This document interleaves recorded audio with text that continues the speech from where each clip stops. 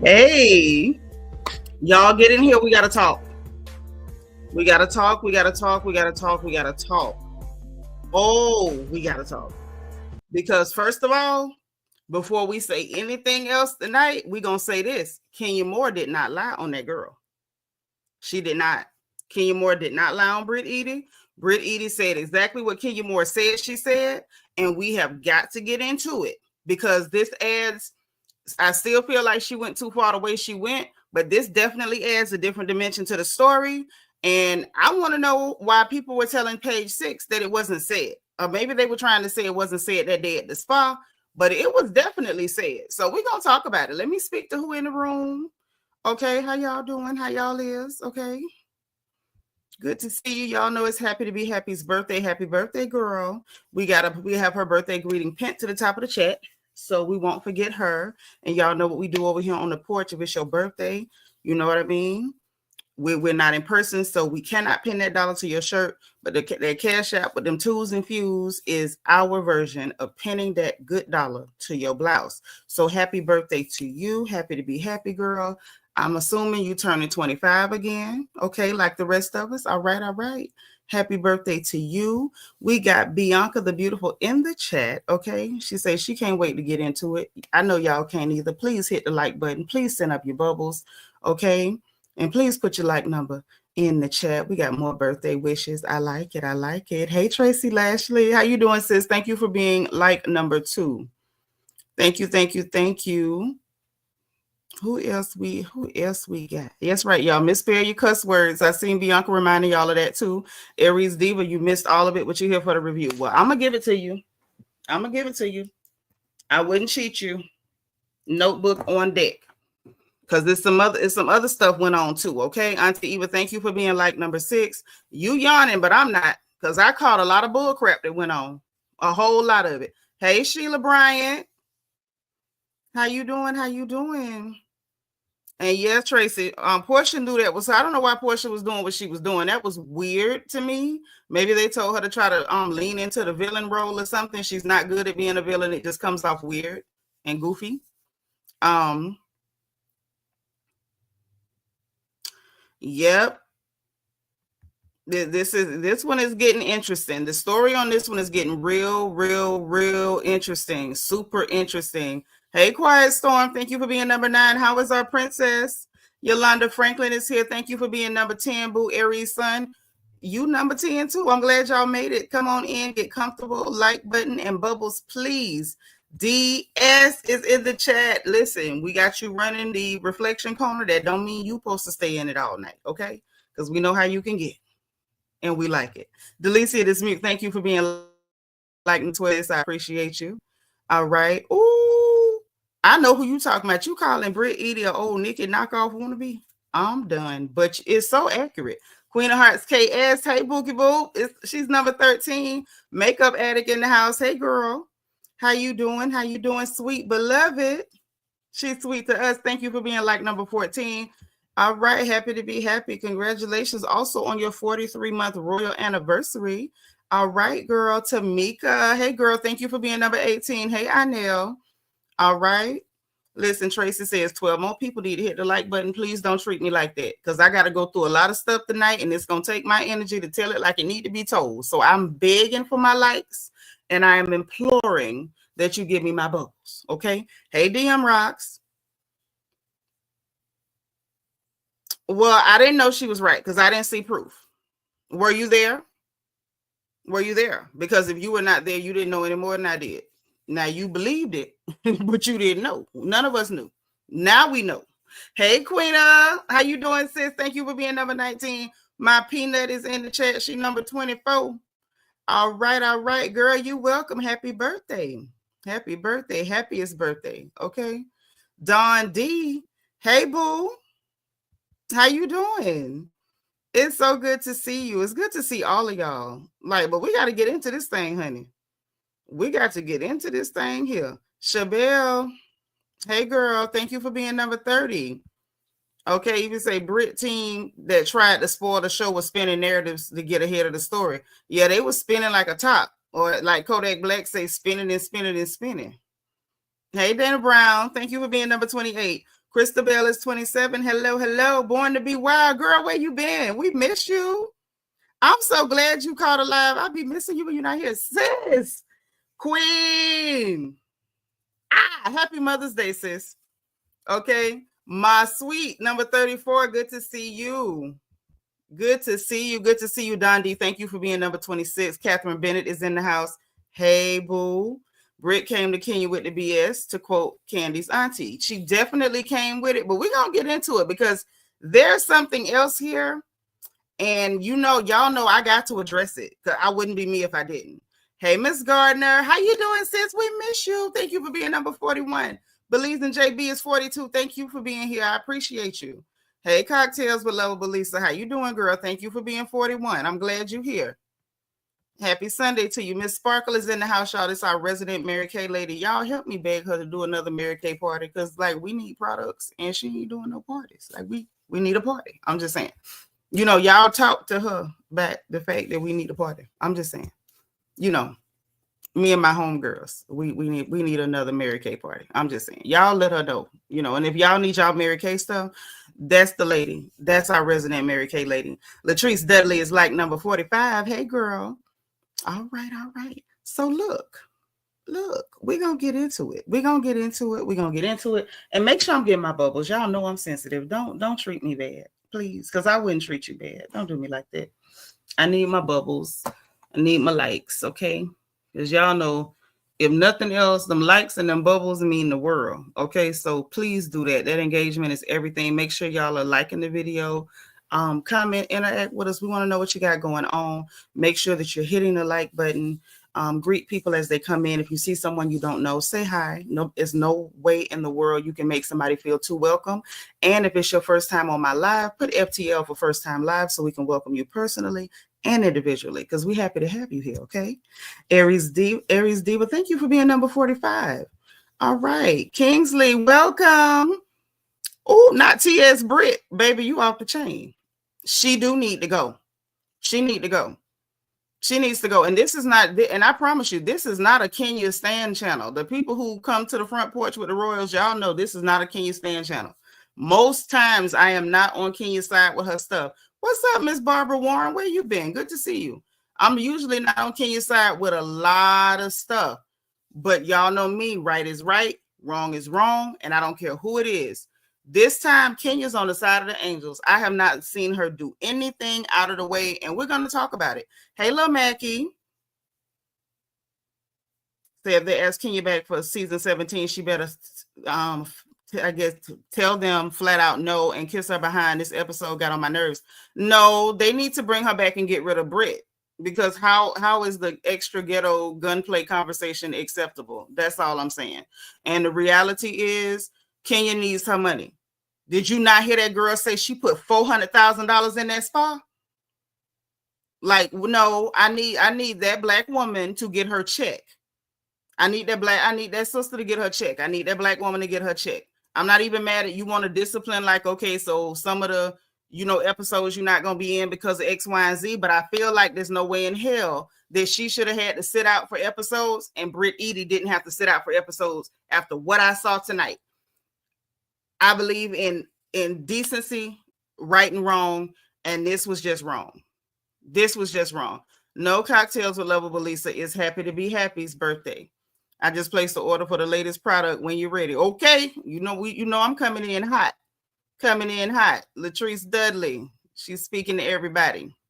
All right, Jicky, thank you for being number 46.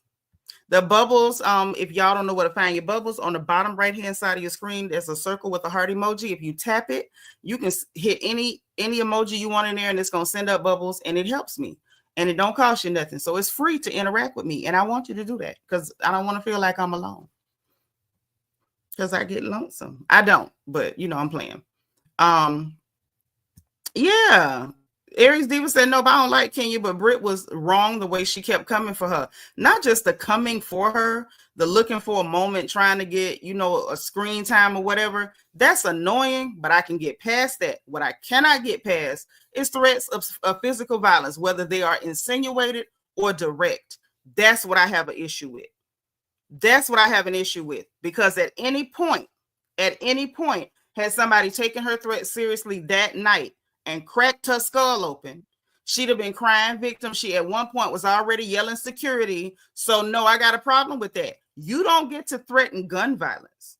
This is the same hood rat that was pretending, oh, I don't feel safe because we going to Bankhead. Clearly, you should feel safe in Bankhead.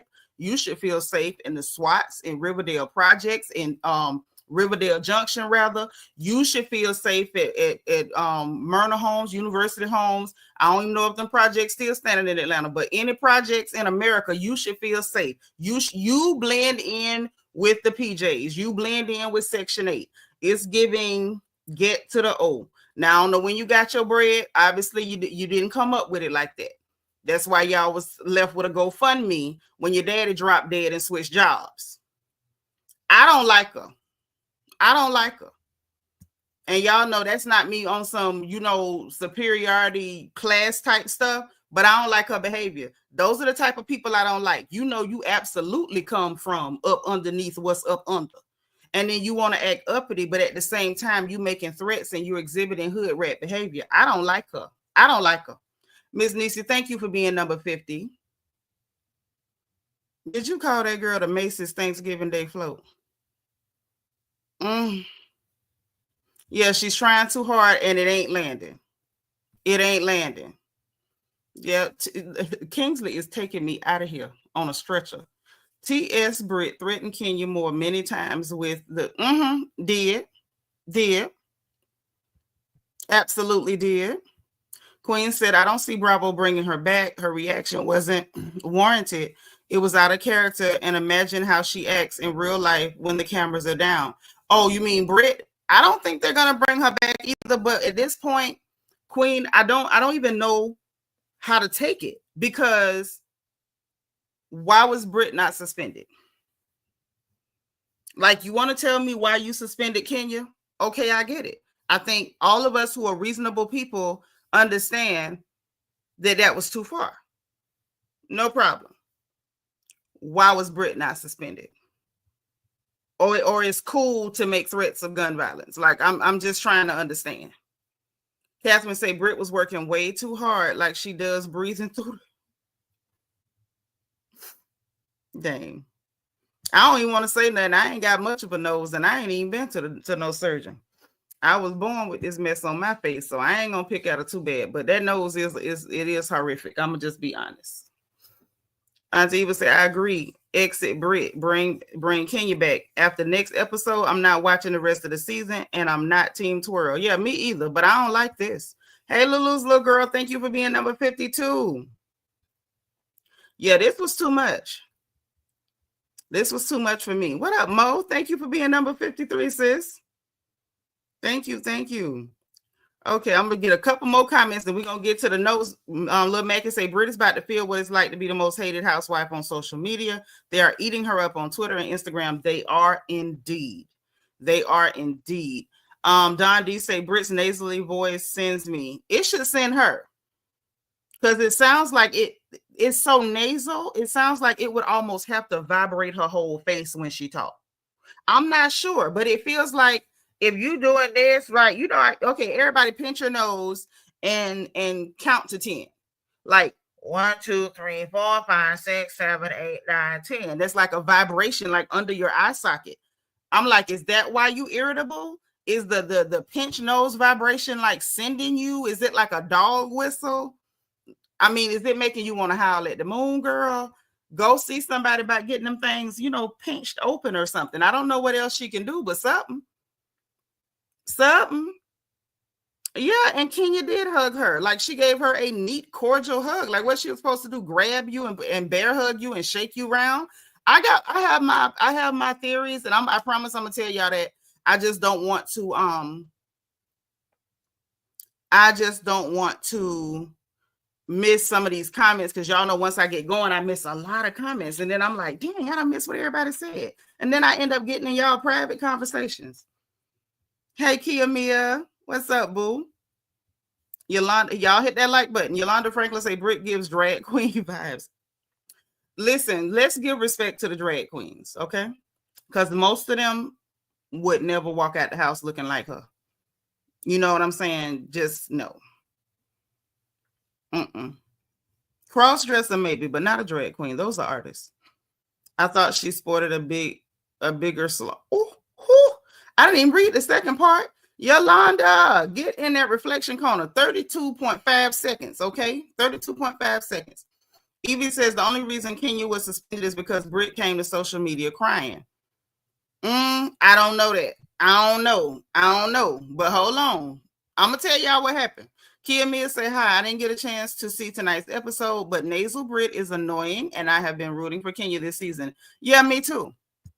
Me too. I was actually like low-key trying to root for her last season, but I could see that they were not going to let her pivot out of, they were trying their best not to let her pivot out of the villain role and would not show her salon. And I really was disturbed by that last season because I felt like y'all trying to cripple this sister because you couldn't take part of her, business because she wasn't promoting it on the show. And so I don't know. I just didn't like that. And then to see how this goes on, it's not working. Mackie said the producers have been looking for a reason to get Kenya off the show. It doesn't make sense. I mean, we could say that, but it doesn't track. You know what I'm saying? The story doesn't track. Because if they were looking for a reason to get Kenya off the show, all they had to do was not renew her contract. So they were interested in keeping her enough that they took her word and Porsha's word to keep Marlo off. And y'all can say what you want to say about Marlo Hampton, about Marlotta. Marlotta was better television than Nasal Brit, than Extra Short Kelly, and dare I say Angela.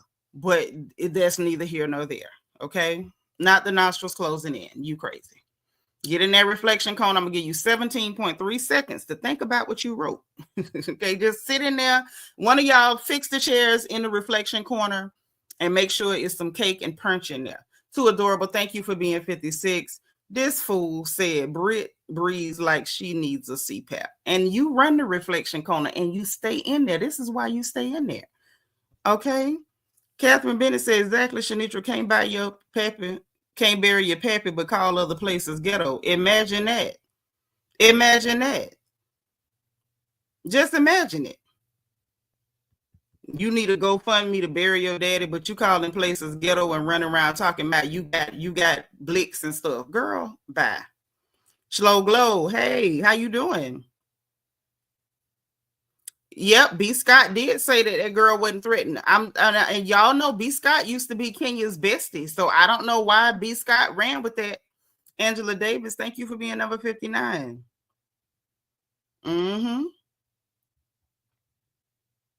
Yep, definitely fell out. Well, we figured out that they fell out against, they fell out with each other because not only did B. Scott, start reporting on the situation with Kenya. Kenya would say, oh, I'm suspended. B. Scott came out, no, she was fired. And then B. Scott also, along with Page Six, somebody told Page Six that she wasn't threatened, and B. Scott said she wasn't threatened. And then we also knew it because B. Scott kept grabbing the most unflattering pictures of Kenya to use in the thumbnails about the story. And that was kind of like, why are you doing that? Because first of all, I don't care what you think of Kenya. That's a pretty lady. You got to actually look hard to find an unflattering picture of Kenya. Like, and he was literally doing that on purpose, and everybody could see it. Yeah, it definitely, there needs to be a buffet in the reflection corner. We need somebody to get, crab legs on the buffet or something, because y'all stay in that reflection corner roasting these people. Belicious, hey boo. I know that's right. They off the chain. You up there dying the grays. I'm gonna leave my grays alone. I'm gonna just comb my hair to this side and try to hide them. It's just the gray started over here and it's creeping further, so I keep having to part further down on my head to hide the gray. And I'm not always successful. Thank you for being 59, but I'm trying to do a comb over. Ellie from Miami, hey sis, where your crown at? Thank you for being number 61. Vita worship you too. I did. I got my water. I got my special water with my peppers and herbs and stuff in it. And I've been outside. Oh yes, they cutting up bad. Hey Tammy Carter. All right. I think I got everybody. Okay. Hold on. You know what? I don't know what Brit's husband does for a living. We haven't got a chance to really get into her story because she's obsessed with Kenya. It's getting weird. Okay, so I'm hearing some funny stories. Anyways, it's Atlanta. I shouldn't be surprised. And you shouldn't. Child, a lot of people ain't been reporting on Housewives real heavy because a lot of the mess kind of died down. Like, ain't been no genuine mess going on. Tammy Carter says Ken messed up somewhere along the way. She should be hosting and doing red carpet shows. Well, now, Kim said Brit husband is delicate. You know what? I just gave you 17.3 seconds. For that one, I'm going to do 21.9 seconds in the reflection corner because you crazy. Not delicate. Say the man is delicate. Oh man. Okay, so we're gonna get into these notes. I don't know whether they're gonna apologize or not, but I'm gonna call it like I see it. I've said the same thing consistently, and I ain't changed nothing I said. I do feel like Kenya went too far. I'm okay with her being suspended for a few episodes. Like, that does not bother me. What does bother me is after watching tonight, I need to know why Brit Eady was not also suspended for the same number of episodes. That's what I need to know. Darren Hood, what up, cuz? I need to know why she wasn't suspended for the same number of episodes, or even more. Why was she not taken off completely? Before I get into those, let's get into this thing, right?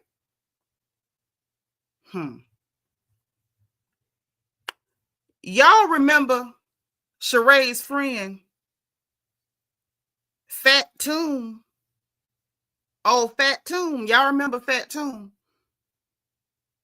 The cross the water root lady that was telling them hoes to smoke they coochie. Put a 1 in the chat if y'all remember Fat Toom, because I want to make a point. Right? Yeah. You know what I'm saying, Darren? Because they didn't handle Brit at all. They didn't handle Brit at all.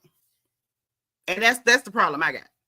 But on Fat Toom grabbed Drew's purse, ran into another room in the cabin that Marlo had rented for the girls to go to.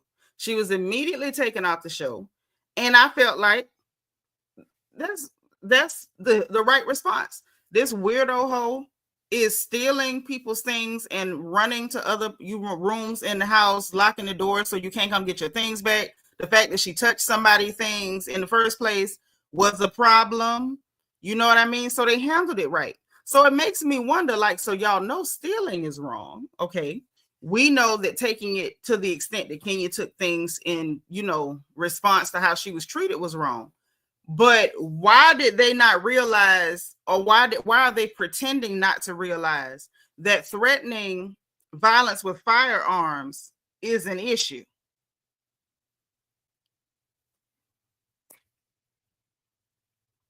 Why are we not realizing that that's an issue?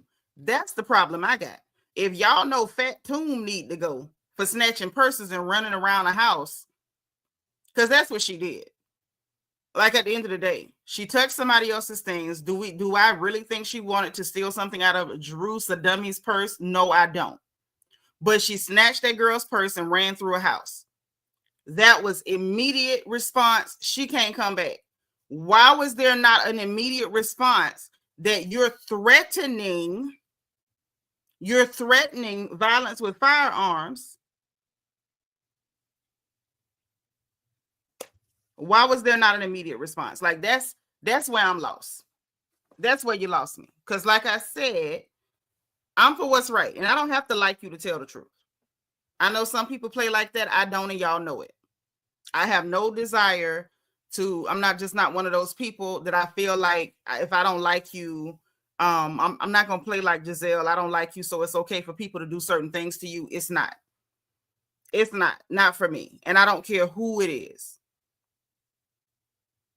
I don't care who it is. This is wrong. Okay. So let's see.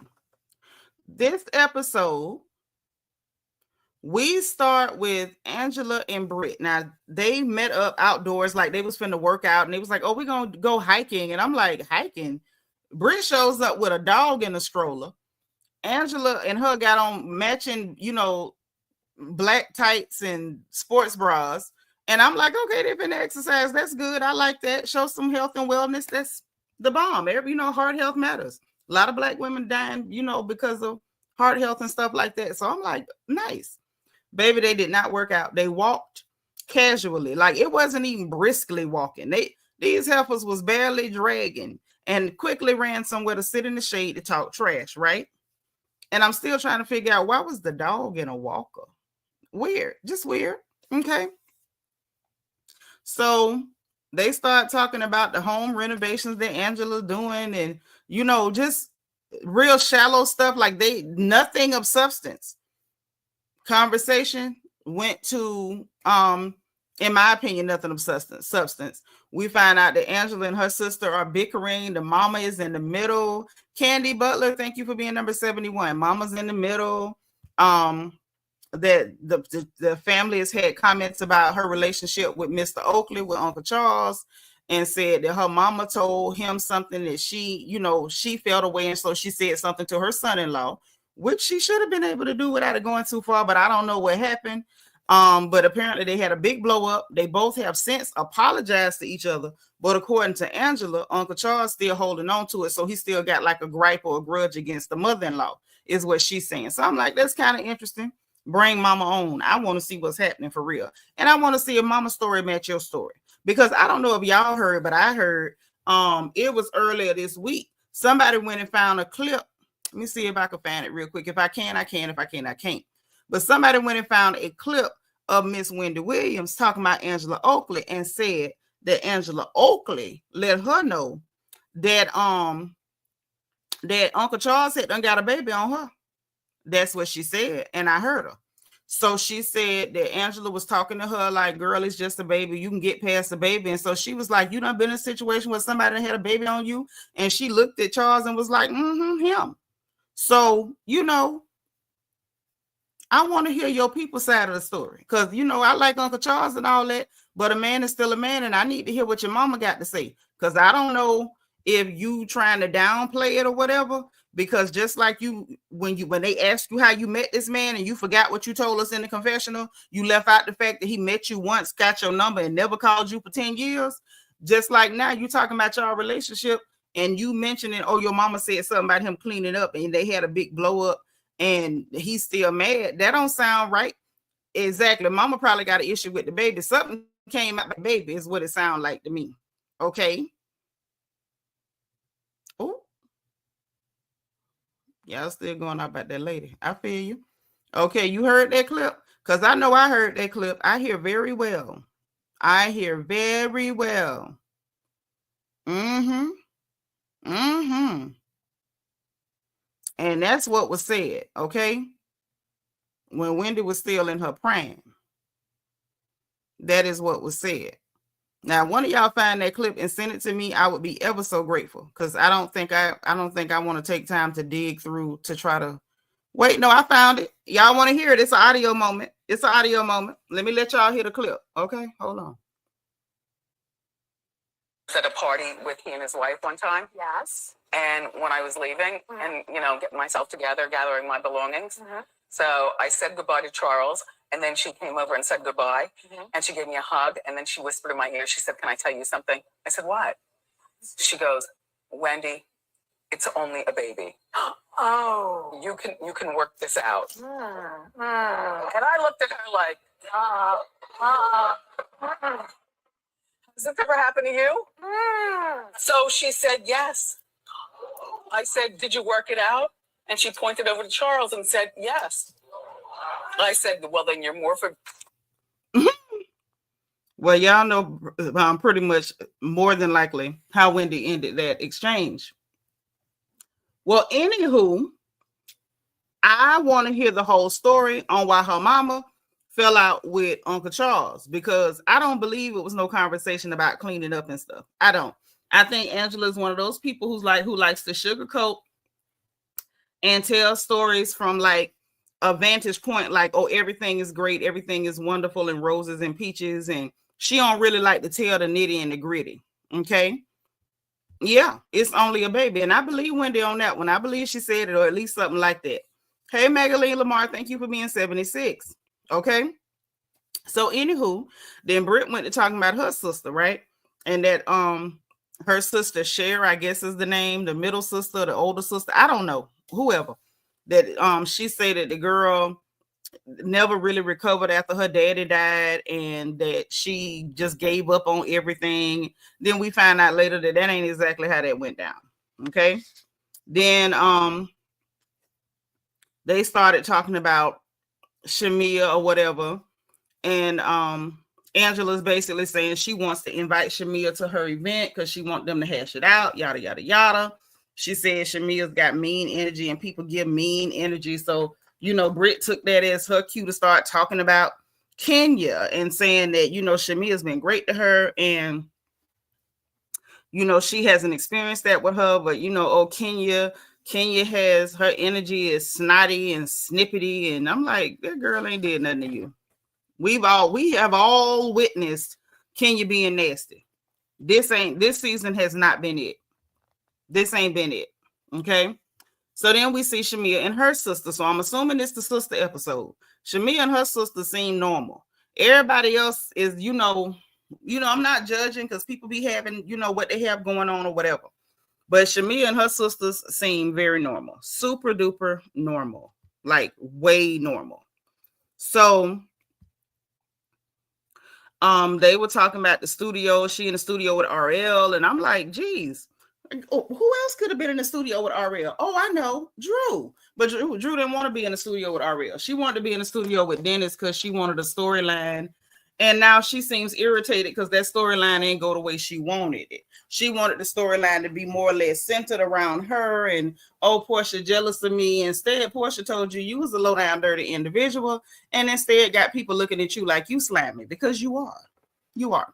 So, okay, I'm with you, Bianca. I'm with you when you're right, baby. So that, she talks about that she was in the Sunbeam Choir at the church, and she's Kojic. And I kind of had the feeling that Shamea was Kojic. I don't know. I had that feeling. She was, I guess, singing with some group called Pretty Tony and some other group or whatever that we hadn't heard of, but saying this was her chance to kind of just do her thing. And then her confessional saying she wants to apologize to Angela, that she shouldn't have attacked her. She did not attack her, in my opinion. But I guess her conscience was eating at her like, oh, I went too hard on this girl. And then she did crack a little jokey joke. She said, I was a smooth criminal for telling that girl she looked like LaToya Jackson. And yeah, you kind of were. But it was funny. It was funny. Oh, Tracy said Porsha jealous of Shamea, not you, Drew. I don't think she's jealous of Shamea, to be honest. Shamea been had that money. Yeah, y'all be talking like y'all think Shamea just got that money last week. Shamea been had that money. I don't think she's jealous of Shamea. I think Porsha's being miserable and mean, but I don't think she's jealous of Shamea at all. Because they're like, their relationship just don't seem like that to me. Not in the least. But that's just my opinion. That's yours. I don't know. But anyway, then we get to Porsha, and she's having her meeting with her team. This was kind of interesting. She says she's trying to be the Decatur Martha Stewart. Y'all know I'm all for that. Support Black businesses when they give you good service and good products. Okay. Black folks, please step up your game. Make sure you give good customer service, deliver products when you're supposed to, and be very responsive to your customers when they email you. And I'm saying this from the bottom of my heart. I ain't gonna say no names about the brands, but it's been a couple of orders with a Black brand. And you will pay for 2 days shipping, and you pay almost $20, and then it end up being 5 and 6 days, and they don't like to respond. So, let's make sure we're giving better service. Okay. All right. So anyway, she's in her meeting trying to be the Black Martha Stewart. Say her pampered sheet set collection. She says she want to add duvets and comforters, some luxury bedding and stuff. I'm like, all right, go you, go Black. Then she said she want to add home decor and make it a lifestyle brand. I'm like, okay, go you. Then they moved on to the Go Naked brand. And then we find out from one of her team members, Drew done reached out to him behind Porsha back. I was like, what is really going on? Oh, thank you, sis. I watched it. It's clean. I tell y'all in Discord. But the products is the bomb, so I can't stop buying them. But I just want them to do better. But I'll tell you in the Discord. But listen, so reached out to the man behind Porsha back. See, this is what let me know Drew was absolutely trying to pitch her tent and like circle her wagons around Porsha. She was gonna try to make everything about her centered around Porsha this season. Because I'm like, this is weird, and you're doing this stuff in a way that you're not doing it on camera, so that way if Porsha respond to you, you could be, I'm a victim. Why is she coming after me? Drew, you are a nasty heifer. You's a nasty one, a dumb one too, and you lie too much. So she done went behind Porsha back to one of her team members, that one of the people that work directly for Porsha, to ask him if he could help her and Dennis do something. I'm like, oh, hell no. Girl, you're weird. You are weird. If you don't go and make some connections and ask people to help you do things outside of Porsha, stop it. Just stop it. Because at the end of the day, I'm starting to see why Porsha would be hostile towards you. Because this might be the first time she had somebody get close up on her and start trying to just like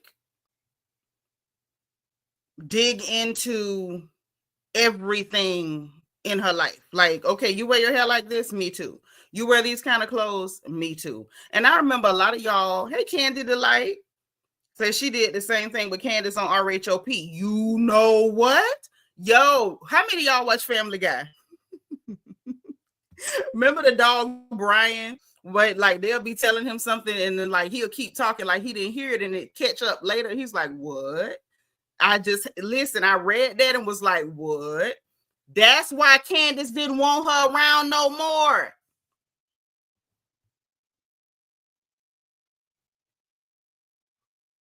You right. You right. You right. You right. When you right, you right. Bianca said, low down and dirty. She's so annoying. Drew acts like a kid. Yes, a very annoying, strange kid. Mm-hmm. Hey, DB. How you doing, Bookie? Yeah, I don't like, I told y'all, I don't like Drew. Like, really, Atlanta is on its last leg. I don't know what it's going to take to pull them out of the fire, but getting rid of people who keep the stories moving, like Kenya, and getting rid of those people and keeping a Brit Eady who threatens violence with firearms is not the way to pull your fannies out of the flames. I'm just saying. So she goes to the man behind her back. Oh, can you help me and Dennis with something, with some music? Like, girl, stop being a loser, please. Like, at this point, you even got Ralph embarrassing you. Like, you're such a loser, and it's just not even funny. So Porsha's in the, confessional, like, it's giving single white female. Like, at first, it was kind of cute with the wig stuff, but after a while, this ain't cute. You can't just morph into a version of Porsha, because that's creepy. I've had people do that to me. It's creepy. It's weird. It absolutely makes you feel hostile. It takes growth to not respond that way, but to absolutely get distance between you and that person. Porsha's better than she was, but we can't say that she's evolved. Okay, so I guess the way she responded is the only way she could. But I can understand her, wanting to call her out, so you stop immediately. I get that. Like, I want to call you out right now on the spot so you can stop this post haste. Okay. So yeah, that's what it was. And then said that that something, she told the people in her team meeting that Drew had done something to violate her go naked contract, and she was like, I don't know if she's gonna get fired, but I hope she get fired. I'm like, girl, you crazy. And then she's like, go naked corporate, but she's go naked corporate, girl. I don't know. Bianca says they should have did whatever it took to get the core ladies back to revamp the show. This new casting fails miserably, in my opinion. That's why I wasn't here for it in the first place. I know that's right. Okay. DB said there are corns on the most corroded cob. I love it. Hey, Rochelle. I ain't never said that before. Corns on the most corroded cob. All right. So then we get Ralph with the churn. And then Drew comes up, which was a weird thing. It was really weird. That I don't know. Maybe they're trying to find a way to kind of coexist without bickering or whatever, but their interaction seemed a little forced to me. I don't know. So Ralph was playing with the churn, with the football and stuff. And Drew was like, oh, can I do it too? And then he told her that she was kind of interrupting, like he let her play a little bit. and even cracked a joke about, don't hurt your Achilles. But they had a little conversation, and they kind of covered the fact that they can't discuss the divorce with the children. And I'm like, well, y'all already know that, so why y'all saying that again for the camera? It seems dumb. But said something about the articles. It said everything, and one of the kids seen it, and it said everything. And he was like, yeah, a lot of the articles I'm seeing is like calling me a narcissist, whatever. And she's like, you don't think you a narcissist? Then gets in a confessional. She don't even know what a narcissist is. See, this is why I have an issue with people using trendy catchphrases. You don't know what it means, but you're doing this. You don't know what it means, but you're doing this. Oh my gosh, says Miss Kaiser. So say thank you so much for the first support of the day. Love the porch. Wish I could catch the lives more often. I know you a hardworking lady. We appreciate you. Thank you so much. Bunny Gonzalez, hey girl, say the single white female syndrome is real and not to be taken lightly. Women stalk too. They do. Women get obsessed and weird with their copycat ish. I know you don't mean immigration, but imitation is not flattery. Watch and protect yourself. You absolutely do, because it's creepy. Okay, DB said, Ralph and Drew comment, they have never had any chemistry to me. They have not. I've been saying for the longest, I think they are each other's beards. I believe that. And I'm going to stick by that. I really believe it. I'm not saying I know anything, because I don't, just have that feeling. Okay, maybe they both got into character mode on camera. That may be what that was, but it was weird. But yeah, for her to say you don't think you're a narcissist and didn't even know what it meant, and he actually clocked her. She admitted it in the confessional, but he clocked her real time, like define narcissist. And I was like, eek, that's embarrassing, Drew. Talk less. He ended up saying, like, first of all, that wasn't my intention, but if I'm, if my behavior was making you feel that way, then I'm really sorry. And she was like, oh, you apologize, that's something. He was like, yeah, because a narcissist wouldn't, which is true. A narcissist would not apologize. They would start blaming you for what it was. And the thing is, I told y'all from the gate, I never just was out to get Ralph like that. I never was, ever was, never, ever. Y'all believe Drew. Y'all know from the beginning, I never did. And he calls the basement the lower level penthouse. Okay. So, like I said, filler conversation. We didn't really need it. The only thing we got from that conversation is that Drew is dumb, and we already knew it. She's calling somebody a narcissist and doesn't even know the definition. Like, we already knew Drew was dumb. We did not need that scene production. We didn't. Then we get Kenya and Kelly at Kenya's hair spa. Okay. I think I'm saying it right. Day spa, hair spa, her spa. Okay, so they at her spa. It looks real nice and fresh. You got the lavender. Her office looked cute with the nice, 3D cushion sofas, nice window. Everything looked good. And they were talking about the businesses and stuff. And Kenya was telling her, like, girl, I need advice, because I done put $400,000. I heard that amount of money, and my heart started doing the funky Watusi. I was hurt for her, because she needs to make her money back. Like, y'all know how I am about that. We all sisters. Everybody got children to raise, grandchildren, nieces, nephews, whatever. You need your bread. That's a lot of money to put into a business. I don't know how that's going to play out. I told y'all I had an idea that Kenya really could have saved everything with this, but she don't know me and I don't know her. But that's really what I said back then is really what she ought to do. Ashley, thank you for being number 86. Tell Michael I said hi. They took your crown. DB say 400K, but the stylist can't even do a 27 piece. They don't need to. Let me say this for the record. If you put $400,000 into a spa, nobody in there should be doing 27 pieces. Leave that for the chicks in their mama's kitchen, please and thank you. Okay, but so they talking about that and whatever and all that good stuff. And Kenya was like, girl, you got a whole bodyguard? Then we find out. I'm telling y'all, this story with Kelly and her divorce is more interesting than the other two new girls. Like, I'm still not really for Kelly just yet, but her story is starting to get my attention. So y'all, Kelly is out here walking around with a mountain, okay, a walking mountain for security, because her ex-husband is threatening her, She said he threatened her in open court, threatened to take her life. He was found in contempt of court for doing it. And then the judge gave her a restraining order. We find out he can't come nowhere near her. And there was physical abuse and all these threats and stuff. And so now he can't even come around the children. Dude is nuts. And she was like, I got to take them threats seriously because my children need their mama, which she should, because y'all know them black femicide rates are through the roof. And it's a lot of times them husbands, boyfriends, and those of you who have baby daddies, those Negroes are dangerous. And I'm glad she's taking it serious. We've seen way too many videos of these men who get so upset when the women leave. And according to her, he was already tricking and treating. But because she had the nerve to leave, remember, she told us now he was cheating and apparently whooping her tail because she was sleeping in the closet.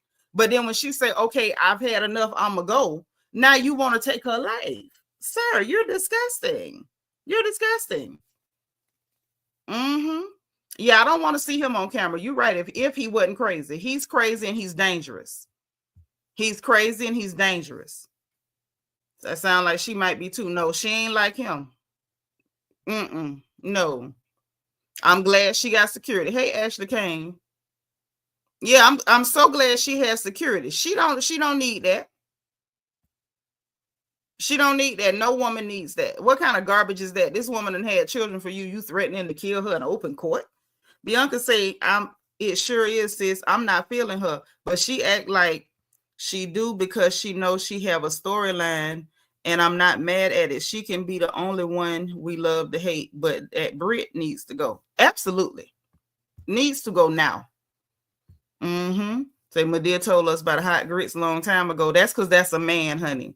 Us girls, we ain't playing with no grits. We ain't got time for grits. What we do is heat up some Crisco, some fish grease for you. Grits ain't worth a darn unless you put molasses in it. And if you in a hurry, get you some potash. Some of y'all know, some of y'all don't. DB say, but she is so tiny, that man is like 300 pounds. That security guy, he need to be. Psycho talking about taking her life. Don D say, did you see how funny looking he is? He should have never given him a chance. I never seen the husband. Is that who y'all talking about? I haven't seen him. Hey, Mac, what's going on? Good evening. Good evening. Oh, her husband's a big old dude. Ooh. He ought to be ashamed of himself. He was around there beating on that little bitty lady, having her sleep in closets and got the nerve to be hoeing around. And y'all say he huge, huh? Trash. Big piece of trash.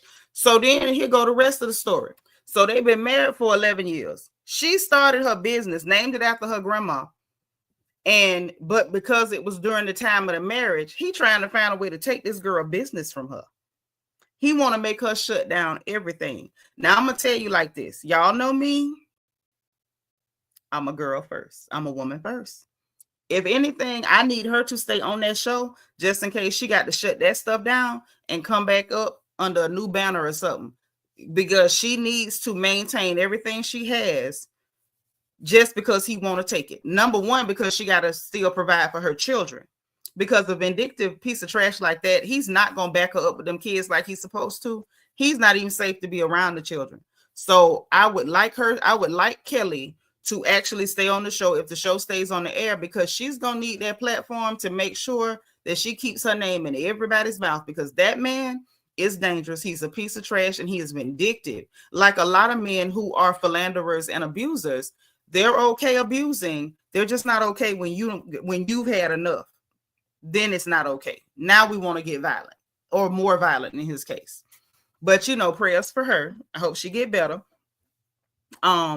And Kenya cracked a little joke like, girl, he tried to color purple you, because he was like, he want to ruin everything she got. He want to shut everything she got down because she want to leave.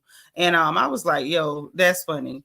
But she said, but she waiting to exhale him, but he tried to color purple her. And I thought that was really cute. It was funny. It was a girls moment. And I like that. I really like that. And we got to give Kenya credit.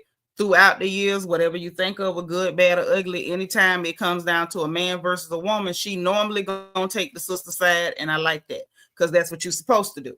Okay. And then Brit was like, Lord, Don D want me to Google the wedding pictures. I'm gonna do it, but not right now. And then Kelly was like, I like Kenya. I don't know why Brit got a problem with Kenya, because I like Kenya. And you know, because she ain't never gave her nothing. And to be honest, she ain't never gave Brittany Eady anything. She just acting like an idiot. But yeah, Kelly was encouraging her real good, and you know, telling her you gonna make it, it's gonna be cool. Put it in Discord, y'all, so I could just pop over there and see it. Why make me look? One of y'all put it in Discord. So then we get Brit and her sister down to the lunch. And let's talk about this. Brit is disgusting. She don't even treat her people right. She don't. This conversation between Brit Eady and her sister was disgraceful. It was disgraceful. Disgraceful. Overall, before I give y'all the quick little breakdown, because it wasn't that long, she didn't even really have real time to devote to her sister, which was also disgraceful, especially if your sister ain't been disgusting to you. Like, I got one that's still breathing, but I wouldn't touch her with the hand of God, like for $1 million. But she's done disgusting things to me. So there's a reason. She can't tell us nothing this girl has done to her. Why are you acting like this? What's your problem, right? So they go to lunch. The sister's like, girl, you know, you need to see your nephews or whatever. And she was like, oh, it ain't been that long. She was like, it really has, and you need to see them. And that's why I'm mad at you or whatever, right? We find out that those two sisters are only 3 years apart, which is crazy. They're only 3 years apart. She asked her sister, Cher, I believe is her name, have you talked to mama? And she was like, we talked or whatever. And she was like, how y'all doing this week? So apparently they be up and down and stuff. And so she was like, well, I done blocked her for right now. She was like, you got to stop blocking. Her sister said basically that's her defense mechanism. I guess that's her way of setting a boundary, like you saying things, or the energy between us is harmful to me, so I need to put up a wall so that I don't receive that energy. I'm not mad with it, because I'll block. I'm not a big blocker, but I will block. So yeah. So you could tell it's some strained stuff here and there, some strained things, you know, in the equation, right? And so she starts trying to explain to her sister how she's feeling. So my thing is, number one, don't sit down with somebody pretending like you want to know about their feelings and how they feel about what's going on between the two of you, if you know you really don't want to know, right? So she's trying to explain to her, like, you know, I'm really hurt by our interaction because we felt, you know, had bickerings before and we come right back together. Which to me sounds toxic as hell. I'm not a big bicker makeup person. If you bicker with me, you gonna keep it. I promise you. However you feeling in that moment, you gonna need to feel it forever. I don't make up with people. However, I try not to bicker with people I care about either. Like, I'll just go quiet for a while before I bicker with you. But she's saying, you know, based on the trend in their relationship, they have bickered at times, they work, and then they work it out, right? So anywho, she's like, but you blocked me first or whatever. So I'm like, okay, you're not hearing what she's saying. You're not hearing what she's saying. No problem, right? So I didn't even, you know, really put up the red flag quite yet, right? But at this point in the conversation, I did, because her sister Cher then said to her, I feel like the minute you got in a relationship, I got put on the back burner. At some point, when you care about people, you have to address how they feel, not what you intend, and definitely not a straw man argument where you're talking about something that they're not even talking about. That is not what should have happened. That is not what should have happened. She told her, I feel like I've been placed on the back burner since you've been married to this man. The only thing to address was, I didn't know you felt like that. Like, all this other stuff that she threw in there, I found it to be really gross. And she was just like, you know, I want to be able to talk with you without Mike. Why does he have to be sitting there when I'm talking to my sister? Some stuff I don't want to talk about in front of your man. And that should be common sense. The girls in our family, we got a whole code. If we talking on the phone and it's a man in the room, we'll drop the code and the other one be like, oh, okay, girl, I call back. Or we'll text, oh, girl, he just left. So we could talk. And it's not because there's no top secret 00 Negro, you know, CIA, MI6 secrets going on. It's just because some stuff should just be between the girls. Men don't have to be involved in everything, you know? Instead of this hooker hearing her, instead of her hearing what her sister's saying, very self-centered, disgusting too. Instead of that, this whore gets in a confessional where she don't have nobody, and I think she don't want to see, it bothers her to see me happy in a relationship because she's not in a relationship. And that I think she's frustrated with me, and she take her frustrations with me out on Mike. How is she taking frustrations out on him? She don't even want to talk to him. She don't even want to talk to him at all. That should be Carmen with a K, Bianca, with a K, not a C, in the Cash App. That's the K. But thank you for being on top of it, sis. But it's like, what do you mean? She's not taking nothing out on him. She didn't call him no names. She didn't do none of that. And so she was sitting there and was just like, look, I don't have nothing against your husband. Like, he's cool or whatever. You know, this just me and you. Why we can't? She's like we sitting down now talking. Why we can't do this? Why we can't do this? Because people don't like that. We don't. We had a cousin kept doing it. Kept doing it. We couldn't talk to him. Every time we talked to him, he got to tell us, oh, she's sitting here and you hear old dry, hey. We can't people. And I understand that's your spouse or whatever, but sometimes your family want to be able to have family talk without having to be guarded, because when people ain't blood kin, whether you like it or not, you watch what you say a little bit. You can't just talk like you want to talk, even about family business, not even that it's anything about them. But you can't just, let it all hang out. You still kind of on your best behavior a little bit. And everybody don't want to do that with you every time they talk to you. And the fact that she took it there lets me know you're not just disgusting when it comes to Kenya. You're disgusting when it comes to everybody. Bunny said, write an entire girl code inside language, a form of code switching. When the man is around, it's called girl talk for a reason. Men don't want to hear it, and it ain't for their ears. Say it again. Say it again. Okay, Queen, tell it. Queen said, I also don't appreciate being placed on speaker without my consent. At least let me know I'm on a speaker in front of your man. Respect is not that difficult. Hello. And if it's me, you better tell me, because you don't know what I'm going to say. And the people that know me know you better tell me I'm on a speaker, because y'all know my mouth. Yeah, she wants her sisters to be jealous. Nobody's jealous. And we found out tonight she wished that Kenya was jealous of her. And it's like, girl, on your surgeon's best day, he couldn't make you look good as Kenya. Bad skin and all. On your surgeon's best day, he could not make you look as good. Hold on. He couldn't make you look half as good as Kenya on her worst day. And that's just the truth. It's just the truth. Nobody's jealous. Nobody. Simple. Simple. Hey, T Monique, thank you for being number 94, sis. So that whole conversation was very disheartening to watch. It was hard to look at. And it's like, oh, I know you're not going to want to hear this, but Mike calling, like, girl, don't nobody care about Mike. Nobody, not even the viewers. The viewers are saying your husband looked like he got sugar in his socks, baby. Nobody thinks that. Nobody thinks that. Not a soul. Not a soul. DS, this is why you run the reflection corner, because you always in there. Okay? Crazy self. Super delusional. So then we get the Drew and Dennis in the studio. Now this one, y'all, let me tell you something. I was all set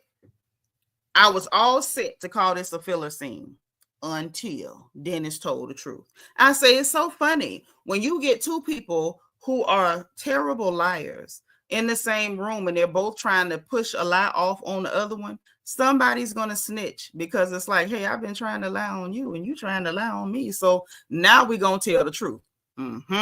So they talk about music for a quick second. Drew immediately tries to bring up Porsha, because she really wanted to make Porsha her storyline. Porsha and Dennis and Go Naked and Porsha's assistants, she wanted them to be her storyline, because Drew Sadummy is a weirdo. And I still don't know how anybody can support her. because she is absolutely a weirdo. So anyway, she's like, oh, you talked to Porsha, whatever. So he at least kept it G. He did not discuss the private conversation between him and Porsha with her. So I'm like, okay, that's what's up. At least you handled that like somebody with sense, Dennis McKinley. Like normally you don't, but this time you did. He didn't, divulge. And so she kept trying to push the conversation, and Dennis was not trying to take that conversation anywhere too much. And so she was like, well, you told me she was cool. Like, Drew, did you forget? You told us you spoke to Porsha until Porsha called you one of them was like, y'all did not talk. Then you tried to tell the ladies, well, I was texting her, I was reaching out, and she wasn't responding. And Cynthia was like, girl, you should have called with that. That is not a text situation. Portia's not that hard to find.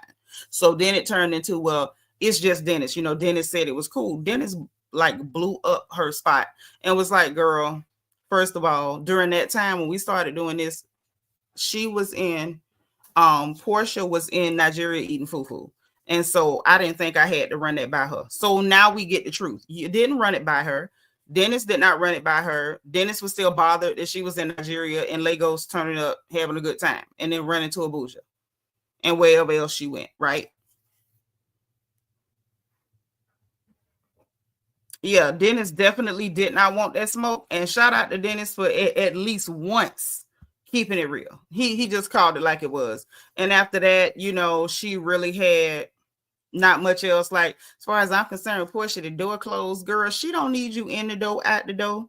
Porsha be fine. Porsha probably already lined up her next millionaire. The rumor on the street is she already has. She don't care nothing about you. She just didn't want you being creepy, following her around, imitating her, and trying to use her as your storyline. That's what that girl didn't want. And right is right, wrong is wrong. Okay? Yep. Soft shoes. That's right.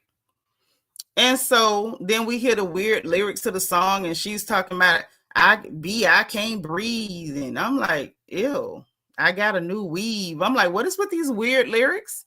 That's what you get for going to Dennis instead of going to, Jazzy Faye or RL or Jermaine Dupri. You went to Dennis McKinley, and now your lyrics is I can't breathe and I got a new weave. Okay. Hey, Awa. Thank you for being number 98, sis. Thank you. So listen. After that, we get Porsha and Shamea. Everybody getting ready for Angela's event, right? So Porsha and Shamea is FaceTime and they doing makeup and stuff. And Shamea was like, planning to apologize. She's like, you could tell her nerves was kind of a little anxious, but I'm like, basically saying she got to get the words together because she really wants to apologize. So apparently the way she talked to Angela really made her feel uncomfortable. Like I shouldn't talk to that lady like that. She's a much nicer person than me, because I would have roasted Angela Oakley to the floor and up underneath the floorboards, and I wouldn't have took nothing back, and I would not have apologized, because what you gonna do is stay out my face and find something safe to do. And not only would I have roasted her up underneath the floorboards, I would have roasted her every time I saw her. It would have been Def Comedy Jam on site everywhere I saw her. I swear. She could have said good morning. I'd have been like, Annie, are you okay? Are you okay, Annie? Like, I'm telling you, everywhere. It just would have been a mess. It wouldn't have been no peace. So Shamea is much nicer than me and a lot of other sisters I know, because Angela, you're gross. You're gross. I don't like you. I'm going to just say it. Maybe she can win me over later, but you're gross. Okay? Period. Then Brit and Kelly on the phone talking about, oh, Bankhead, that's the ghetto, and that's where we going, and oh, I got security, and Brit, oh, my husband gonna be there. I don't feel safe, and blase squaze, and I'm dead serious. Everywhere she seen me, she'd have heard Michael's greatest hits. I promise you. Everywhere she seen me. Everywhere.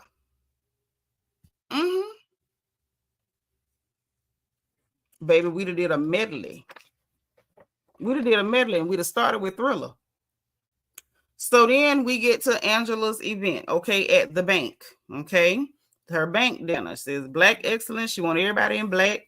The girl starts showing up, of course. Kenya comes in green, say she didn't see the wear black on the invitation. And Porsha and them was like, girl, it's on there. Everybody could see it. It's right on the front. She said, but I don't have no green in my outfit, in my closet. I don't have a lot of green clothes. I'm just saying, you know. Yes, a medley. Hey, Anna. It would have been a medley, a full medley. Promise you that. So, you know, they just kind of laughed that off because y'all know Kenya got to do the Aquarius thing. Sometimes we just, you know, the intrusive thoughts just materialize at times. Okay. I guess she wanted to wear green to the bank.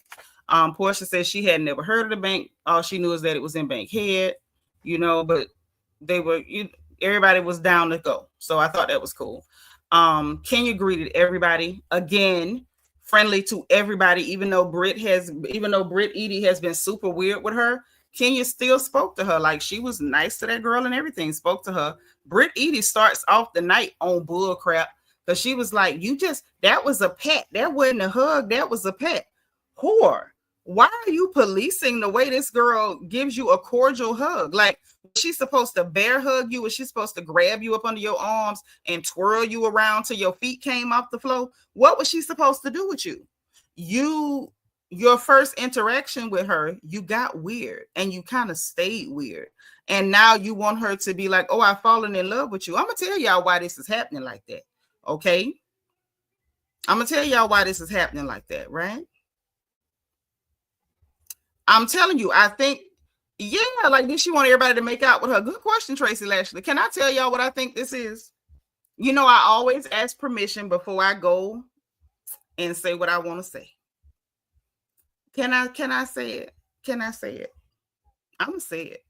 I'm going to say it. I'm going to say it. So listen, right? Tracy Lashley say do it. Now I'm going to tell you why she was so bothered that Kenya's keeping it cordial and keeping a distance. You say she's a fan, somewhat, but dig this. Look at what's going around and what's happening, right?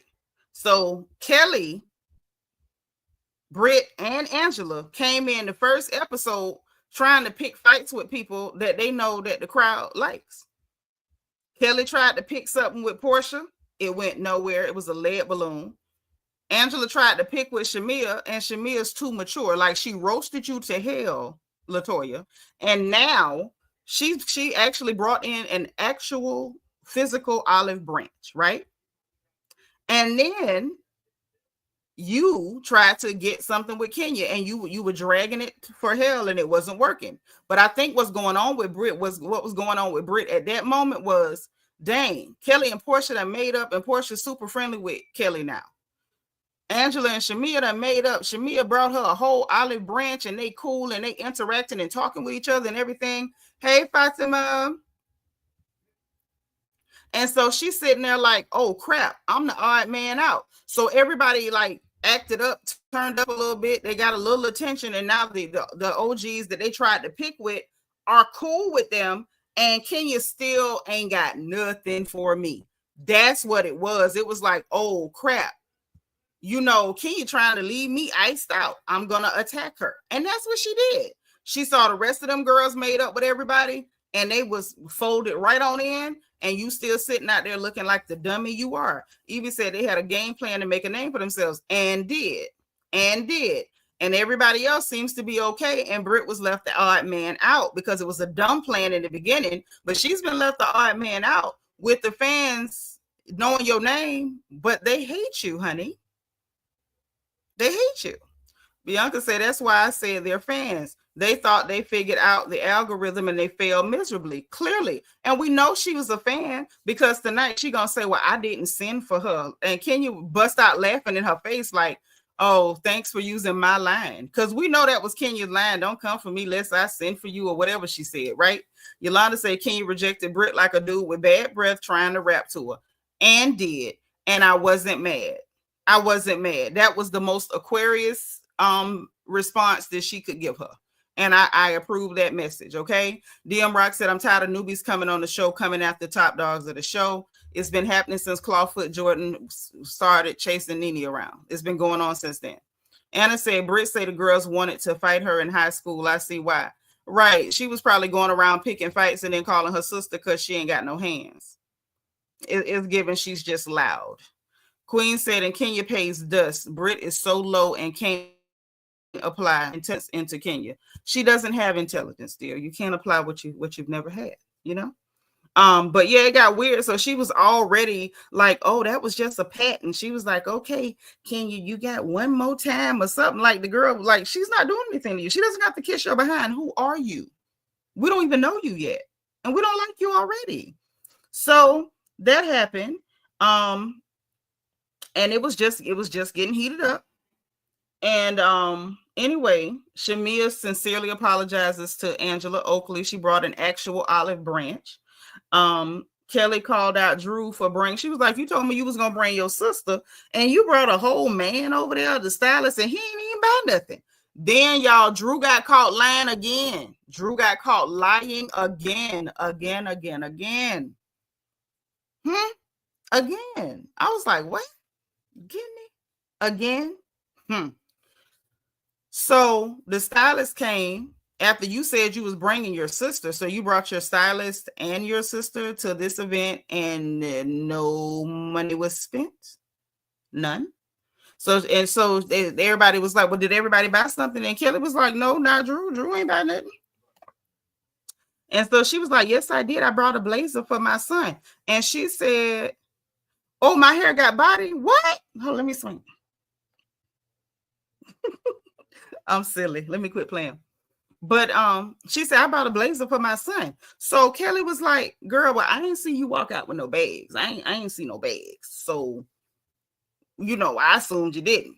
And so let me show you. So she's showing her on the phone like it's a transaction. Kelly said there wasn't no transaction. She said, you showed me where you was talking back and forth with a sales associate, but no transaction. And then while she's showing her this bogus receipt with no transaction, then a text message from Dennis come up. She said, well, Dennis showed texting you, and everybody looking at her like, And she's like, oh, it's a group text. It's a group text. Okay, whatever. So you just got outed and made to feel awkward after trying to prove you bought something you didn't buy. Like, girl, bye. Talking about the blazer cost $2,000. It might have cost $2,000, but where is the actual transaction? Because I believe you're lying, and I believe Kelly pulled your card. Okay.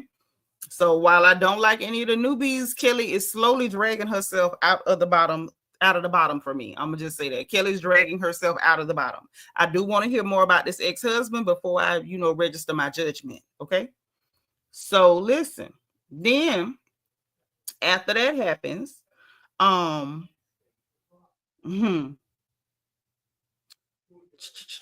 Kenya, so I forgot who asked Kenya about the salon or whatever. She was like, oh yeah, I'm gonna have a grand opening.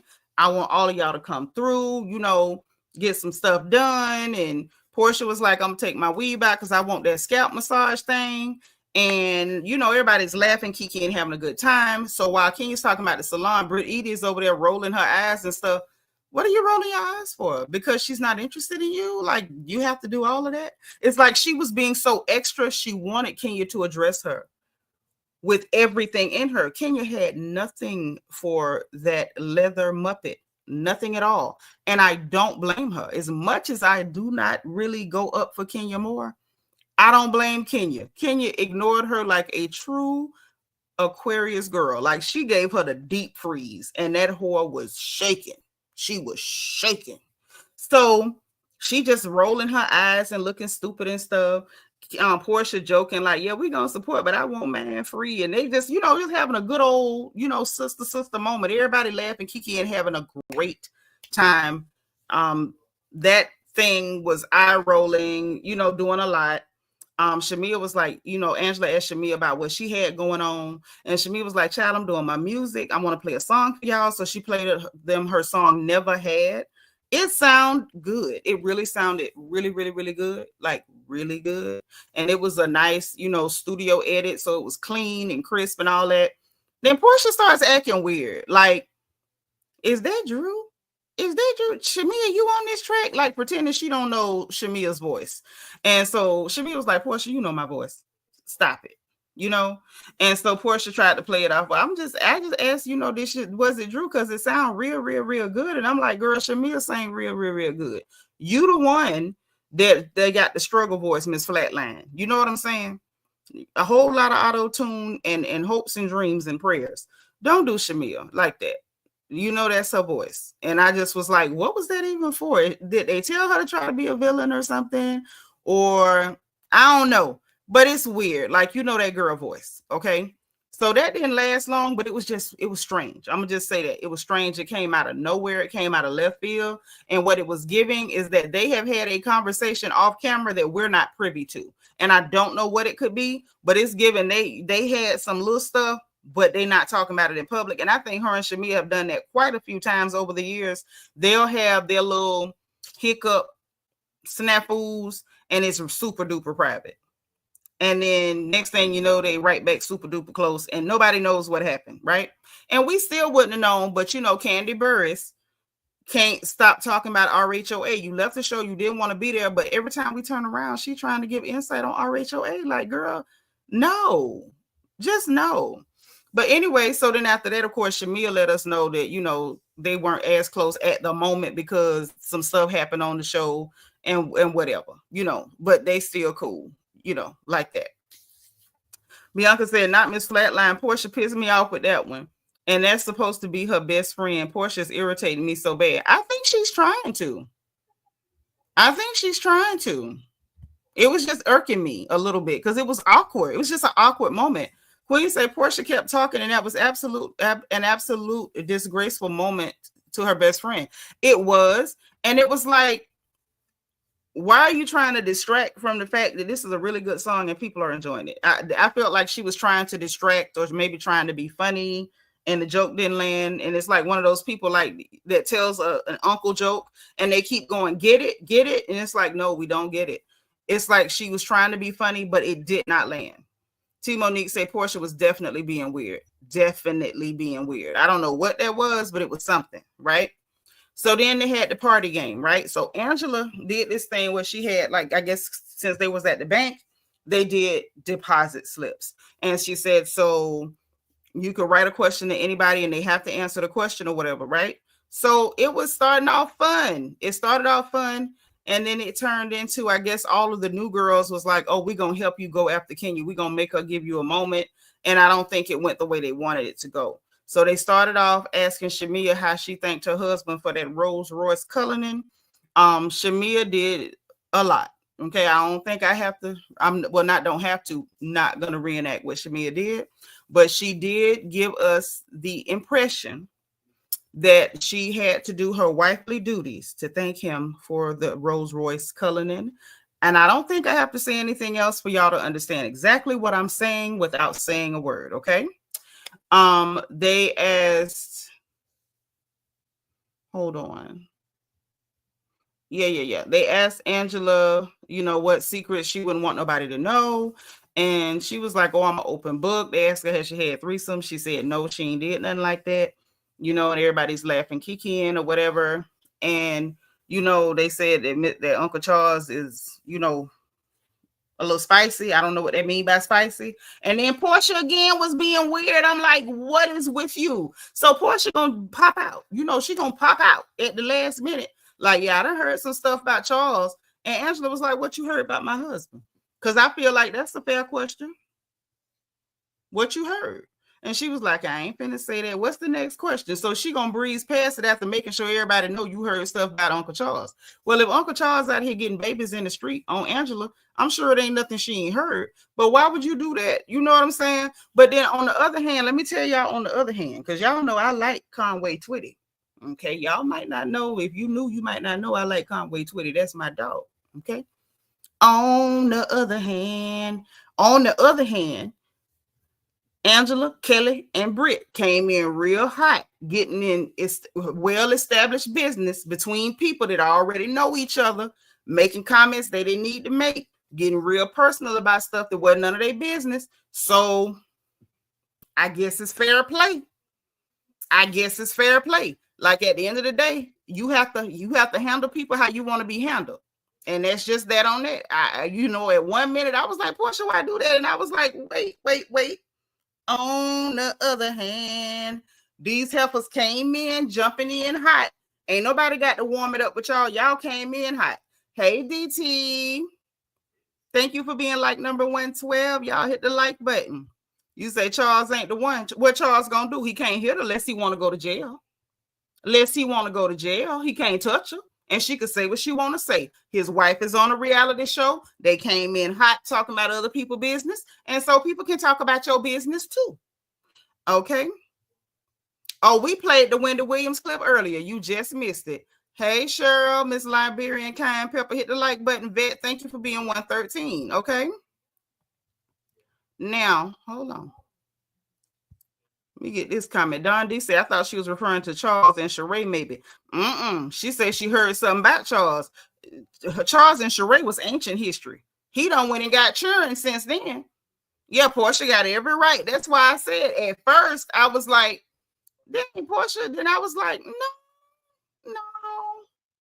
Y'all ain't coming there acting like Sunday school teachers, easing your way into the shark infested waters. All three of you hoes cannonballed, belly flopped into the water. So your business is fair game. That's right, Nisa. It's all fair game. Once you jump in hot, baby, it is what it is. DM Rock say Angela had me laughing in her confessional when she called Porsha a dumb bee and the producer said what? Like, you could call her that. Y'all been saying everything else you want to say. Don't nobody care nothing about you calling her dumb. This is not the first nor the last time somebody gonna call Porsha dumb. It ain't gonna be the first or the last. I can tell you what she wasn't. She wasn't dumb enough to go ahead and marry Dennis and let him get churn on her and then tell somebody like Wendy Williams is just a baby. I bet you she wasn't dumb enough to do that. I'm just saying. Yep, fair game. You jumped off in them shark infested waters like it was a baptismal pool, honey. Y'all wasn't scared. Don't get touchy now. Because we mentioned Uncle Charles, and we know Uncle Charles got a wandering eye and a wandering something else. I'm just saying. But your child Angela was pissing because Porsha refused to expound on it. She wouldn't go into it. She wouldn't explain it. She said, oh, I done heard something about Charles. I say, not done heard something about Charles. Oh, shucky ducky. Yeah, Porsha wasn't silly enough to marry Dennis. Yeah, it's just a baby as hell. That's hell, honey. That's hell, and hell is hot. So we get past that, and that was hilarious. The fact that she was pissy tickled my soul. Okay. So I don't know who the other two girls that was bothering Kenya. I think Porsha sent her that question talking about what color is your panties, and I was like, okay, that's silly, but that's on brand for them. Just silly, lighthearted, whatever. Then we get to Kenya, why you always worry about happily married couples? She was like, oh, it's a habit, and they was like, it's a habit. And she was like, no, I'm being silly. Like, common sense would tell you it was sarcasm, honey. It was sarcasm. And then it's another one. And Kenya, can you speak to Brit without the attitude or whatever? And she was like, I can speak to absolutely everyone here without an attitude and just being polite. What do you mean? And so here come this leather muppet, this leather sock puppet, talking about the question ain't about everybody, it's about Brit. The question ain't about everybody, it's about Brit. And so she was like, I'm not playing these games with you. And I said, there you go. That's the energy I like. She slow walked that hoe. She slow walked. Let me tell you something. I can honestly say this, and I'm not even exaggerating. I have never, ever, ever I've never been able to say that Kenya Moore made me proud on this show. Kenya Summer Moore made me proud tonight on this episode. She was trying everything she could. Kenya was just like, yeah, I'm not going to play those games with you. Not going to do it. And so she just kept yelling, and she was like, yeah, peasants can never come for the queen. Never. Peasants. Because who else would be in public screaming and shrieking like a drowned rat. Who else would be doing that? I was like, go, Kenya. I like this. You on to something. Go, Kenya. Go, go, go. Go, Kenya. I was getting excited. I was over here like I was watching the horse races. I'm like, yes, yes. If I were you, I would say yes. Speak, Lord. I was getting excited. I was about to catch the spirit. I say yes. And so Kenya stood up, like, like, hey, I'm going to go ahead and get up out of here. Still kept it cool. And she looked good doing it. I'm like, go, Kenya, go. Evie said, I just wonder why she folded and embarrassed her. I hate she did it, but I'm glad she did. Yeah, I'm not glad she did that. T. Monique said, yes, I was definitely proud. Pure Aquarius energy. I was like, that's what I'm talking about. If you're mad, I'm going to make you madder. No action, baby. She did that. And so she getting ready to walk out. I got to go back to my notes because I don't want to tell it wrong for the people who did not watch. Okay. So anyway, she's trying her hardest to get energy. Like when I say everything, she's trying to argue. Kenya was not giving it to her. She's yelling. She's shrieking. Like it's giving shrew. And Kenya gave her dust. Okay. Not diamond dust. That old under the couch dust, in Big Mama house, because she can't move the furniture. That thick dust, it be kind of sticky. That's the kind she gave her. And so everybody was like, in their confessional, like, whoa, Brit was doing way too much. Like, what are you even doing? And I think like halfway through that, she got embarrassed because nobody was playing into it. And then so instead of her backing off because she was embarrassed, y'all, this whole doubled down. She doubled down. Oh, she doubled down. It was so embarrassing. So they, Kenya's walking out, Angela gave them all gifts or goodie bags or whatever she gave out, little boxes, I think they were. And so everybody's getting their things. Kenya is leaving out. Brit is screaming, let me call my husband who care about me. Don't nobody care about that man. If that's the person you could get to care about you, great. I don't have nothing to say about that man. But why are you yelling at? Kenya don't care about that man at all. He don't even look like nothing Kenya would want to talk to. I'm just saying, we've seen Mark with his nose ring. We know her type. Yvette say, I'm not. Oh, y'all, let me get at y'all conversation. Queen say, Team Twirl. Okay, just kidding. But I love Kenya, irrespective of her flaws. She gives a good show. She usually doesn't, but tonight she did. Usually she doesn't. She's usually very lackluster and over the top. But tonight she made us proud. And so she's screaming this behind Kenya. Kenya didn't even spare her a glance. She never even glanced in her direction. Never glanced in her direction. Not even once. Not even once. Brit still screaming, I need security. Where's my husband? Security for what? This lady's not even looking at you. And she wasn't bothered by you. It was in front of her while she yelling and screaming and going on with her back turned. She didn't even feel, she wasn't even behaving defensively, like she was even worried about you. Kenya was minding her pretty unbothered business walking out of that establishment. Okay.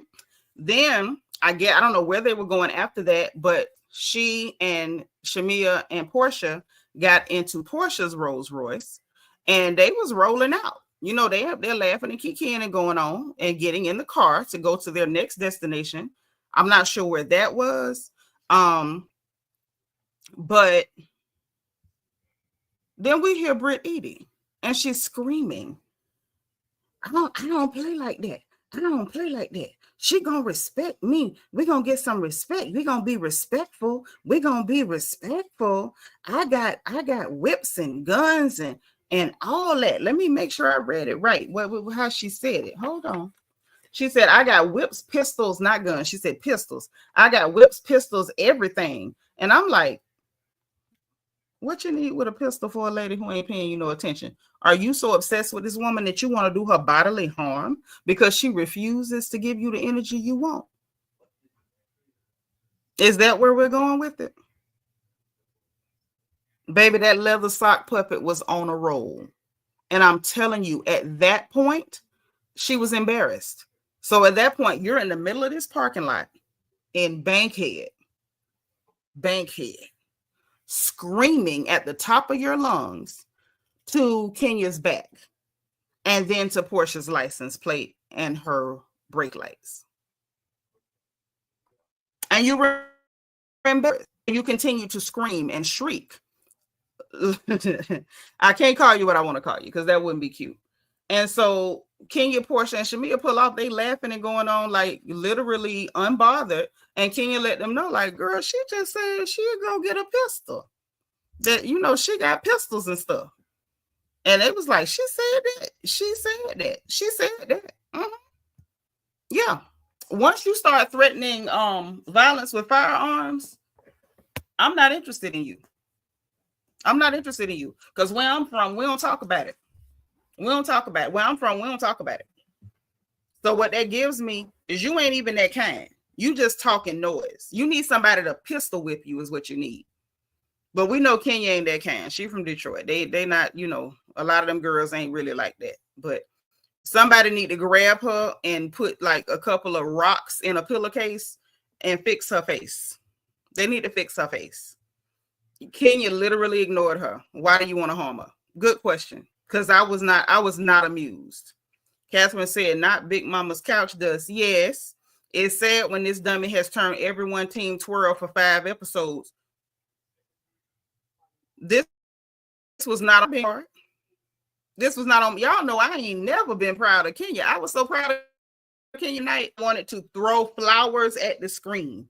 Brava, bravissima. Like, girl, you did this. Breach M says she had rehearsed that moment for weeks. Yes. And Kenya made all of her lines fall flat. That's what she did, Breach. She must have rehearsed her lines 1,000 times until she had them. Type it in the chat. Memorized. And then got there and Kenya gave her nothing. Got there and Kenya gave her nothing. Yes. But when she got up the nerve to tell her the words, just never seemed to come out right. If only she knew, baby. I'm from Cali. We don't talk like that either. Yeah, I'm from Florida, baby. We don't talk like that. If we gonna be finger popping, we just finger popping. Ain't no point in talking about it. What we talking about it for? What we talking about it for? Definitely proud of Kenya. Shout out to her. TTLL. Thank you, boo. Okay, Darren Hood clocking in from New York City. Say we don't talk like that either. Y'all sure don't. Much respect.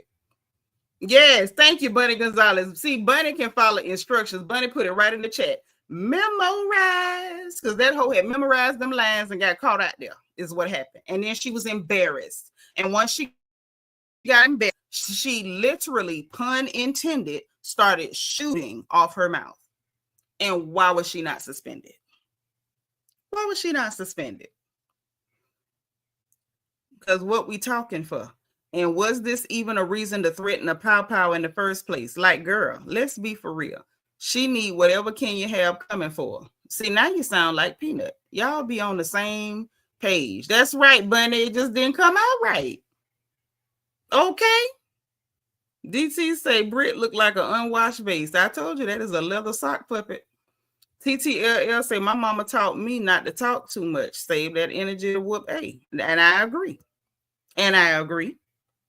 Queen say Bravo better hold Brit accountable for this threat. She was swinging left and right on a public platform. This better be addressed on Watch What Happens Live else. I know that's right, sis. Bunny said, I never forewarned the enemy. I quietly just show up and do my dirt. Hello, because that's what we're supposed to be doing. And what's even worse is that you making threats like this on national TV. Now, we just had to deal with Potomac the first time on in a black ensemble cast on Bravo. Somebody was on set with a stank coochie. We ain't never dealt with that before. Before Mia the stripping Yeti. Now we got another black ensemble cast and we got a leather sock puppet threatening, gun violence against people. This too much. Yeah, y'all just unruly. Y'all unruly. Y'all unruly. Darren Hood say, hopefully Brit is next up on Watch What Happens Live. I feel like she should be next up on a mugshot. Because that's literally a crime. That literally constitutes a crime. If you know what I'm saying. Like I would love for her to come up next on a mugshot because what? Because what? So now it's starting to make sense. Now the only question I got, let me put this StreamYard out because I feel like some of y'all probably got something to say. Okay. And we're going to get everything out in the open. If y'all want to say something, this is your chance to tell me what you want to tell me. Okay. Because I want to know what you got to say. But what was I thinking? With this thing with Kenya and Brit, I just feel like she absolutely needs discipline, and I think that we have a responsibility to make enough noise and to make it so uncomfortable for Bravo and Andy on social media that they have to and they're forced to do something with Brit Eady because it needs to be done. Queen said even Andy asked Kelly today on Watch What Happens Live, why was Brit so aggravated about what Kenya said? Kelly said Brit has never had it for Kenya since day one. You should watch it if you got some free time. I might, Queen. I might, but you know, I don't like Andy. His voice, his face irritates me. Like watching him during reunions is painful enough. I don't know if I can. If it's a good clip or something, you know, I might do a clip. I don't know if I can really watch him. Somebody should have a clip of that though, because that should be good. Quiet Storm said there are two types of people in the world: those that can show you better than they can tell you, and those that can only tell you but can't bust a grape. And you're right. When you're right, you're right. When you're right, you're right. Mac said, why was Brit allowed to continue filming after? That's what we want to know, Mac. That's all we want to know. Hey, B. Hey, sis. Listen, I know you love to me. I ain't scared. Give it to me.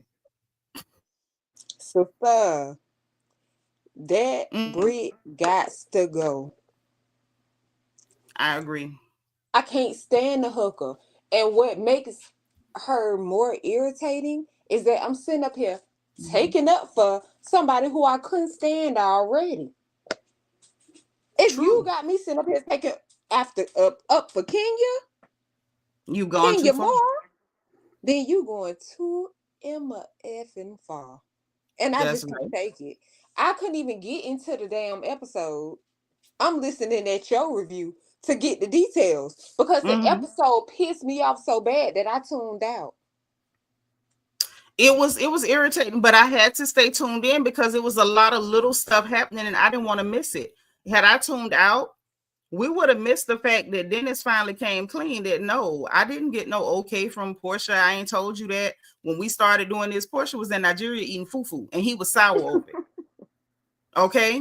He was, you know, she was over there in the words of Cardi B in all them pictures looking thick as peanut butter and he was jelly about it. So that's why he went to Drew and they started doing what they was doing. Drew done lied 50 times for no reason. Like it was so unnecessary.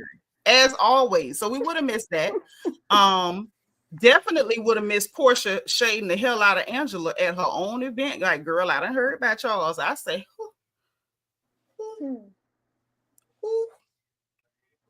listen. Look at what DT said. DT said, so Kenya got reprimanded for wearing a Native American headdress, which she should have because that is disgusting. But it was okay for Brit to she didn't actually carry it, but she did threaten it. Yes. And the fact that she threatened that, she should have been gone immediately. And that's what what happened? Look at your sister. Look at her. What you do, sis? Look at the comment. Y'all are unruly. She needs to embarrass that Emma effing horror. Embarrass her. I can't stand her ass. And let me tell y'all something. Misspell curse words in the chat. Let me tell y'all something. That's the thing that got me with Brit. And that's the thing that got me with this whole situation about Kenya being taken away. Brit clearly said that, oh, I got my pistol with me. Yeah, she said that. She kept on saying it. She said it more than once. So she did. First of all, we already know you was low and slow because why are you talking about a pistol? If it was something that you was popping off on, you ain't gonna talk about it. You're gonna be about it. That's number one. And you didn't be about it. You just spoke on it. And where's my husband? Who everybody already think got soft shoes on. No shoes, yeah. So Mm-hmm. so let's talk about it. Okay. Your husband Yep. wasn't gonna bust a motherfucking grape At all. At all. And in the views of the if people. we being honest, why would you be calling a man to attack a woman?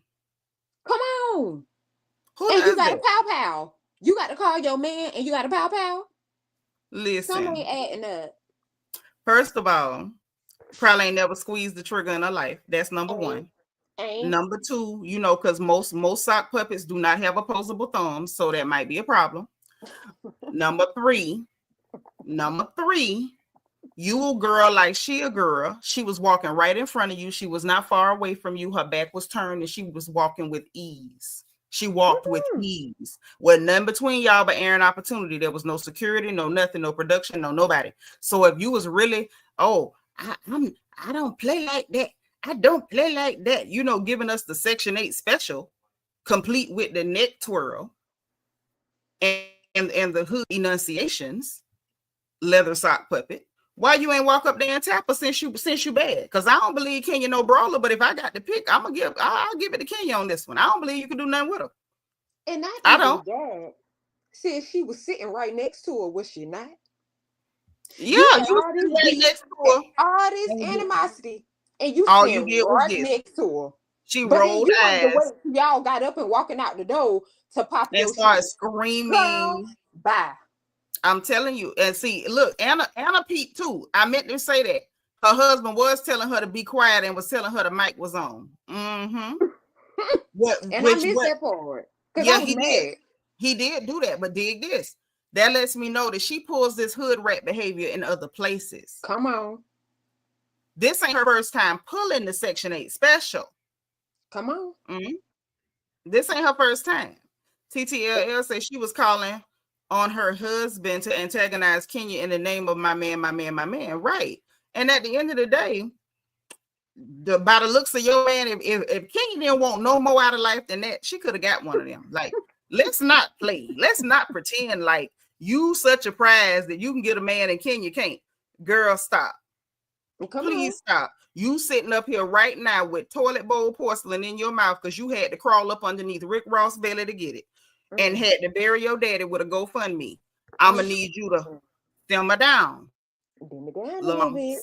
Because at the end of the day, you got this one, but by the looks of him, that ain't hard to catch, Suge. And by the acts of them too. Y'all seen last episode. Like he like you. We seen last episode when they was talking about the baby and her mama came up and all that. Before her mama popped up, y'all saw the interaction between them. Hello. We saw it. Hello. We saw it. So, girl, what the fuck are we talking about right now? Sit your ass down somewhere, and then you talk about, I got my pistol. That pissed me the fuck off. Girl, don't talk about it if you ain't gonna be about it. Pull it out and use it, because if you don't. Well, see, TTLL makes a good point. Kenya packs heat too. She just don't talk about it because real girls don't. Ain't nothing to discuss. I might let you know. Nothing to talk about. Nothing at all. Now, don't get me wrong. I have sat on this same platform and made it very clear that there's absolutely heat in this house. And that's only because if anybody plans to be a guest, I want you to know I'm going to welcome you with much fanfare. I'm going to welcome you with a bang, okay? But when you out and about, ain't nothing to discuss. I don't need to announce nothing. This ain't the airport. I'm not announcing a goddamn thing. Come on. You know, something else going to report. And that lets us know what type of person Brit is. So, in my opinion, allegedly, I can't stand Brit, and Brit ain't ish. There you go. I can't. It rhymed too. You on your and let Brit come for me talking about the pow pow. Girl, she better not. Let me tell you something. Do you listen, Bianca? You know I'm being as tame as I am because I'm on the air. Okay. Yes, if she would ever, I know, like, even I know, if she dream it, when she pray in the morning, she better apologize in the prayer. Because if it get to me, the way I'm gonna make it my business once a day to go live and just roast her until she show me what she got. Like, I'm not, girl. know. Like at the end of the day, like you got your coin, and I'm proud of you. I like to see sisters with coin, but we not gonna pretend like you wasn't crawling up underneath the likes of Rick Ross's belly to get them coins. You understand me? You gonna watch how you talk to sisters who ain't got to push a belly out the way to find a ding-a-ling. You gonna watch how you talk to sisters like us, okay? That's all I'm saying, because I ain't never pushed out the way to find one. Never. And I've been alive a long time, and I ain't never had to put a kickstand and nothing else up underneath somebody's undercarriage to find their meat. I ain't never had to do that. And now we see you for who you are. We Girl, I've literally been see her seeing that thing for what she is. You got a lot of nerve. You got a lot of nerve. You can't be no spicy. You can't be no spicy leather sock puppet. That's not where you want to go. That ain't where you want to go. You don't want to be no spicy sock puppet. Don't do that. Don't do that. Let me find out your nose caved in because that man belly fell on it. Let me find out that's why your nose caved in. Yeah. Say you could tell Kenya was playing nice, but when Brit said, "Oh, that little pat," and you could see Kenya got aggravated. Yeah, because you keep complaining about stupid stuff. But yeah, I'm just like, girl, you got too much going on. Like you literally walk around talking like Steve Urkel. Yes. Irritate everybody's spirit. And then let's go down to Drew. Oh, go on ahead down there. Ooh, let's go down to Drew. Yeah, because I need to stop. Vet done told me to stop. So I'm finna stop. Hey, Yvette. Hey, sis. But that daggone Drew, I can't take her either. The fact that she's sitting up here reaching out now. See, the moment that somebody started reaching out to Ralph. Hello, 1 second. Y'all please welcome Miss Theta Robinson to the chat. Welcome, Miss Theta. Welcome. Y'all spam the chat with the word welcome. Go ahead and get back to Drew. That old man child. Let me tell you something. Drew knows she wrong. And okay, you want to sit up here, go behind Porsha back, work with Dennis. That was already effed up on your behalf. Without having a conversation with Porsha. But then the fact that tonight we heard Porsha sit up here and say, one of her assistants say that Drew wanted me to sit down with her and Dennis. You ain't never asked if Porsha wanted to sit down with you and Dennis so y'all can discuss what the hell going on here. But the thing is, she going to a member of Porsha's team to help her, and then like she's acting like she don't know nobody outside of Porsha's circle. And it's weird. And you know what's worse? It's people playing dumb.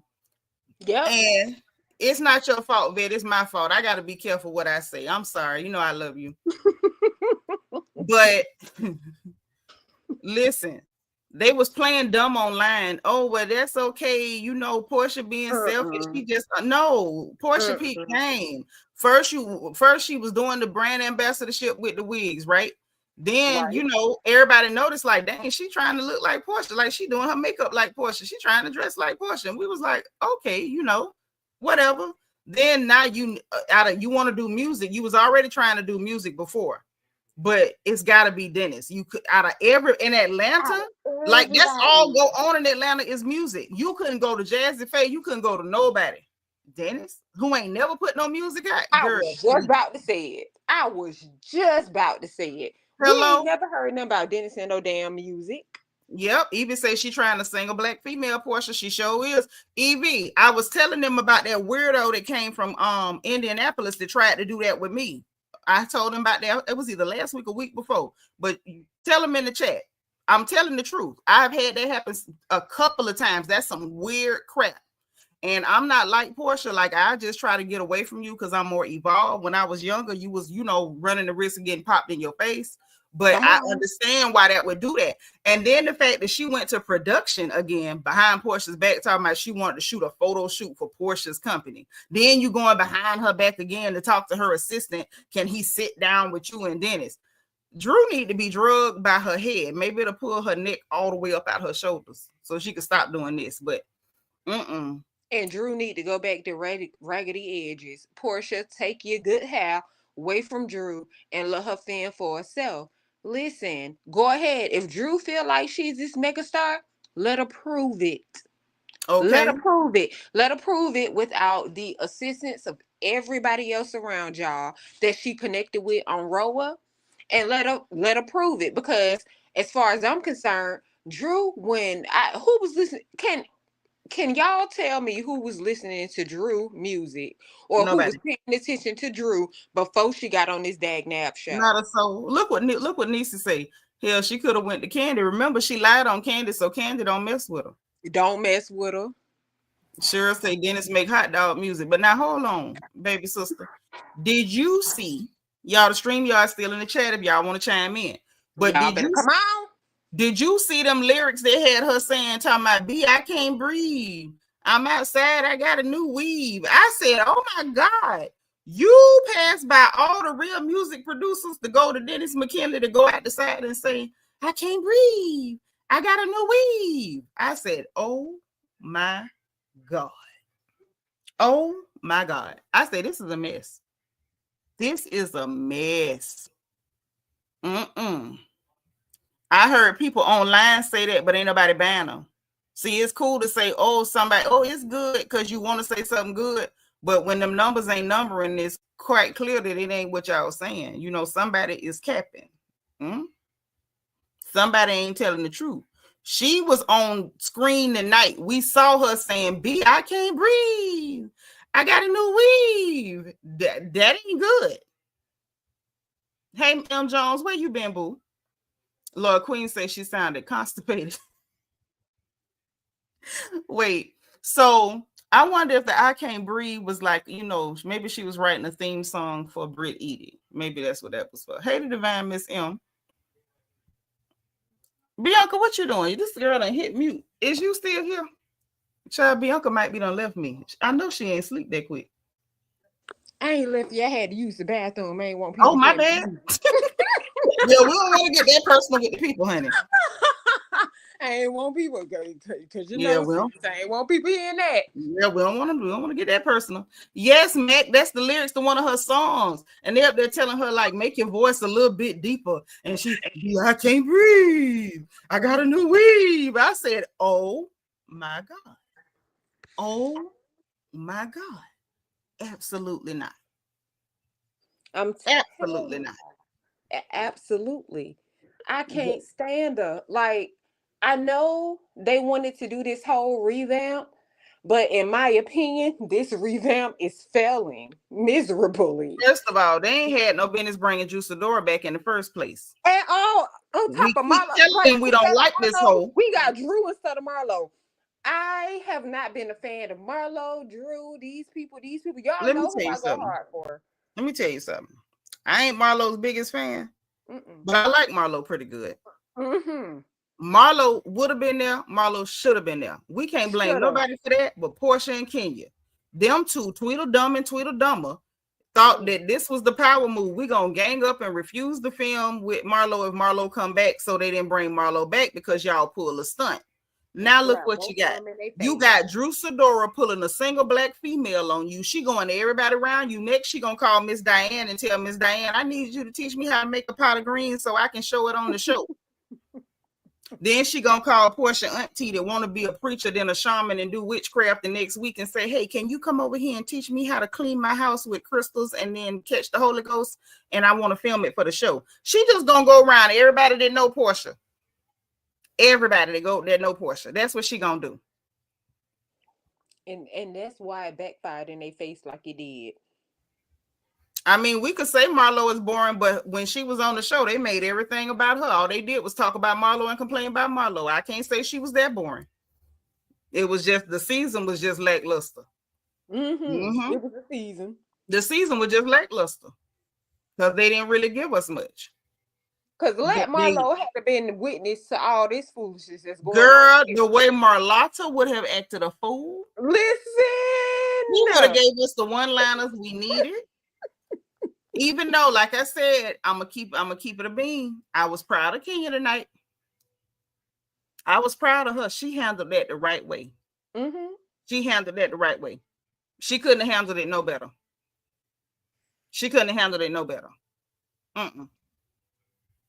All right, Miss Theta, welcome. I'm so glad you did. Can't wait till you come back. Welcome. Say Marlo, who have would have clowned Brittany. Oh yeah, she'd have clowned her. She'd have Most clowned her. definitely. Mm-hmm. There's no question about that. Yes, And and Marlo, the crazy part is, I can say with my full chest that even though what? Marlo has had issues with these ladies, she also had experiences with these ladies where they were That's good true. too. So What? Marlo would have, to these new chicks coming Uh-huh. in, and they are applying the pressure. Like, you can tell these women have been watching the show, have And I been don't like watching the the fans season. coming on the show. I don't know Yeah. what I said, Mac. I would repeat what I said. What, Bianca? What did I say? He telling me to repeat what I said. I don't know. What she You know, say, I Miss? just be, Mac. What I said. You know, I just be talking. I don't even know what I said, baby. I swear I don't. Tell me in the chat. I repeat it if you give me But a clue. But you know, but but you Marlo about would have. Kenya. What did I say about Kenya? Oh, I was proud of her. Yeah, I was. I was proud of her. Oh yeah. And Hell yeah. yeah, ain't no, that's not a whispering affair. I was proud of her tonight for the first time ever. I was proud of Kenya tonight. But the other thing we would have got with Marlo, instead of Kelly with a half baked trying to pick a fight with Kenya, you would have had somebody, not with Kenya, with Porsha. You would have had somebody who has history with Porsha. They done had good and bad blood. And Marlo would have asked the questions, and she'd have did it. It would have been organic. It wouldn't have been weird trying to get a moment on camera. Marlo would have got it from her. And that's people's problem with Marlo. Because Marlo she just got say what she feel. she gonna say it, and she don't care if you don't like it. She gonna say it. And Marlo would have got it from Porsha. It was the minute she went to talking about her divorce or whatever, she'd have been like, well, Porsha, Simon been on social media. He said this and so on. Well, what's going on with that? Marlo would have slid it to her so slick, like she'd have slid it to her like it had WD-40 on it. It'd have just slid in there. Yep. Wouldn't have done it like what her name is, did it. Hey, Yep. RJ, she wouldn't have done it that way. And that's what set the people apart. But again, that's what's effing up the franchise. Yep. That's They don't what's want effing it up. they don't Y'all like don't people want that's authentic. authenticity. No. Come on. But you know why? If we're gonna talk about it, if we're gonna tell it, let's tell it all. Let's They don't tell like it. the authenticity because when Black women are authentic, the people that they don't want to be stars end up being stars, because the people that the corporate machine don't like, and that the people that they don't want to be on top, the people that they want to push, Black women, we can't identify with them people, so they don't end up being stars. But the people we can identify with, those are the people that they want to be underdogs, or they need them to be villains for different various reasons, like women who are authentically, phenotypically, proudly Black. They're not playing the sapphire trope like Porsha, because Porsha definitely plays into that sapphire trope. If you're not playing into that trope, you're not ambiguous, you're not trying to play rainbow games.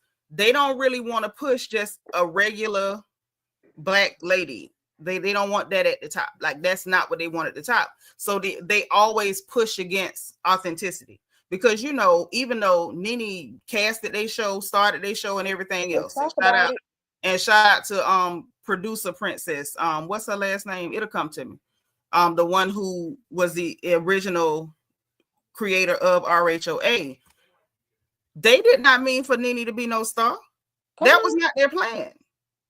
It blitzed them because it was the beginning. It was raw. It was unfiltered.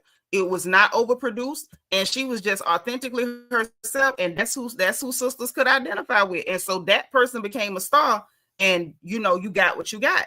Kind of the same way with Porsha, but they're not uncomfortable. Like, Porsha don't make them uncomfortable because she does play into that sapphire trope. When it comes to Kenya, I think they liked Kenya in the beginning because she was willing to do whatever the production wanted her to do. But the minute Kenya gave any pushback or wanted to keep certain things off the screen, they was out to get her too. And they did not like that she still had a fan base that was loyal and really cut for her. And that's just what that is. Yep. The people that they try to propel to the top because they will play the game, like Candy, yeah, she got a fan base, but it didn't really go crazy like that. It didn't. And it's because it wasn't something that everybody could identify with. Certain people I could identify with Candy. And they were okay with Candy because Candy played their game. But the people that don't play their game, a lot of times we end up liking them people. Come on. Because most of us are naturally rebellious. I ain't saying that's nothing to be proud of, but it's just the truth. Rebellious of the bull crap. Yeah, we don't really play along. You know, we got a lot of pushback. Don't. Because if you want reality, if y'all brought any of this mess to the front porch, baby, you gonna get what's coming for you. Facts. And that's it. That's all. Okay, DT in the house. What you got, Hey, boo? DT. Hi, Seanitra. Hi, Hey. Bianca. Hello, everybody in the chat. Um, yeah, I was very proud of Kenya tonight. I think she showed that classy restraint that we really like about her. She was very much like, I don't have time for you, and walked off. And Mm-hmm. meanwhile, we have Brit and her, I've got a pistol in my hand type of person. I was like, who says that? Who says Exactly. that I on a don't know. television show? Exactly. Like, how low can you go and talk about a pistol? Yeah, like that was so disgusting. It was And so over disgusting. what? Over what, y'all? I'm telling you, I told you what it was. Y'all don't want to believe me. By the time she was doing that, it's because she was embarrassed. Kenya paid her old big mama settee dust. Like she gave her nothing. But Not see, even, she didn't even give her Exactly. like passive aggressive comments to other cast members about her. She didn't loud talk her. Like she gave her nothing. but Like see, Absolutely nothing. nothing. And the fact that she tried to use Kenya's tagline, like, oh, I didn't send for her, whatever. It's like you was watching the show, you've seen her have moments with other people, and you thought, Exactly. okay, I'm gonna get it with her like she got it with Marlo, or I'm gonna get it with her like she got it with Courtney, or I'm gonna get it with her like she got it with Nene, or with Cynthia, or any of the other ladies that she got into it with. And you, fangirl, leather puppet, you didn't. but see, that's why I But feel like they effed up because nothing that Kenya did should have warranted Brit to sit up there and say, "Oh, I got a pow pow" more than once. Yeah, It more ain't than even once. like she can't even say yeah, it was a slip up. The And first don't time forget, she could have said she was mad because it was a slip up, but it mhm, happened more than freaking once, y'all. yep, exactly. For Which nothing makes it though. purposeful. yep. And for nothing. Kenya didn't threaten her. Kenya didn't But say, I'm gonna beat your mother. She ain't say nothing to her that that's what warrant her I'm that. trying. But sis, that's what I'm telling you. That's why she did it, because Kenya wouldn't say nothing. So because Kenya gave her nothing, she was embarrassed. Like, okay, Exactly.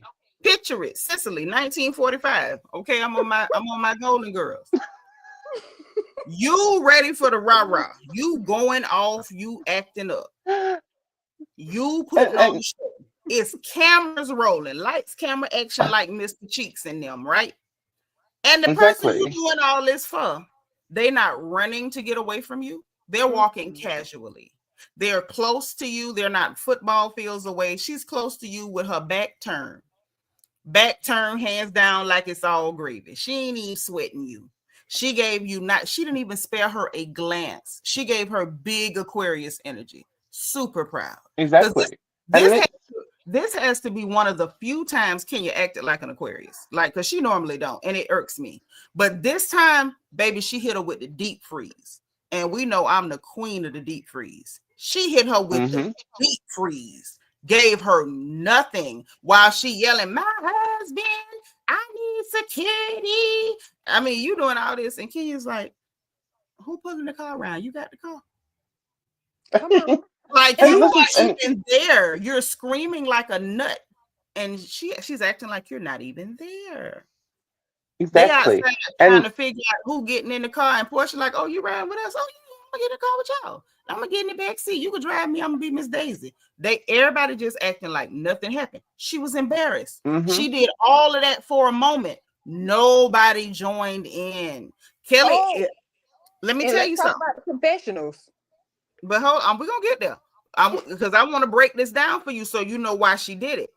Kelly pump faked like she was gonna get involved with it, but I think they was hoping Kenya would give them some feedback, which says to me, that Kelly was one of the people that wrote the note to Kenya about she either wrote the one about can you speak to Brit without being without having an attitude or whatever, or it was either that one or she wrote the one like why you always worry about happily married couples or whatever. Kelly was one and Brit was the other. It was them two. And the reason I know that is because when she was over there screaming, I need security. Where's my husband? I'm like, security for what? Nobody's even looking at you. You nut. That's Kelly what I mean. It's just like. But listen, remember, Kelly was over there with her. This is what y'all be missing, the little stuff. Kelly was over there with her, like, I don't know. I mean, my security guys here, we getting ready, but she was already huddled up with her. They was hoping to get a response out of Kenya. If Kenya had responded, Kelly was going to gang up with her, but that's my friend, and they thought they was going to have them something going, a beef back and forth with Kenya. And Kelly was going to be like, but that's my friend, and I had to have her back. And then once Brit started looking stupid and it was falling flat, nobody fed into it, Kelly disappeared. And then she was just in the parking lot with her, with her husband with them sugary shoes. And he telling her, you be quiet, the mic on or whatever. She was embarrassed. At that point, she was mad for real because she was embarrassed. She was humiliated, but she did it to herself. Exactly. That's what happened. Exactly. She was the cause of her own humiliation. And let's not forget here, Brit is completely new to the show. She's a completely new housewife. Kenya's been in the game for years, for seasons. So Kenya can pick out, an argument or a fight even before it happens. And so because she's been in it for that long. Right. She just needs a couple of signals and she immediately knows what's going on. Well, you got to look at the game that Brit Eady is trying to play. Kenya already played it. Remember, exactly. Remember, they casted Kenya in this ensemble cast as the villain for years, right? So she know how to pick fights and get stuff going and then play victim and all that. She did it with Nene. I don't know how many times. She know how to do it. So she see your move and she knows that your moves are elementary and pedestrian as hell. She saw you coming a mile away. I think she saw you from the first episode and gave you no action from then. Like literally disregarded you. And I'm gonna say this. While she did humiliate herself, she did it to herself. Hey, I'm that girl. Thank you for being 144. While she did do it to herself, Kelly pulled a J. Cole on her. Kelly pulled a J. Cole on her because she wrote one of them questions to try to get it amped up. They had a plan. They came there with a plan. Just like J. Cole did Aubrey, the Snow Princess. That's what she did to her. Kelly pulled a J. Cole. She put the diss track out and then she deleted it and apologized. Just that got darn quick. She asked the question, got it hyped up, huddled up with the girl, and when it fell flat, I don't have nothing to do with this. Jumped in the confessional and said she doing too much. But you was in it with her. J. Cole. Kelly Farrell is J. Cole. She J. Cole, that girl. That's what she did.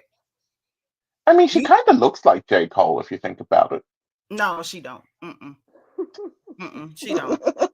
Kelly look like she from Whoville, and you're not gonna convince me that's not Martha May Whovier. You're not. And that's one of my favorite movies. Come on, Jim. So was Horton trying to hear Kelly when he went to go listen to Whoville? No, what is Horton hears me, the way y'all telling me that ex-husband look, I think the ex-husband is Horton. Now I don't know this, but that's what y'all described to me. You said Horton? Horton from Horton Hears a Who. Horton Hears a Who? Oh, yeah. Now Andrew met and Aubrey the Snow Princess. Aubrey the Snow Princess. That's what I'm saying. Kelly Farrell pulled a J. Cole on that girl. I'm in it with you. We gonna get her. We gonna make her. Accept you. We gonna make her have a moment with you. I'm gonna write the question and you write one. We gonna hit her back to back, and then we gonna get it. And then I'm gonna huddle up with you, and I'm gonna take your side. And then it's we gonna make her the bad person. And Kenya gave them dust. The minute it went flat, she pulled a J. Cole. Because Kenya deleted that diss track and apologized. Left that girl standing in the parking lot in Bankhead screaming by herself on the Section 8 special. That's what she did. That's why the girl was mad. I'm telling you, at the end of the day, she shouldn't have let it happen to her. You seen what happened to Aubrey? You seen what happened to the last security guard? Why you let somebody J. Cole you? If I want to beef Because with she's somebody, here. I'm beefing by myself. We not finna huddle up and have no plan. We both writing the questions. We both, because you can't delete no diss track on me and apologize. That's not what we doing. Come on. No, don't do that. Don't do that. Come on. Exactly. And this It's is gonna what be happens when up you and don't have stuck backup plan forever. B and backup plan C. You go No, with that's what plan A happened.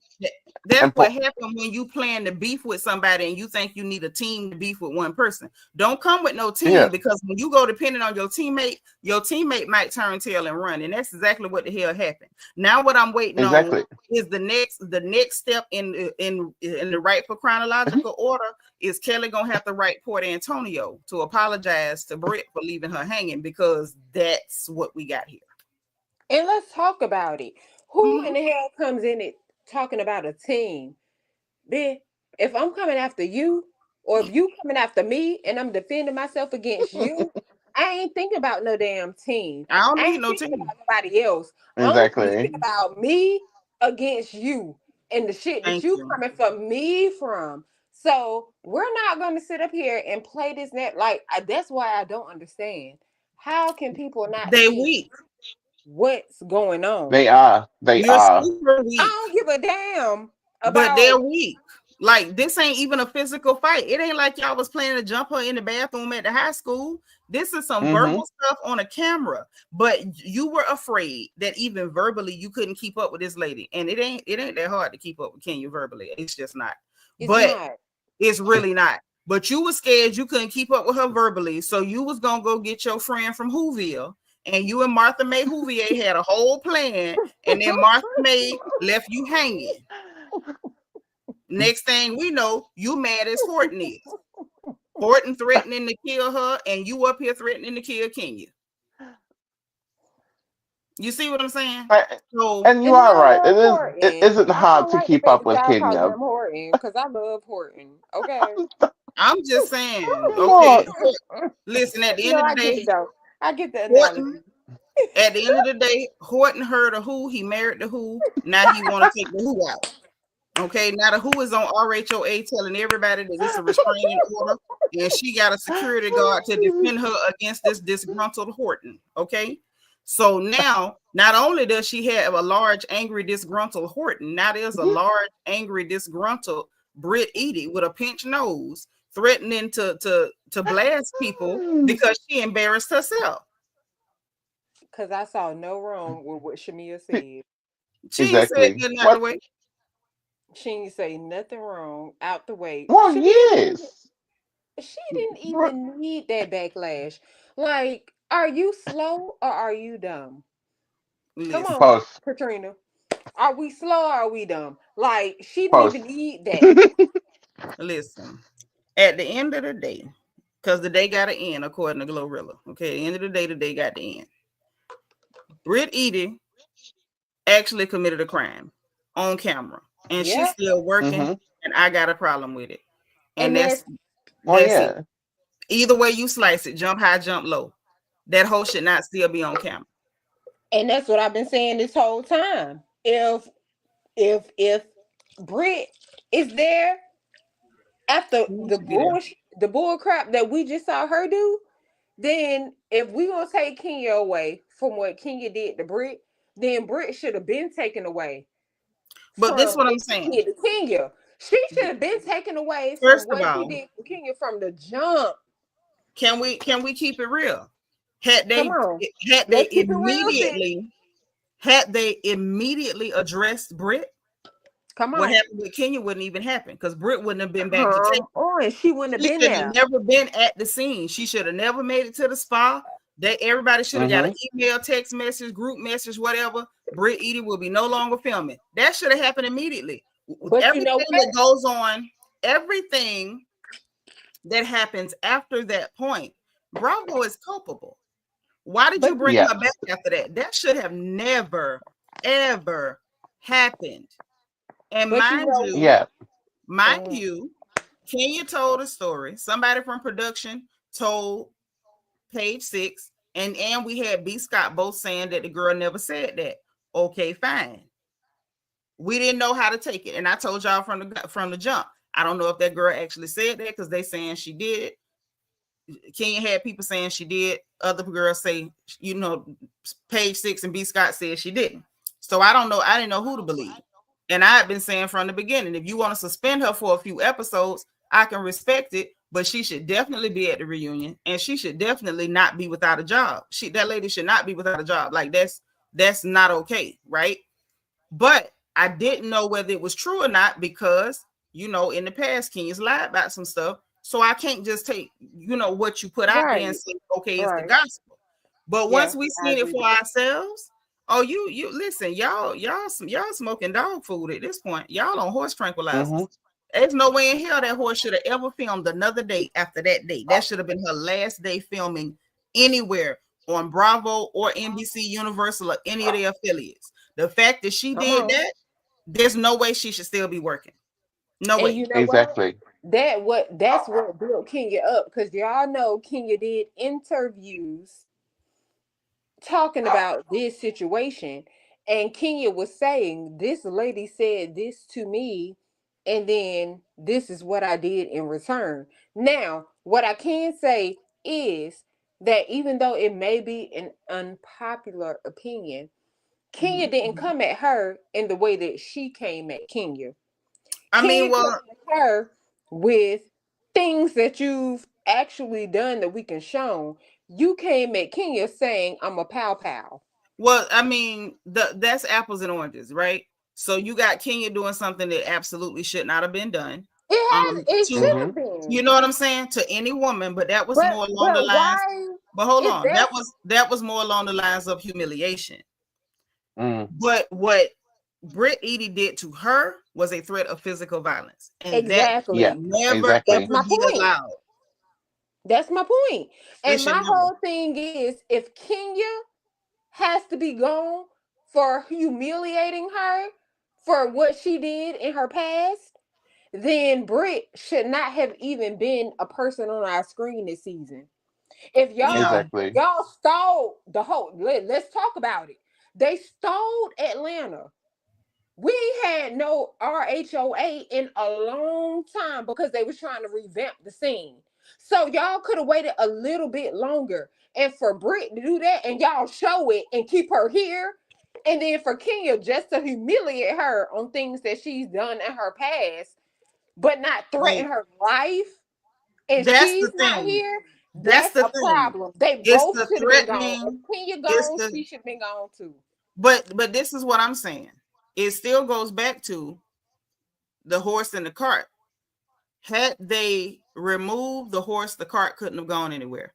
The minute Brit Eady did that, said it repeatedly on camera, that should have been her last day filming. There should not have been another Brit Eady scene. We should not have seen another Brit Eady scene. Quite frankly, they would have did fine to remove her from the whole season and just issue a press release. But if they didn't want to do that, because they did pay for her up until that point, she should not have shot another scene. There should not have even been a space or an opportunity for it to get all the way into the gutter because somebody threatened her life. So now part of what Kenya's saying made sense, because Kenya ended up, when she went on the interview, saying that the girl said, "You don't know me," and I took it as a threat. And I'm like, girl, why didn't you tell what she said? And that's what I was waiting for when she did that interview. Like, say it out of your mouth. What did she say? So when Kenya did that interview, and she didn't say, well, hey, she threatened me. She said she had a pistol and whatever, and she said it multiple times. She said, you don't know me. You don't know me. And I took that as a threat. And it's like, Kenya, that's not what it now after the night. I'm like, Kenya, that's not what she said.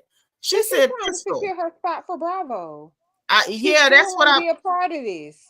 Yeah, and that's true. Kenya probably was trying to like make it softer so that they wouldn't see her as a problem and she can get her job back. And I do want her to get her job back. I do hearing that lady spent $400,000 to try to make that spa work, that did something to my chest. Y'all know I hate to hear about mamas, especially black mamas, and you trying to hustle up, because I have raised 3 head of children plus, with the bonus kids.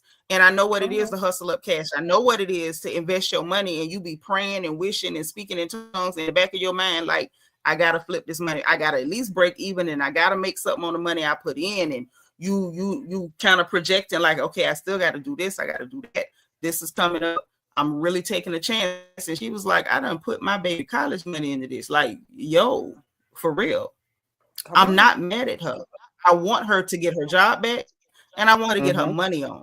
Like, I don't have to like Kenya. I ain't got to love Kenya. I could really take a leave Kenya most days. But that $400K, that hit me wrong. I was like, And then y'all put this sister out of work. I mean, really, it should have never happened. The minute that filthy, vapid whore, the fact that you were doing cornucopias and crawling up underneath fat men's bellies to make your money. This is who you put on your show. I forgot that she was Rick Ross's. I forgot that she was Rick Ross's former partner. She was. Yeah, it said it with a chest, with a full chest. My thing is, how could you forget that she still got the toilet bowl porcelain in her mouth? The minute Rick get with them girls, he just go get some toilet bowl porcelain and pour it in their mouth. Not toilet bowl porcelain. That's what it be, toilet bowl porcelain. There it is. Well, I did say, hey, young rich skinny, she said hashtag give Brit Eady a drug test. Give Brit Eady a drug. Absolutely. Now, absolutely. Hold on. Hold on, young rich skinny. Now, Auntie got to ask you a question. Which drug is you saying she doing, baby? Because we know it ain't coke, because her nostrils don't open. So which drug is you saying that she doing? I agree with you. I just want to know which one, because we know it ain't coke. Now, well, you know, I did. We know it ain't that. Well, I did say that. Let my niece tell me which drug she talking about, because you know what I'm saying. Now y'all put clean on everybody, but we can't put clean on Brit Eady, because it ain't. Well, not the booger sugar. How? What you mean? I'm literally saying not booger sugar. It can't be. That girl ain't had a booger since '98. Yeah, the high school video vixen. High school video. That's what she said. She said she was a big video vixen in high school. That's my niece. She said Brit Eady was on coke, meth, all of it in one. Well, where was she taking it, baby? Was she swallowing it, or she was in a booty like some of them boys be doing? Because she ain't got no nostrils. That's the only reason I'm asking, because I'm curious. Y'all know she ain't got no nostrils. You say the one that mess up your nose. Her nose is safe. Ain't no access. You can't get well. That's right. I'm just saying, well. That girl can't even use a Vicks inhaler. She can't do nothing with that nose. She got to find alternate means if she wants to mess with that girl. Well, she was on all of them and mixed them up. She mixed them up. I know that's right. Say that was Nicki Minaj behavior. That was not sober behavior. You know what? So are you saying? Now, are you saying that? I'm gonna say this, niece. You on to something? She was behaving like somebody that got a 12 would mix up. It was even 12 step. Girl, you could get them injected. And you can get them injected. And you know what, niece? She would almost have to. She would almost have to. Because never mind. See, I thought she would have, licked it off Rick Ross's belly, but that's just me. I mean, but that's literally what we said, Malaysia World. You must be late. We know Kenya Toten and whatever, but she ain't say nothing. That was my niece say that was that addict that was threatening about pistols and stuff. Kenya ain't said nothing. Kenya literally paid that girl absolute dust, said nothing to her, and left her there squawking like a chicken. Well, I said that Brit Eady looks like body odor on a fat white man. All I seen was the leather sock puppet. That's all I saw. I can't vouch for nothing else. That's all I saw.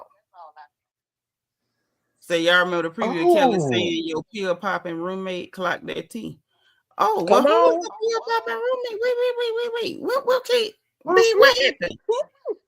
Oh.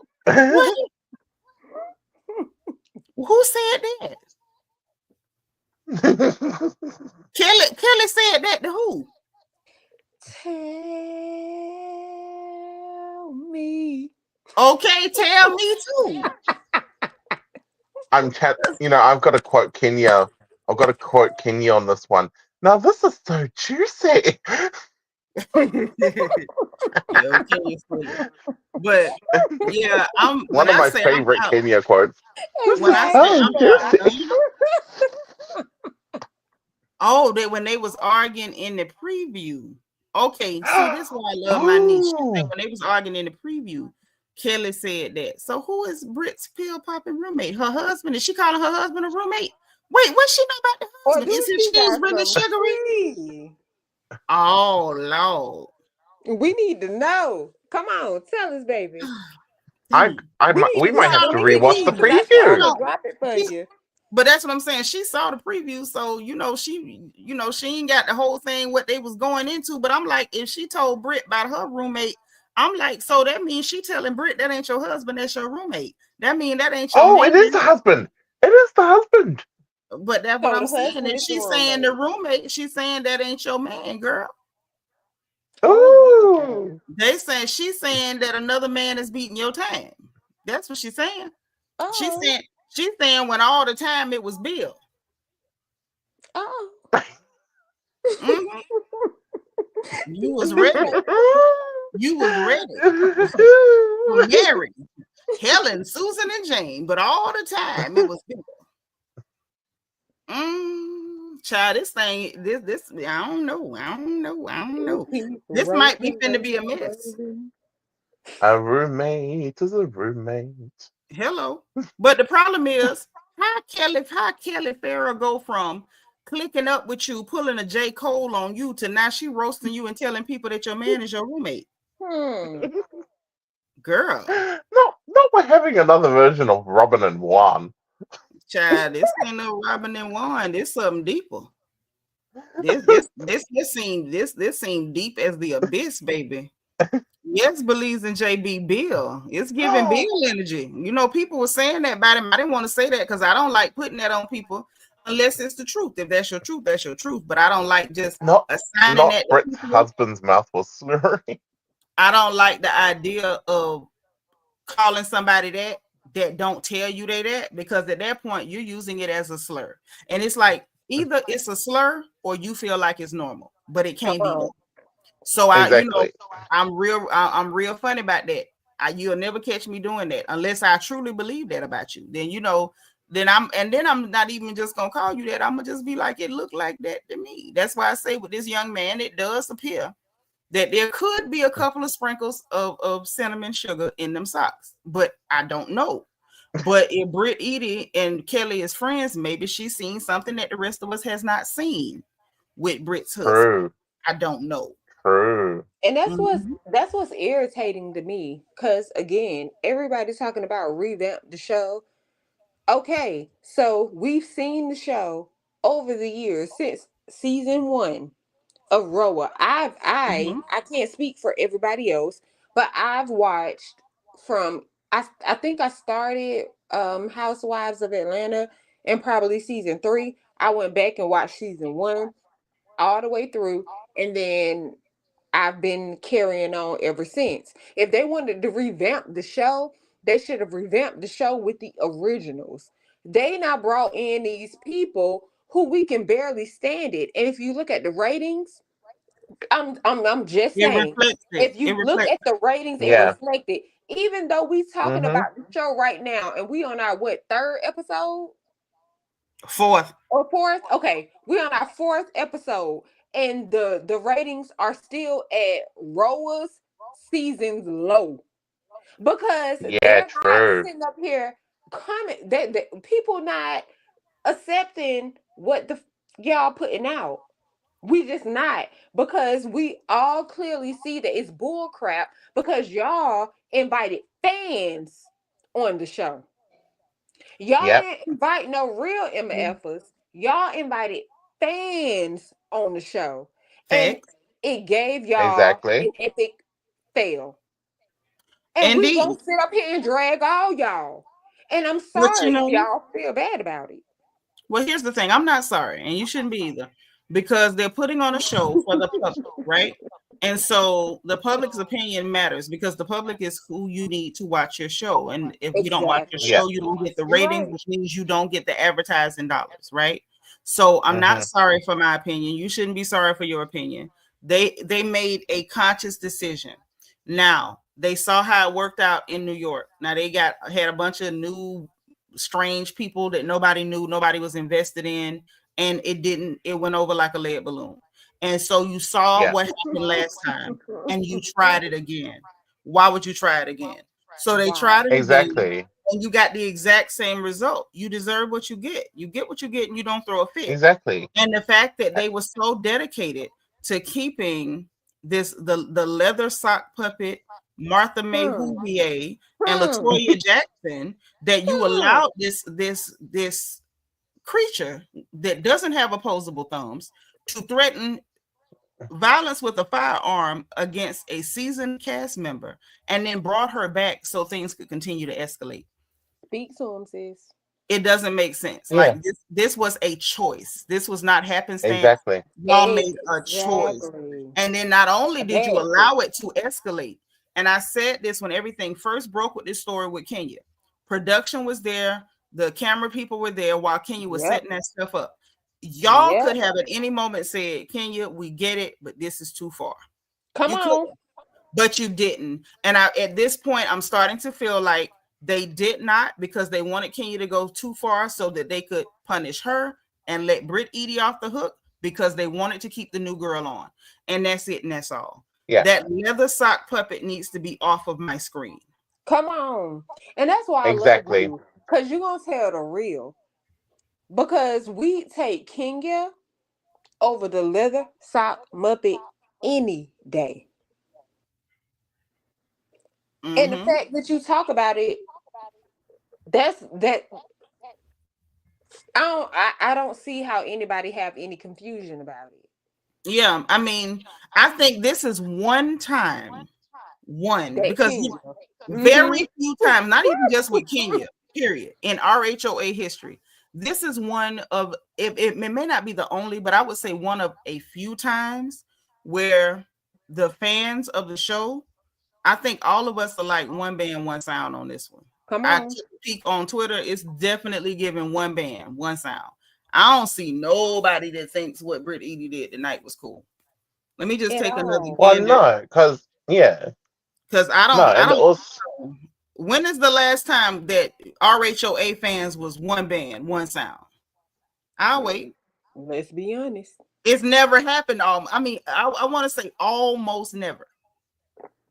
It has almost never happened. Not just RHOA, RHOP, RHOA, Housewives history. Very few times, if any, and I can't even pull any off the top of my head, where the fans were literally giving one band, one sound. Yeah. Because this is the home team. It all started. If it wasn't for RHOA, there would not have been a RHO of anything else. A RH. Well, Beverly Hills, no, OC was already there, but yeah, but OC started. Yeah, OC they started were it. not. Then it was New York. Then Yeah, Atlanta. they weren't, but they weren't carrying. What is Andy Cohen's bag is RHOA. Yeah, well, the thing is, but that's been proven. But the thing is, it's a little bit deeper than that. If we really want to keep it real, RHOA didn't just, spearhead and make possible the shows on Bravo. It literally made possible a whole lot of other Black ensemble reality shows on different networks. A lot of them started modeling themselves after RHOA, after Nene came up with the idea for reunions. Now every reality show has a reunion. So a lot of this happened on the backs of RHOA, but it still goes back to what I said. And I said what I said in the words of the great Lanithia Monique Leakes. This is the first time I've ever seen one band, one sound. One sound. I've not found one person online, not one, defending Brit Eady. That does not happen.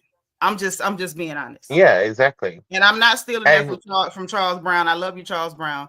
Y'all go follow Charles Brown for hip hop commentary. But that's his tagline. I'm just gonna be honest. I'm just gonna be honest. I ain't never seen this Yeah. before. I've Come never on. seen in the history, and I have watched these shows. I have been watching and keeping up with reality shows since Flavor of Love and I Love New York and Charm School. Like I go all the way back to You College know I Hill when that love girl got in that Flavor. fight and she put them high heels on her hand and went to work on that heifer head. Like I go all the way back. I've never seen it where all of the fans are on their drum line. Everybody is one band, one sound, and I've never seen that happen. Bravo has, and I'm saying that for a reason. Bravo has got to take notice. One band, Come one on, sound. sis. Everybody is coming for your neck. When they pulled that colorism garbage with Potomac, it was not one band, one sound. We saw a lot of problematic, No. we saw quite a few problematic Negroes, even some of them here on YouTube, Because making I ain't understand excuses. that. Okay, but we saw them. We literally, I'm keeping it a buck. That's why You I are. dropped. That's why I dropped all the dialect and colloquialisms because I want y'all to really hear me. When that happened, we had a whole lot, a decent amount of problematic Negroes who were making excuses and excusing and encouraging colorism against Black women. It was literally happening. There were YouTubers, That's true. even some that I associate with, respect and love, that they were allowing it on their platforms and they were engaging in it in themselves. It was not one band, one sound. And Mm. but it was enough people that agitated and made noise that Bravo had to pay attention. And we saw what happened when they came back. We had a decent number of actual Black women, and they cut the colorism crap because it was not going over. It was not Come hitting. It on. wasn't working. Okay. So, and I can name a few situations. The situation with Robin, with the stuff she pulled, everybody was not one band, one sound, but Bravo had to pay attention. And next thing you know, when Juan doesn't show up to the reunion because he was busy working nowhere, she ain't had no job. So now we got a situation where Bravo, we need to know if you're going to barbecue a mildew, honey, because we got a leather sock puppet who doesn't have opposable thumbs making threats of gun violence against a cast member, and ain't nobody in agreement. For the first time, maybe ever, nobody's And in you said agreement. that. So what you You gonna said do? that. You That's what I'm said saying. that. What you gonna Barbecue do? a mildew. What we doing? And it looked like they leaning towards mildew at this point. I think And I'm just being honest. I'm gonna say I'm this. just being honest. Here's the real. I think that was their intention. Now let's see what Ooh. happened. Because see, we all know how it goes. They have an intention, and then when they see how people respond, we get a result. So what you gonna do?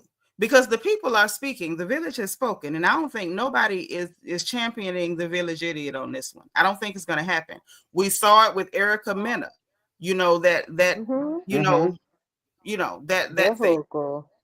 Mm-hmm. That Yeah, the watermelon outbreak monkey. looking. We Yeah. saw her call a beautiful Black woman that is Grace Hamilton, otherwise known as Spice, a blue monkey, make monkey sounds and call her a monkey again. And they had no intention on firing her. Their intention was to mildew on that one. When the people got loud and let it be known that that's not working, it ain't flying, we do not care. Next thing we knew, Erica Mena ain't had no job. Ain't had no Mm-hmm. So job. And I ain't really had no job. And now she over there on Zeus Network with those painful looking breast implants trying to do a dating show. Hello, good night. So now, Bravo, what you gonna do? Because the people have spoken, and I don't see it stopping anytime soon. No, and what it needs no, to. I totally agree. And it because people can see the ramifications of that, of Yeah, what would happen if you just sweep it under the rug. yeah, And I it's not really gonna. do hope that people keep making noise on it. Yeah, I don't think it's gonna go away. See, it was one thing when they did what they did with Kenya, and her fans were talking. It's like, okay, a lot of people, and it's no disrespect to any Kenya Moore fans. A lot of times people kind of treat, especially like within the Bravo universe, a lot of people treat Kenya Moore fans like Minaj fans. Like nobody pays attention. We just like, Yeah. okay, they're loud, they twirl, who cares, right? The problem is now it's not just Kenya Moore fans. Now the problem is you don't just have Kenya Moore fans. You don't have Team Twirl.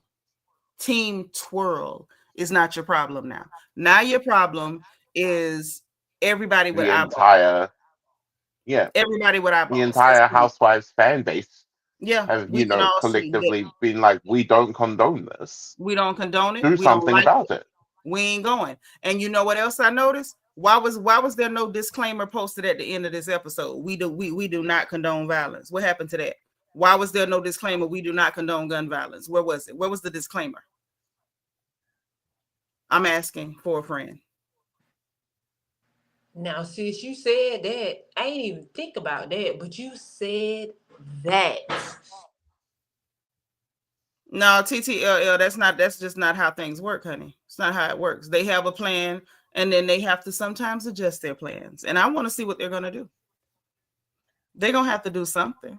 Unless they can get people to stop, because what I'm seeing online, the people ain't stopping. Not only just Bravo, but truly original as well. I would like to see what they would do about something like this. I mean, I personally, I just want to see which way it goes. Which way does it go? Because where was your disclaimer?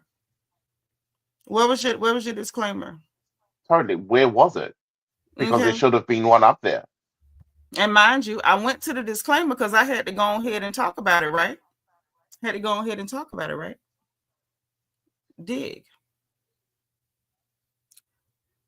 And Queen, you're right. They put a disclaimer up when Mia attacked Wendy with water, a cell phone, and a purse. Yes, they did do that.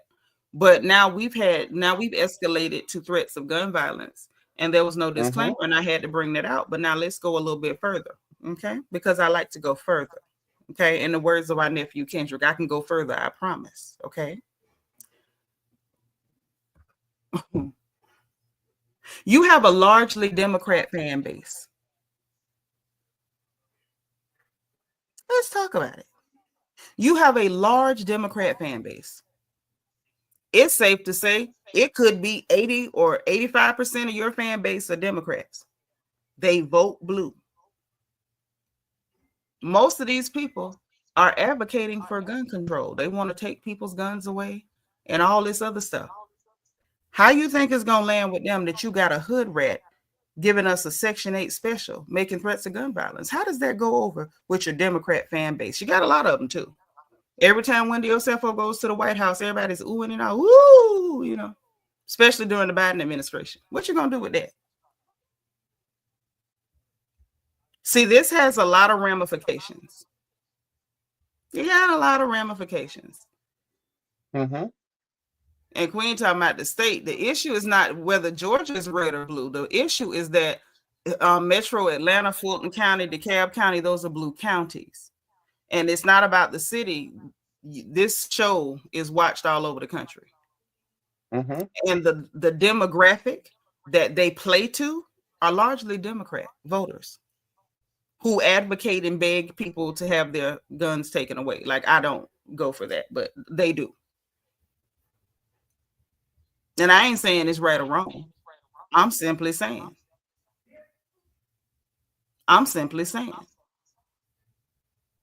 When the largest portion of your demographic is absolutely against people even having firearms, mostly, how does it go over when you keep somebody on your show who's threatening gun violence?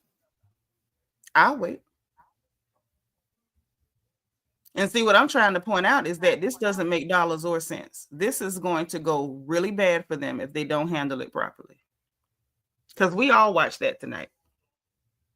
And I watched it and I was disgusted and I was irritated and annoyed and anxious all at the same time. Like all at the same time. And I'm disturbed. Like I'm literally disturbed.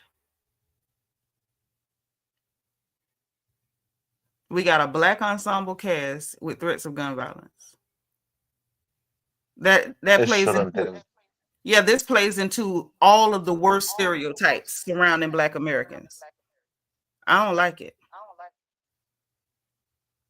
From an ex-prostitute leather sock puppet. I don't like it. It's not a good look. I told y'all flat out during Potomac, I was disturbed. It was 11/11, Make a Wish. I was disturbed when Mia gave us the first person on a black ensemble cast with a stink cooch. Like some things we don't need. We don't need that. That's not a good look.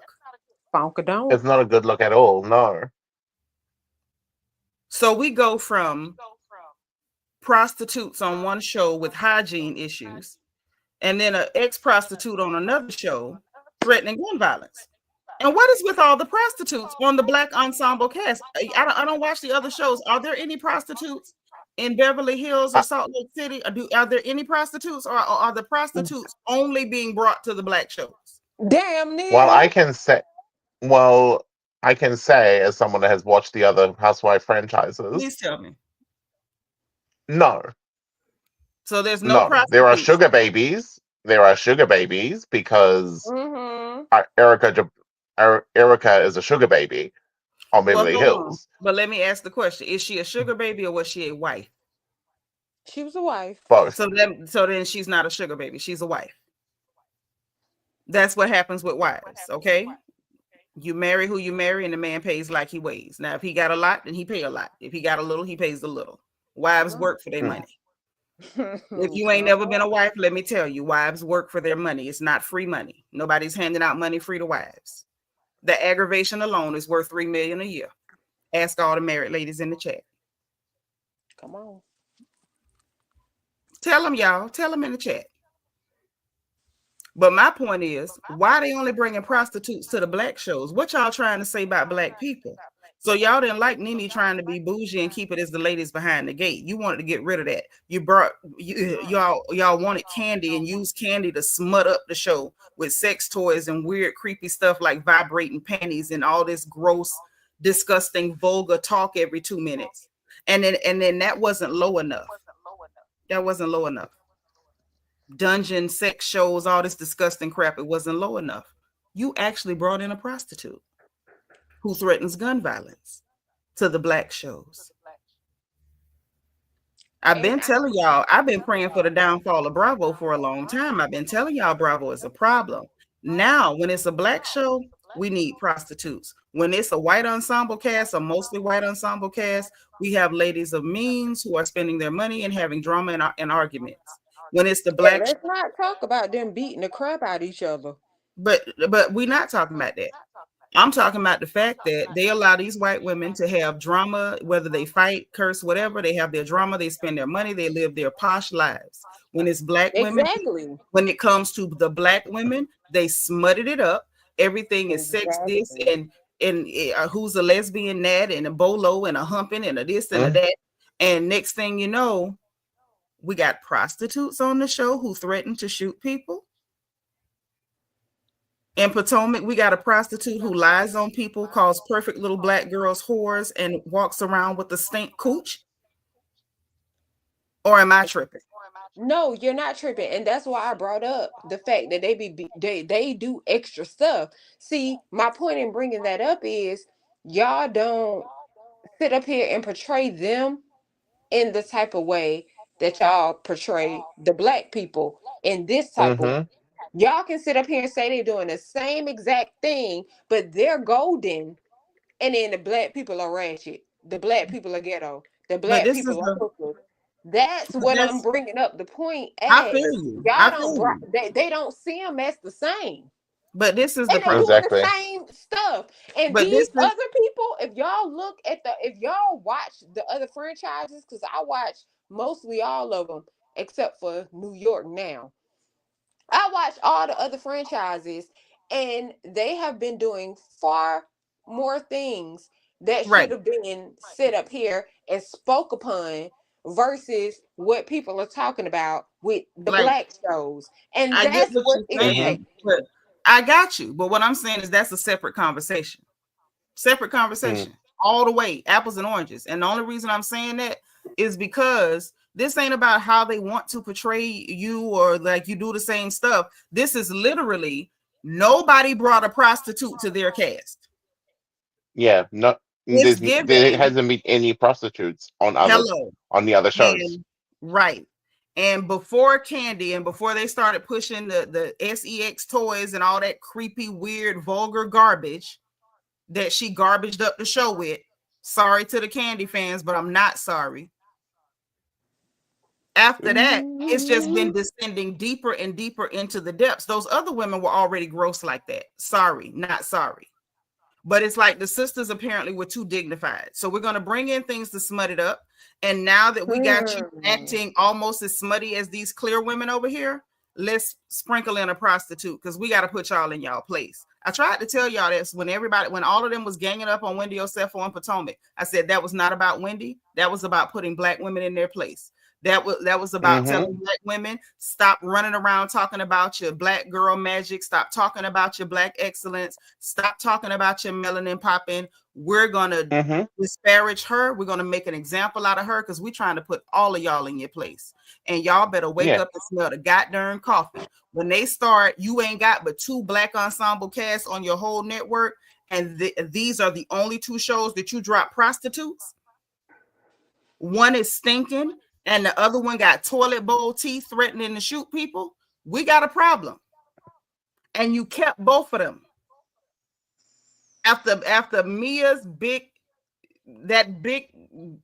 gigantic yeti of a heifer assaulted Dr. Wendy, she should have never been brought back. But they kept her there because they wanted the prostitute on there. They're doing things because this is, I hate to say a psyop, but in a way it is. Come on. They are painting a picture and they're building a narrative because they're trying to get y'all to understand something about yourselves. You're excelling. You're thinking too much of yourselves. This is who we think you are. We think you're prostitutes. We think you're low class. We think you're Zeus Network. This is who we think you are. And we're irritated that you're not that. That's why you can go on social media on any of some of these, extreme right-wing sites and you hear them saying things about Black women like, oh, they're overeducated. This is what they want you to be, prostitutes. That's why there's only 2 Black ensemble casts on their whole network, and these are the only 2 shows where they dropped off prostitutes. Now that's the lick. Because if we get into the conversation that you was having about how the perception, Black women versus these clears, right? That in and of itself is something that we perpetuate. And are we ready to have that conversation? Because it's usually not them attacking us. It's usually us attacking our own sisters. Can we really tell the truth? Oh, y'all want me to talk about it? Let's talk about it, sis. Because it's us. Because it's a lot of us that watch those clear shows, and we'll watch those clear shows, and then we'll sit up and be like, oh, she doing it. Oh, girl, you come to the cookout. Then when it's a Black, she a hoochie, she a hoe. Them people, those people don't talk like that. That's how we talk. That's what we say about our own sisters. So the perception and the name calling and the degradation and the labeling, it comes from us usually. I'm not saying they don't, but usually it comes from us. You're right. But you got to ask yourself why. You know why? Because whether we like to admit it or not, Black people are usually very, very, very conservative. We are. We're conservative people. We are. It is what it is. I know we like to lie because it sounds good because we liberal. No, we're not. There's nothing liberal about Black people. It ain't. It just ain't. Oh, if you think I'm joking, ask any gay kid who went home to tell their regular Black mama and daddy they was gay. Tell me we ain't conservative. We're naturally conservative. That's who the hell we are. Who said you was joking? I'm just keeping it real for everybody listening. Oh, okay. And not only are we conservative, we're extremely judgmental. The minute somebody steps outside of that box, most of our people are not only arch conservative, we are extremely narrow-minded to the point that we will attack you to the extent of causing harm because you stepped outside of the box that we're comfortable with you being in. And that, my dear, is the crux of it. And that is what Bravo does not like. They don't like our conservative values at all. They don't like who we are. They want to benefit from us. They want us watching their shows so they can make the money, but they don't like who we are. They don't like the people that we promote to the top. They don't like it because those people exhibit and exude the values that we hold near and dear to our hearts, whether we say it out loud or not. And we know it's true because you got little girls like Little Sexy Red, Little Janae. Janae don't bother me. I'm not that narrow-minded, but most of our people are. What they call that girl? Everything but a child of God. She can literally do nothing. She can take a picture. I can't stand her. She a whole, she a this, she a that, she trash. Huh? Calm down. When You y'all want did the you same want to thing. hold on. You want to set them off? Let one of these girls show a little bit of skin. Brain to the moon. Explode. And those people do not like us being conservative and judgmental and holding ourselves to a standard. I believe in holding ourselves to a standard. I'm just not that closed-minded. I feel like everybody's got a choice, and I don't feel like I have a right or an entitlement to attack you because you see the world differently. But most of our people are not that evolved, and that's just the truth. They don't like that we hold ourselves and each other to a standard.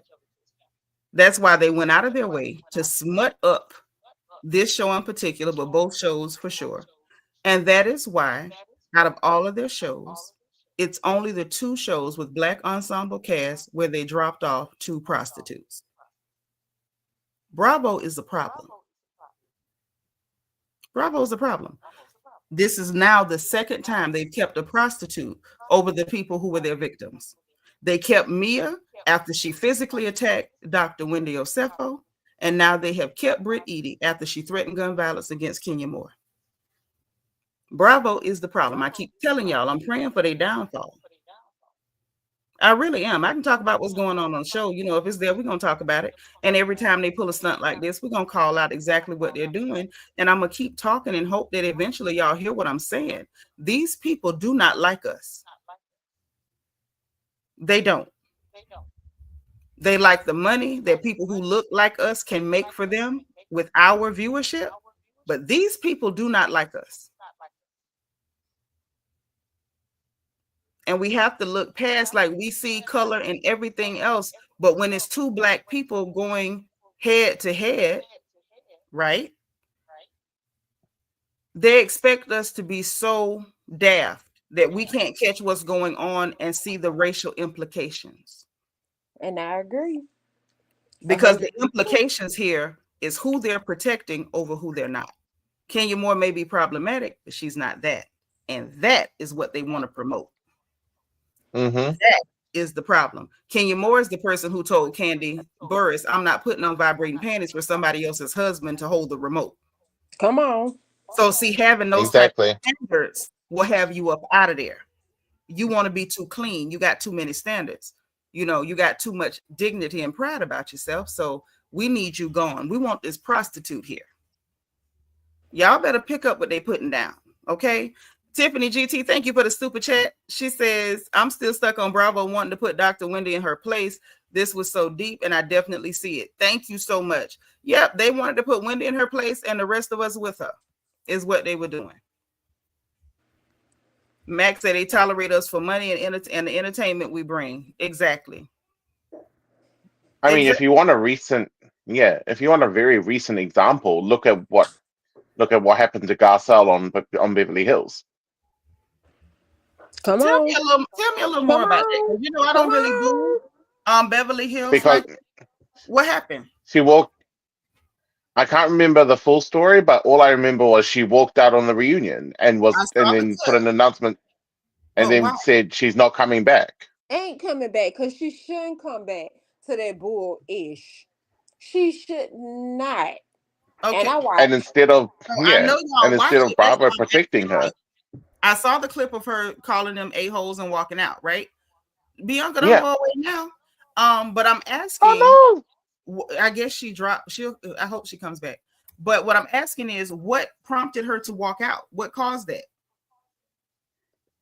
When I'm not too sure, I'm still trying to find out. But from what it sounds like someone said something really disgusting and disrespectful to her, because she's had a lot of people say a lot of disgusting, disrespectful things to her. You've got people talking about her children, talking about. I saw that. I remember that. Yes. Talking about the way that the way that she puts herself on a very high standard, and the fact of the matter is, they tried so hard to bring her down to a very to a very similar level to, Brett, the BO who looked on a white man looking person. So, if you want a very recent example of that happening, Garcelle's probably the best example because, Mhm. you know, yeah, the And mean not girl. Oh, there we go. The mean girls were ganging up on her. Okay. And exactly, I and want not only that, to these real quick. Let me address this. She said, "Aren't we part of the problem? We continue to watch, discuss, and consume content from Bravo shows." Well, it depends on your motives, because quite frankly, I don't know how often you come over here, but quite frankly, most of the people who come over on this channel don't even watch the show. They come for the review. I watch the show so that I can give social commentary on the bull crap that they pull, and so I can pull their card every time they do it. So I guess it depends on motive. And people like me, I'm so petty. I pay for like bootleg out the way pirated apps and everything to make sure that they don't even get a view from me. So I can't speak for nobody else. So you knew, welcome, baby. But that's why I wanted to take time and answer you instead of just, going past what you said and pretending I didn't see it. Like, that's what's up. It depends on your motive. I watch them to call them out, and I do it on a regular basis. Everybody here has heard me say that I'm praying for their downfall, and every mistake they make, I shine a big old floodlight on it, because I don't like Bravo. Bravo does not like us, okay? So I don't like them. They hate Black people. They are racist, part and parcel, and everything they do that's problematic toward my sisters, we're going to talk about it on this porch. So I sure hope you come back. A said, from my understanding, it seems like some of the cast members took issue with Garcelle mentioning in her confessional that fake the break-in, but I guess we'll have to see in the actual reunion. Somebody faked the break-in. Okay, Chlo said she felt blindsided at the reunion. And they said Boz said that Dorito, I guess that's one of the people, should have sued her, and they said Mr. Peanut Shaped Sutton, Jesus, did not have her back. Okay. exactly, because Boz coming in as another Black woman, and the first thing that you want to do is be the head. Allegedly, how it looked, it's like you wanted to be the head Black woman. So instead of coming for who you should have been coming for, you went for Garcelle, who ain't did nothing. And guess what Garcelle said? Oh, y'all ain't finna play me to the left. Bye. Exactly. And I agree. Well, I Exactly. agree. I Garcelle would did say, nothing to warrant that effing behavior okay. from Boz. Did Well not. then, but that's the really pretty dark girl. Yep. Okay. Now I will say this. I did see a lot of that commentary online, but y'all know I don't watch the show. What I will say, just life experience. I've seen situations more than once where Black women may be in a minority, or may be the only piece of pepper in the salt shaker, as my daddy would say. And sometimes when another sister comes into the space, rather than being her sister, they start trying to compete for the only Black girl spot. Like, there can be more than one. Like, this is not Come the Highlight. on. This is And not, that's all there can Garcelle be was only saying. one and I'm gonna cut your head off. Like, it don't have to be that. And that's Exactly. all Exactly. Garcelle was saying. And Garcelle said, before I do that, I'm going to bow gracefully because this is not what I do. I don't do this. I can dig So it. I'm out. I got projects going on my own. And what I said I'm going to support Garcelle in every project that she do from this point, Okay. Heather, because I respect that. She didn't go out nasty. She did And not she talk shouldn't. about buys. She didn't Nope. do anything, but we picked up on what was put down. And buys, in my opinion alone, was wrong. You came in trying to be the big dog, and I can't wait. I can't wait till you see your fate. That's all I got to Um, say. I need y'all to welcome I am Lakeisha to the chat. She just told y'all Hey, she knew. how I you need y'all to spam Lakeisha? the chat with welcome. And you see what Evie said. She said, yeah, it's disgusting to be the henchman for clear women. And I can't wait for them to turn on her. It's gonna happen. It's Come gonna on, happen. Neely. I can't wait neither. I can't wait to see them fail. Look, I can't wait. Because why would you chat, do that? chat. T Love, tell us how you really feel. Dang. Y'all tough. Y'all tough. Why am I not seeing welcome spam in the chat? Is everybody falling asleep? Evie said because Garcelle Sorry, I was don't. tying my hair, but She said Garcelle don't need that check to let them sully her image, and she doesn't, and it's not worth it. yeah, and I think yeah, and I'm with Sister Bianca on that. Instead of actually, showing solidarity and being together with her, Mm-hmm. she decided to go and be a henchman to a white woman, Yeah, white women, but not only just Yes. any white woman. She decided to compete for the only black girl spot when there was really room for both Yeah, of them. You don't have to compete with exactly. only one. It can be both. There can be more than one. We see it happen when it comes to music, especially hip hop, where when black women come in, if a sister's tearing it up, the men will act just like those clear women and try to pit them against each other, like, oh, y'all fight for the one girl spot. No, there's no one girl spot. There's enough spots for all the girls. And so it's disappointing to hear that this sister, and she's so lovely, it's disappointing to hear that this lovely sister is playing herself, because she thinks she's playing her sister, but she really playing herself. And, being their henchman to fight for the only black girl spot. There's not just one black girl spot. It's not. That's not cool. I was wondering what happened.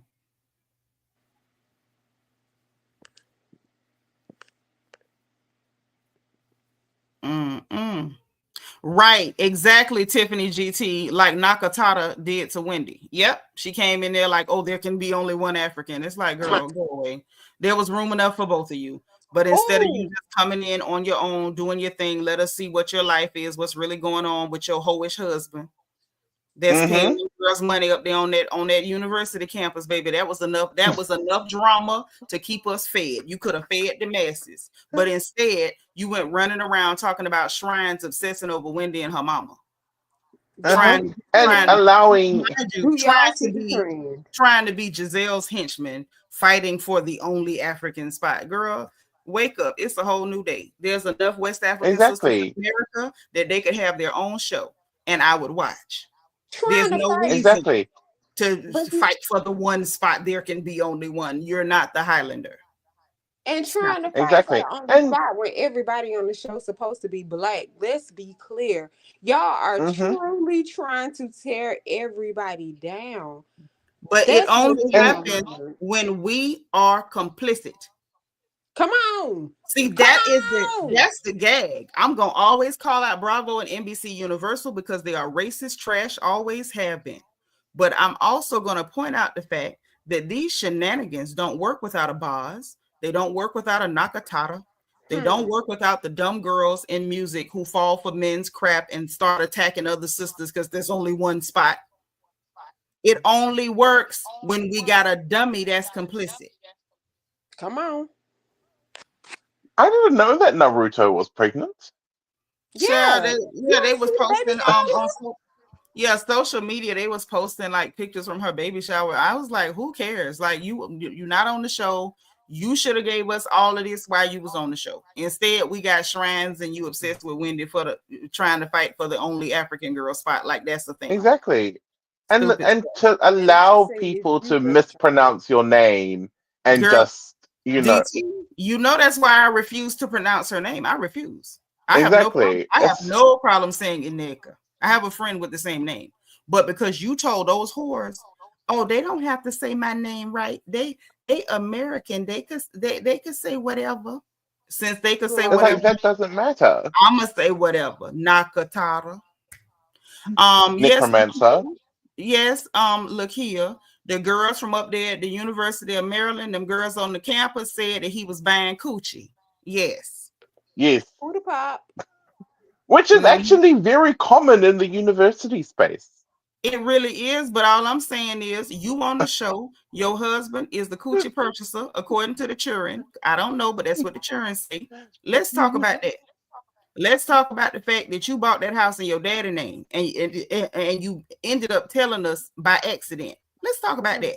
Why we can't talk about your brother getting that baby with that girl and not taking care of it, and the girl done had to move to Louisiana and marry another man and he raising your brother child? Why we not talking about that?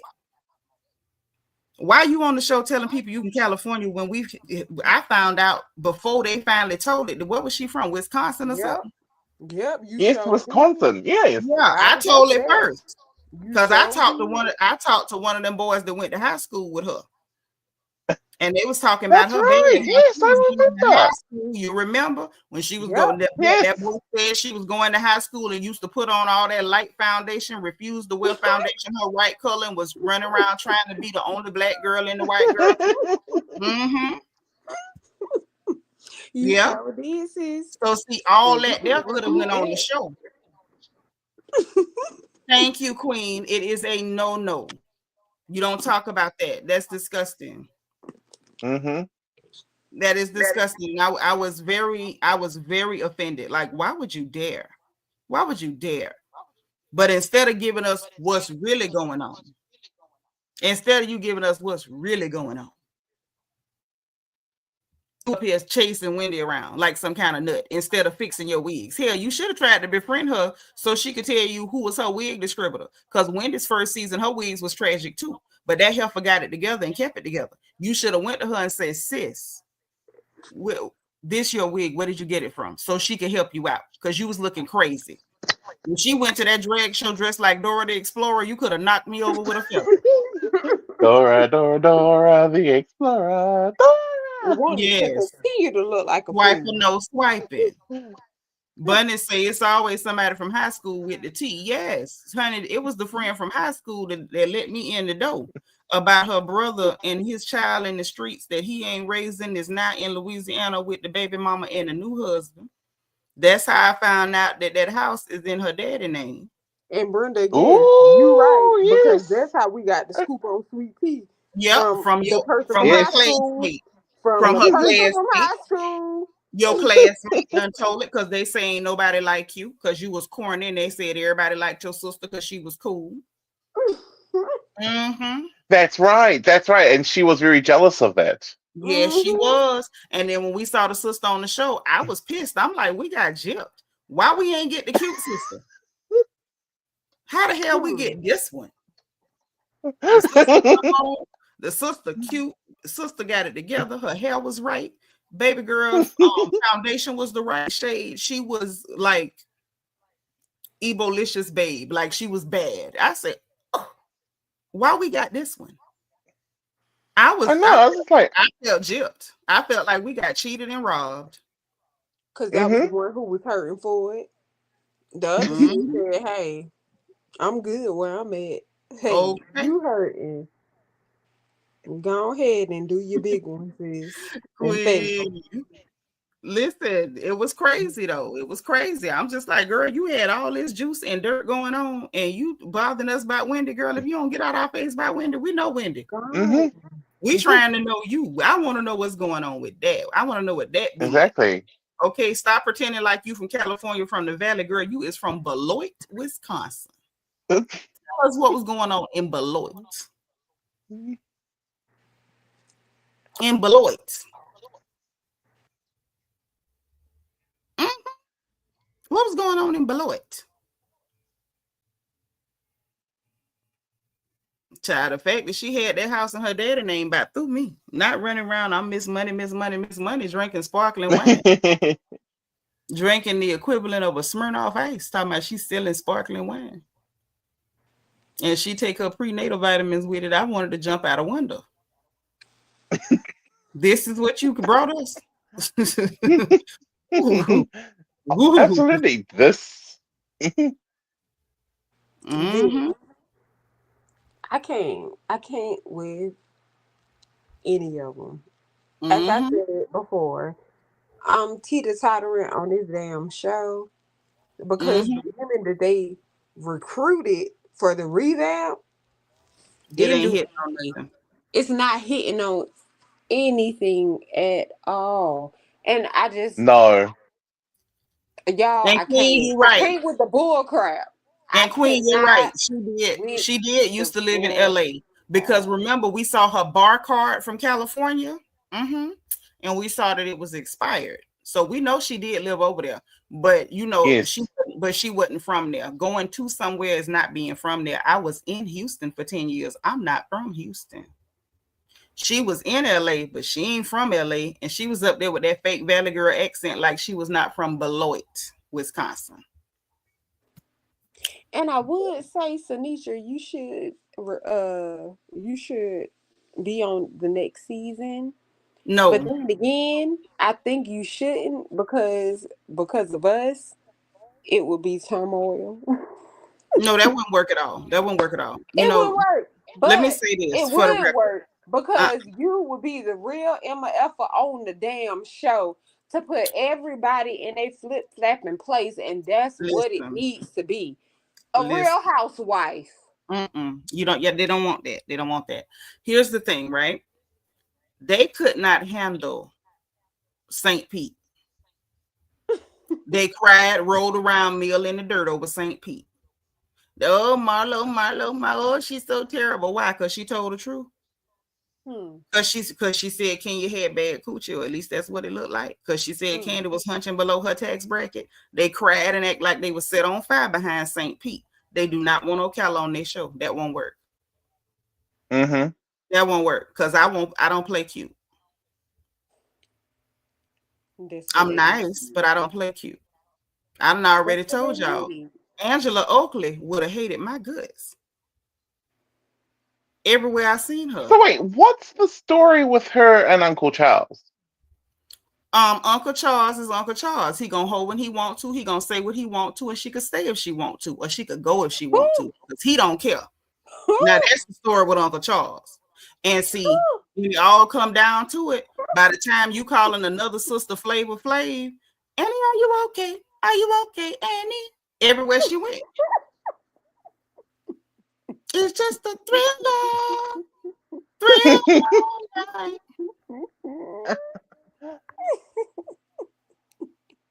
Everywhere she go. Everywhere she go. It wouldn't have been nothing she could say to me. You've been hit by. You've been stuck by. Not a smooth criminal. She said,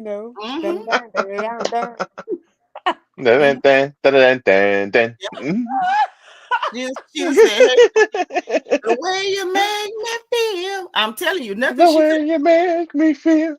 I'd have been acting like Bumblebee on the Transformers. You know, on Bumblebee, he can't talk, so he have to talk with the radio stations. I swear to God, Yeah. I love would have been Bumblebee part two. Everything she said to me, it would have been a song. She just said, Flavor Flav, if you wanna be my baby, it don't matter if you're black or if you're black or white. With a straight face. So no, they absolutely do not want nobody from Ocala on their show. Tell them. That's why they need it. They don't want nobody from Ocala on that show. Listen, I come from a town where we don't even do subliminals, honey. We tag the people we talking about. We don't even just say your name. We tag you. We will go live and invite you to the live. And then we can schedule somewhere for us to beat your tail. Like, I'm not from a place where we play around. So they do not want anybody from Ocala, Marion County, Florida on their TV. They don't want that. No. What if Angela could... Like, Bianca, think about this. Could you imagine what would have happened if an Ocalan was in the room and Mia Coochie was saying? That wouldn't have been no brief conversation. There wouldn't have been no... Because why your... There wouldn't have been no brief conversation. It wouldn't have been actually saying somebody stank. It would have been like, I know good and well this maggot eating rotten so-and-so hoe ain't down here. If you don't go and dump some bleach in that, girl, they don't let people like us on TV. You're not allowed on TV. You know, I told y'all from the beginning, they don't even really let real Floridians on TV. They go down to Miami and get people from other countries with accents and have y'all thinking they have y'all thinking that Florida don't have no culture. It's just a bunch of people that jumped off various boats. And that's not the case. They do not like to put real Floridians on television. They don't. And they need to.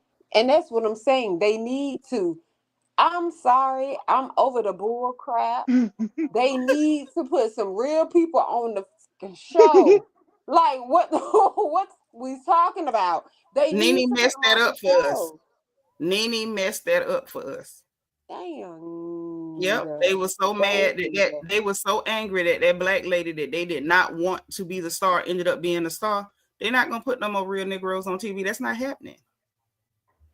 See, if I was in the Yes, room we and will. Just with Mia, hold on. Let me answer Taya. She said, so y'all just straight up tell people they can't pray. Yes, we will. yes. Yes, people from Ocala, we will, and we'll go make Because a page what? on social media, tell everybody that we was around you and your stuff was stank, and everybody else who was there is probably gonna be in the comment section, girl. Like that whole walk past. Yes, that is what we do. It was just last month. It was just last month. My baby cousin and the rest of them went to the car show. Big thing, you know, everybody was dope boy fresh or wanna be. And so my little cousin that Sunday took her tail online and took pictures of people with fake chains on and found the chains on Amazon and posted them and made a big post. And then, you know, started tagging the Negroes that had on fake chains. Like, so yes, that's how we conduct ourselves. We are not allowed on television. But sis, Not my question to you is, why do people feel like it's so negative for you to tap your friend, your girl, somebody who you supposed to be locked in with, and tell her, hey sis, you not on point? First of Apart all, from it, let's get it together. no, that And don't that dog don't hunt. And that dog don't hunt because Jacqueline always got her nose up Mia behind, so she nose blind. She didn't even smell the phone. no, I'm talking about that last comment when she was like, so y'all just gonna tell people they stink? Like, Yes. if I'm your friend, No, no, and no, no, if no. you are No, no, going no, out, no. now if I'm not your friend We don't and have to I be want friends. you No, we don't to have to go be out, friends. We don't have to be friends, and we ain't even gotta have no beef. I just have to be there, and you would think you probably gonna get told, and I can guarantee you somebody gonna be on Facebook and why are you funky in the first talking place? about it. And if you get mad, they're gonna tag you, probably go live, invite you to the live. Everybody who was there finna weigh in and say, yeah, you was tart. And why are you funky? If you know you finna go somewhere and you don't wash your behind, why are you mad that people are telling you, trying to, hey friend, hey, All I'm you not saying, right. but what I'm saying is when we go to Mia, somebody like Mia, had they handled her the right way, had they handled her the right way, Mia would have been scared to do half the other stuff she did that season. She wouldn't have said nothing no more if they had handled her right when she came trotting down them stairs, smelling like something that trot for real. Come If they'd have on. dealt with her then and there, Mia would have been good and quiet the rest of that season. Come on. Wait, can Cause I you better reply to lit her Tiffany ass up. GT's comment about Engelbert Humperdinck saying that she should smell her own stuff? The Well, problem that's that well, you gotta, Engelbert but DT, that's what our mamas told us that you smell yourself is first. That's what our mothers exactly, but told I'm us. just saying. But I was just going to say, Engelbert Humperdinck's problem is that her nose is broken because remember she had surgery on her nose as well, if I remember right. Yeah, but her nose ain't like Brit. Her nose actually do work. Her nose work, but it's just like when they do the air freshening commercials and they say people be nose blind on them Febreze commercials. When Yes, you around funk so long, you don't smell it, and And that's so that regular is true. nose. That is true. couldn't smell it. That's regular nose. Jackie couldn't smell. Yeah, that was regular to them. That they was nose blind. It wasn't until they came trotting down them stairs and me and Ashley, big forehead behind, was like, somebody stank. And I said, oh. And Karen's face was tied up. I said, oh God. I said, And then for Ashley to call him out though, y'all. well, Ashley. Ashley called them out because I bet you ain't nobody never told us Ashley was stank. You I know. say what you want to say about Sister Underbridge. She taught her how to wash her tail. Yep. Not Sister Underbridge. Say what you will about Sister Underbridge. She taught her how to wash. Because we ain't never heard nobody say Ashley was stank. I mean, I'm just saying, stop me when I'm wrong. We ain't never heard nobody say Ashley was stank. No, we didn't. No. Say what you want about her forehead. Say what you want to say about her barfly clothing, her Forever 21, her Charlotte Russe outfits, whatever. She don't be stank. Don't be funky. She Yeah. don't get The bridge funky. taught her how to bathe. Mm-hmm. But when she smelled funky, She was like, somebody stank. I say, tell it, baby. Tell it. Tell he it. said somebody is stank. And then guess what? The camera panned on to the person who was walking out. The cameraman needs to be fired. The cameraman needs to be fired. No. The cameraman deserves a raise. Okay. What I would say this though. I'm gonna say this. Karen too bougie for me because her face tied up in a knot. So she got a good dose of it. And her face went, and I was like, Karen, say something. Why? Karen face balled up like old foil paper after a barbecue. Like it folded in. It's like her face caved in on itself. So I was like, oh, she got a bad dose of it. And ain't nobody say nothing. I'm like, oh, y'all too dignified for me because you not going nowhere with me. And then y'all got to climb in that sprinter in closed quarters. And I know you got to hike your leg up to get in there too. You ain't, I wish you would. I'd have rolled on the hood or call an Uber. I'm not getting in there. And you got salmon croquettes or whatever else in the hell going on. No. I'm ready to fight. Like, bitch, ain't no way. You Baby, that would have been. You smell like that. No, ma'am, no ham, no cram, no. And the thing, and this is the thing. I'm not, and y'all know I'm not even nobody to speak up under nobody's clothes, but what's under your clothes ain't got no business coming out from under there. Mm-hmm. I don't believe Keep it in there. Keep it in there. If it come up under and hit my damn nose, it's a problem. It's a problem. I'm just saying, y'all know I don't really approve of like talking up under women's clothes, but what's under your clothes have to stay there. You can't. You can't let it out. That's all I'm saying. You cannot let it out. Ooh. Don't let it out the cage. That's all I'm saying. Because if you let that cage, it's fair game, especially on camera. If you let that fall exactly out on cage and it's on camera, but baby. you know that. But the blessing is that the screen was not scratch and sniff, so it was not smell-o-vision. Praise God. Praise the Lord. We only had to hear about Amen. it. Amen. So we only had to hear about it. But I'm just saying, you know, back to the original statement, which is they don't want no real people on TV because stuff like that happen. Real people, you're gonna get clowned. Mm-hmm. You're gonna get clowned. You're not gonna be walking around tart as hell and ain't nobody gonna say nothing. What? No. You're not gonna be able to call nobody children whores and go home and have a nice night. You're not. Exactly. That's one thing. You're not. Like, you know what I'm saying? So, like, the reality is we got reality TV that's not so real because real gets messy. Real gets messy. Not only do you end up with people being stars that they don't want to be stars, but you end up with real situations that can get messy. You call the average sister that's in here tonight. If you call their daughters whores, you're not gonna have a nice night. Not over here. Exactly. You're not and that's gonna how have we a nice supposed night. to be. But see, sis, that's how it's supposed to be. What you just said.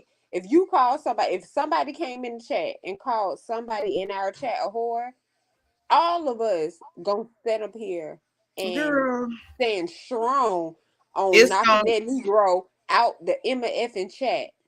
Okay? It's gonna be like hitting a hornet's nest. Yeah, it's gonna be like hitting a hornet's nest or a wasp nest. Exactly. Literally. But I'm just saying, like, this is why they do not want, because if y'all was you a little young, but I don't know if you was big enough to even, maybe you saw the reruns like College Hill, the old reality shows. They would get when they had real people in a few episodes. Okay. So when they had the real people on there, like the first season, second season of College Hill, you wouldn't have been on those. You way too young for that. But like the earlier reality shows would get rough because it was real. And then I understand they got lawsuits and stuff, and I understand they got to have like controls and safety and all that. But as that evolved and the law and everything caught up with it, you can't have real people on TV no more. Like that's not an option. You 'Cause think about that. everybody's so Okay, sensitive. let me put another scenario out. What would have happened if that had been a real sister that Mia threw a drink at, a cell phone, and a purse at? What would have happened? Who would have told that sub? That's all I'm saying. Peter wouldn't have had a Told bar. Yeah. That bar would have got like towed up. That bar would have got towed up before he got evicted. They wouldn't even have a chance to evict, and they would have had to do an emergency vacate because that whole place would have been towed up. effed up. I'm telling you now. Okay, another one. Had it been real folks on the TV, how bad it could have got. Like, let's go there. Like, it's been a lot of stuff that's happened on these shows that could have went so freaking bad. So freaking bad. How they Exactly. about her mom and daddy dying back to back. A lot of people wouldn't have took that so good. That's all I'm saying. Not Taya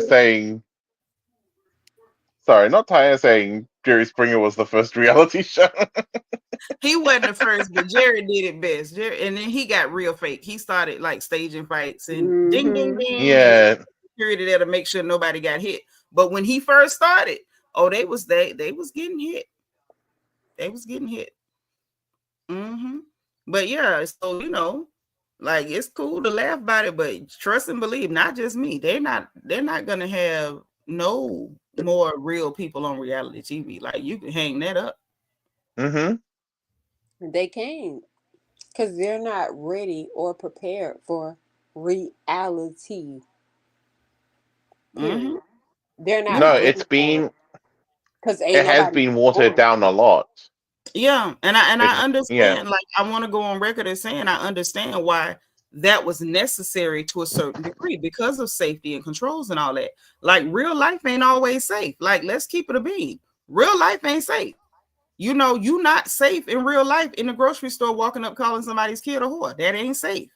So if they're going to be televising it, putting it out to make money, and somebody gets their head caved in, then that's a lawsuit. Because real ain't safe. Like it just ain't. That's why action movies have stunt doubles. Usually. Because real is dangerous as hell. Real is literally dangerous. Super dangerous. The fact that you had people putting fingers in people's faces, and I think it was Mia had put her finger in Wendy's face or something, and Candace was like, no, we don't put fingers in nobody's face. We don't do that. And she just kept doing it. But that's because it was a Wendy. Yep. It wasn't Wanna from Round the Way. It was Wendy. Because had that been Wanna and them, you wouldn't have had to tell me it don't come back.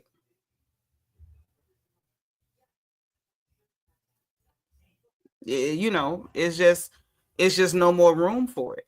It's no more room for real. And DT said he gotta go. Bye, DT. We love you.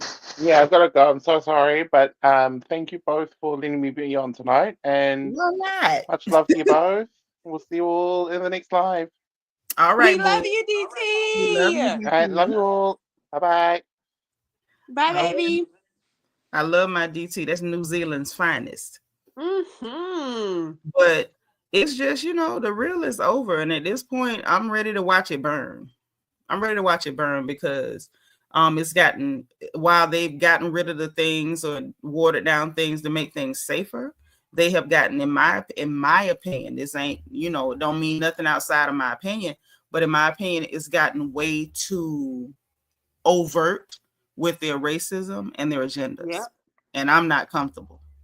And I've been uncomfortable for a while, and I told y'all that. Like, literally from way back, from the time where Andy Cohen had the nerve to call Amanda Stenberg a donkey for speaking on cultural appropriation. And I was disgusted. Like, and I was mad at other Black people. Like, why are y'all still supporting this? And nobody would say anything. I didn't watch Bravo for a long time after that. And then, I tried to kind of ease back in a little bit, just because I like Nene. Like I literally was not Right. even for nobody else. And then Right. when I saw how they handled her and what they did to Mariah Huck, and I was just disgusted. I was disgusted. Like I'm still disgusted.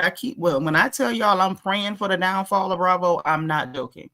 That is But not see, anecdotal. That's real. I have to say this. I Mm-hmm. know you don't watch the MTM, but it's so funny how everybody on the cast right now is saying that they rather Mariah be here.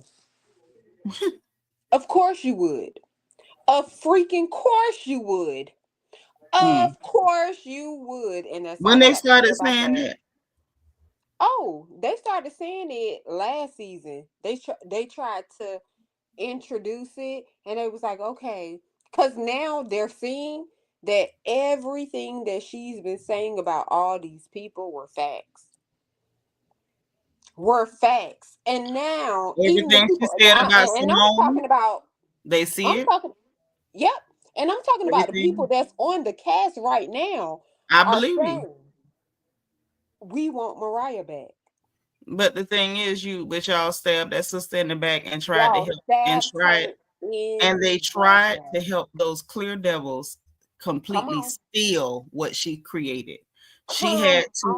She had to litigate to get her just due and to continue getting her executive producer check. So she's getting checks no matter what they do. And I'm glad about it. But I am too. I still have a very nasty taste in my mouth for the fact that they tried to help those people do that to her. And it was with malicious intent. And Hmm. that's why, I know y'all watch Married to Medicare. I will not.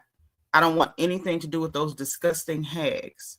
Whatever happens to them, they deserve it. They deserve each other. They deserve each other. And I hope that they continue to have the years that they deserve. Hmm. What they did was disgusting. It is unforgivable, in my humble opinion. I wish I would Hmm. watch those hags. I wish I would. I wish I would catch myself in a dream watching them. And you know I'm gonna keep you updated because they all sitting up here saying now, present day, that all the BS is going down. Now y'all want Mariah back. Mm-mm. Well, where did y'all have Mariah back when she was on the show? First of all, what they did was teamed up to attack that sister, call her a drug addict and everything. Like Drug addict. it was the And most she disgusting display that I'd ever seen in my life. And I've seen some stuff. But as far as on television, as far as seeing a black woman like degraded like that, a sister of her caliber, I've never seen that before. And I thought that was so horrible and unforgivable. And I mean just that.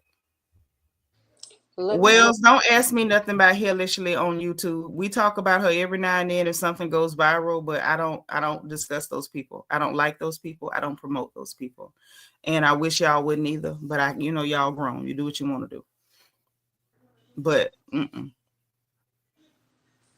I find them to be horrible women. Horrible. Except that little new girl, because she didn't have a hand in that. And I don't think Contessa didn't have anything to do with it either, to be honest. But mm-hmm, you mm-hmm, know, mm-hmm. nothing personal against them, but the rest of them, like I simply cannot support that. Like it's one thing for y'all to tell me that, the little girl Boz or Bose, however you say her name, was being the henchman for those clear women over there in California.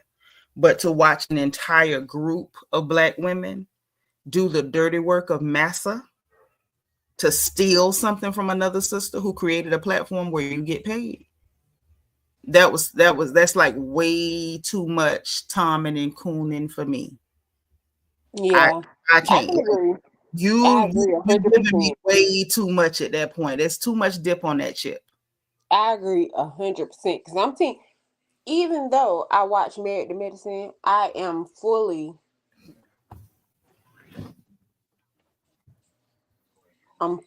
team. Okay, But so the problem I got with it is like I don't respect them as women. I don't respect you as black women. I don't respect them as humans. And when I have that little respect or that great of a lack of respect for you, I don't want to see your face. I don't really want to hear your voice. I want nothing to do with you. Like, I don't even want to see you on my screen. Those are disgusting women. They are disgusting. And people like Jackie is worse than that. Like, you didn't even try to just backstab the person who gave you a platform to get an additional very nice check. You are on record saying that Black women have a high morbidity in childbirth because we lie and we cry wolf and just trying to get days off work. Like, you're part of the problem. That Black women can't be believed in healthcare, and so their symptoms get ignored and they lose their lives because of old dried up pieces of beef tripe like you. So I don't respect those women. Like, I think they are. I cannot find a word to describe what I think of them. I think abhorrent isn't deep enough. Dastardly doesn't cover it. Disgusting is like too shallow. I am loath to find a word that is graphic enough to describe my opinion of those women. And sis, when it comes to that, I'll have a conversation with you on the back end about it because I feel so strongly about it when it comes to the childbearing and the birth. Like, my thing is, how can you have opinion on childbirth and how Black women compare, like how Black women overreact when that's not an experience that you've had? But That's the my thing thing. is, You have never I had that mean, experience. And I'm not knocking it because, of your circumstances, but you should have that same gratitude as I do.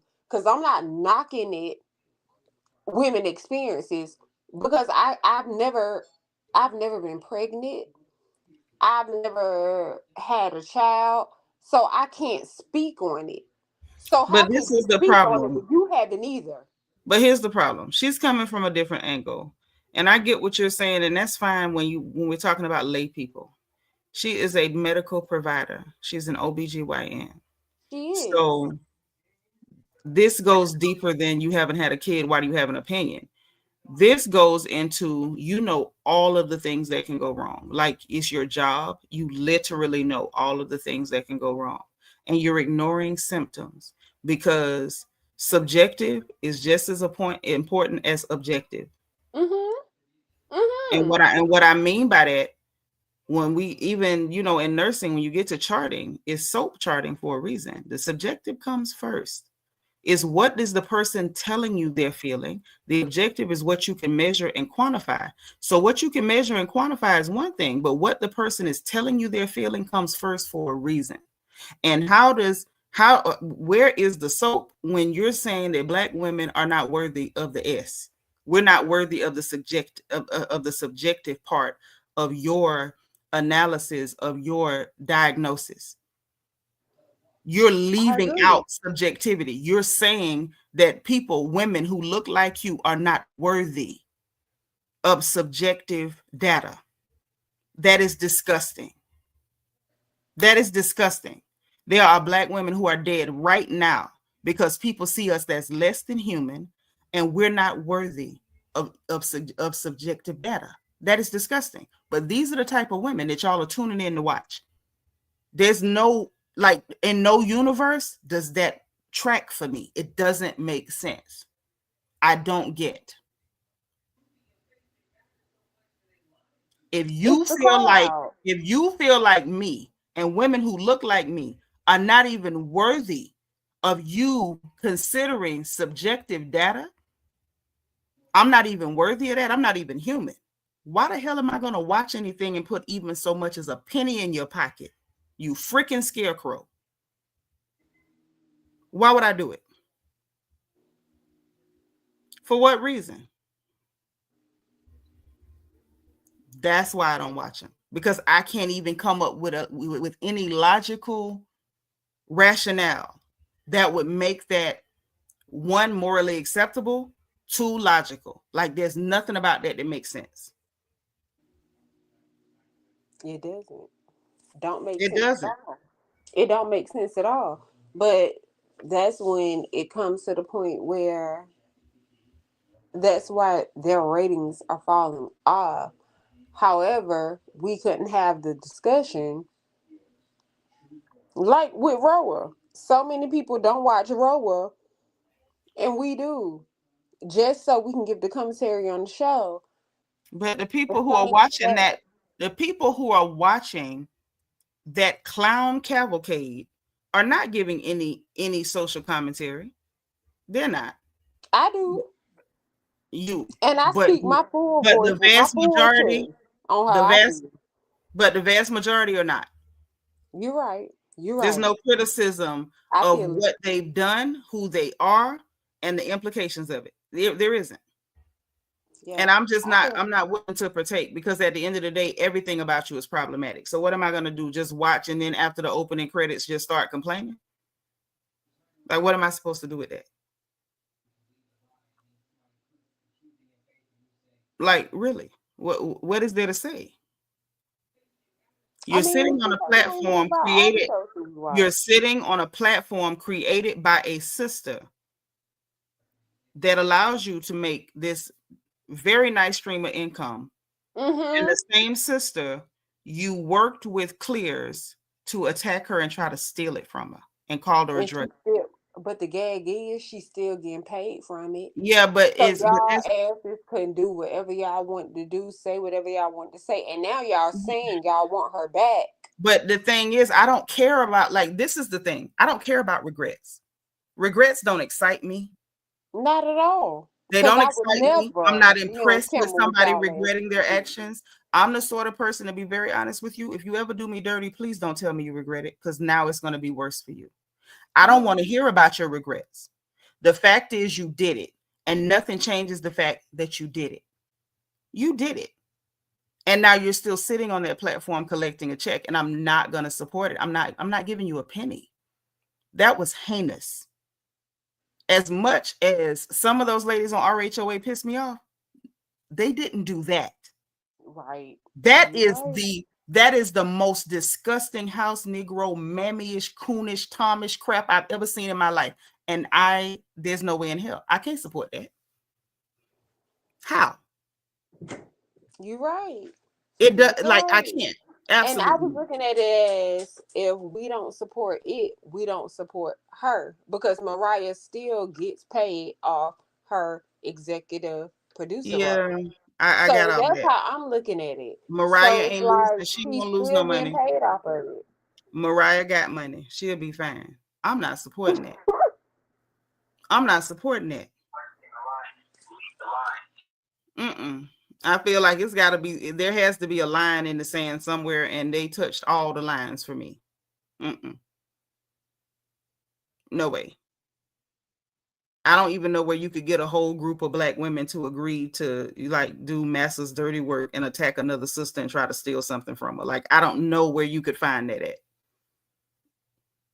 Like, we got our problems as a people, but that was anomalous. I never seen that.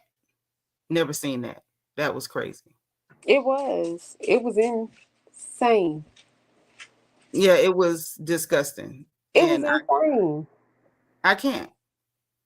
Because even if I see a still shot or something, or like a clip, I just see trash, trash, trash, trash, trash. I saw the clip of Phaedra calling them trash, and I was like, amen.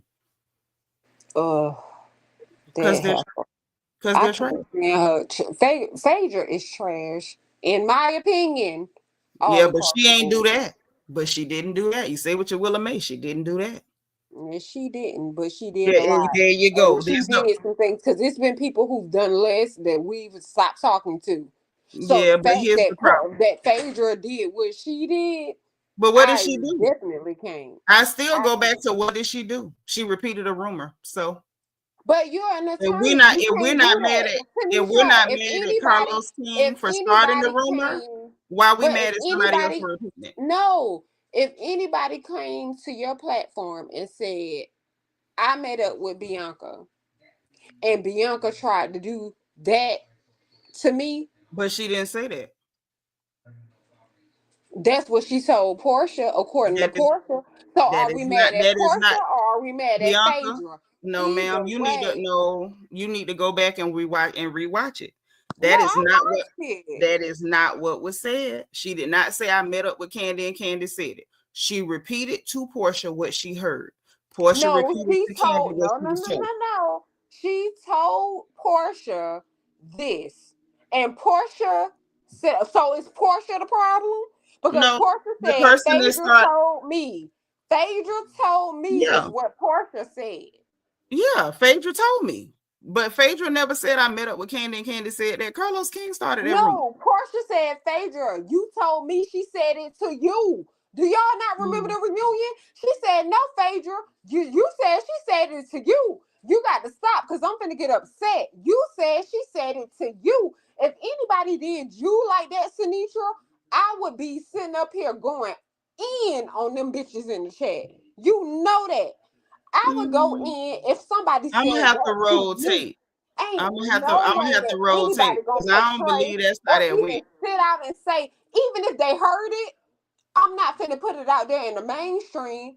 I'm gonna But tell you on the back end that hold was on. wrong. No, Here's the that was problem. wrong on No, all at ends. the end of the day, Even if when Phaedra was trying hold to on, smooth it over, that was wrong. hold on. When did Phaedra put it in the mainstream? I'll When wait. Portia called her ass out, But Portia saying when something Portia on said camera. that Shamea Phaedra did not put that on Shamea was camera. fucking Candy and Todd, she But this said that. but hold on. Phaedra did not say that publicly. So it's like, whereas I'm not a Phaedra fan. I didn't even like I Phaedra when she don't either. first I came on can't the show. stand her. But However, can't nobody do me or I'm not you gonna like that because pretend, I'm gonna but go I'm after them not gonna next for pretend both. like that girl did something she didn't. Repeating a rumor is not the end of the world. At the end of the day, if But Candy you was in the that stream. worried, Don't do hold that. on. If Candy was that worried about Porsha telling her I heard X, Y, and Z, she could have told production don't air it. Production aired Porsha telling her she heard a rumor. When did Phaedra put that in the mainstream? I'm just not interested in it. People gossip and spread rumors every day. My whole channel is gossiping. So why do I care that Phaedra gossiped something to Porsha and Porscha Because told when her what she Portia said? put it out there, Phaedra was caught up. When Portia said Phaedra is the one who told me that Candy said that to her, Portia said it. That Portia ain't said how I Candy remember said that. that to her. If That's me, not how you, I and remember DT that. was standing up here, no. If me, you, and DT was standing up here, and DT said, Bianca, Seanitra tried to DRU I when you don't was here, remember that. And I that would wasn't, hold leave on, that's not DT even what was alone to this said. day. That's not what was said. That girl told What was Candy, said? she told Candy, I heard that you wanted to. Nobody said you tried to. She said, I heard Mm-mm. that you wanted to. Nobody said No, she tried. No, she didn't yes. say wanted to. She said, I heard that No. you tried Bunny, to you got it. DR me. Hold on, let me see if I can pull it up and try to go get it because that's not what was said. She said, I heard you wanted to. And I remember that very clearly because I talked about it at that time. I gave commentary on it at that time. Because But I thought, either way, hold on. though, Phaedra was No, no, no, no, no, wrong. no, no, no, no. But It's no, not we either can way. run it back. But But either it's not way, either way. Phaedra was wrong for that. Don't do that. People gossip every day. Like it's not that deep. Somebody's told a rumor. And not no Porsha drug repeated the and rape rumor. accusations. No, we But it's not not an doing that. accusation. She said, I heard you If wanted to. somebody said that about you, Seanitra, in this chat right now, they ass would be If listen. somebody said, I heard that you wanted to do something to me, I'm And going to say, I would still sit up here and say you a motherfucking lie. Cause you what? know that ain't how Seanitra roll. But Like here's that's the not problem. Here's the no. problem. Here's the problem. The problem with that is that's all you have to say is that's a lie. What's all this hoopla because somebody repeated a rumor? Like, no, absolutely not. Like, it's been years and y'all keep trying to convince me that Candy is some kind of victim. I don't get it because I ain't saying she people a spread victim. people I'm spread not rumors saying every Candy a day. victim at The all. fact that But I'm saying no, that was wrong. no, That was I wrong on don't get all it. types of level. I would not go for that. If anybody said that about either Mm-mm. one of us in this chat, I would be windmilling hard, and you know I would. You Yeah, know but I would. quite personally, I don't get it. I wouldn't care, and I would think it was stupid. And I feel like this whole shenanigans has been going. Oh, Phaedra did this. What the hell did she do that everybody else ain't do? Spread rumors.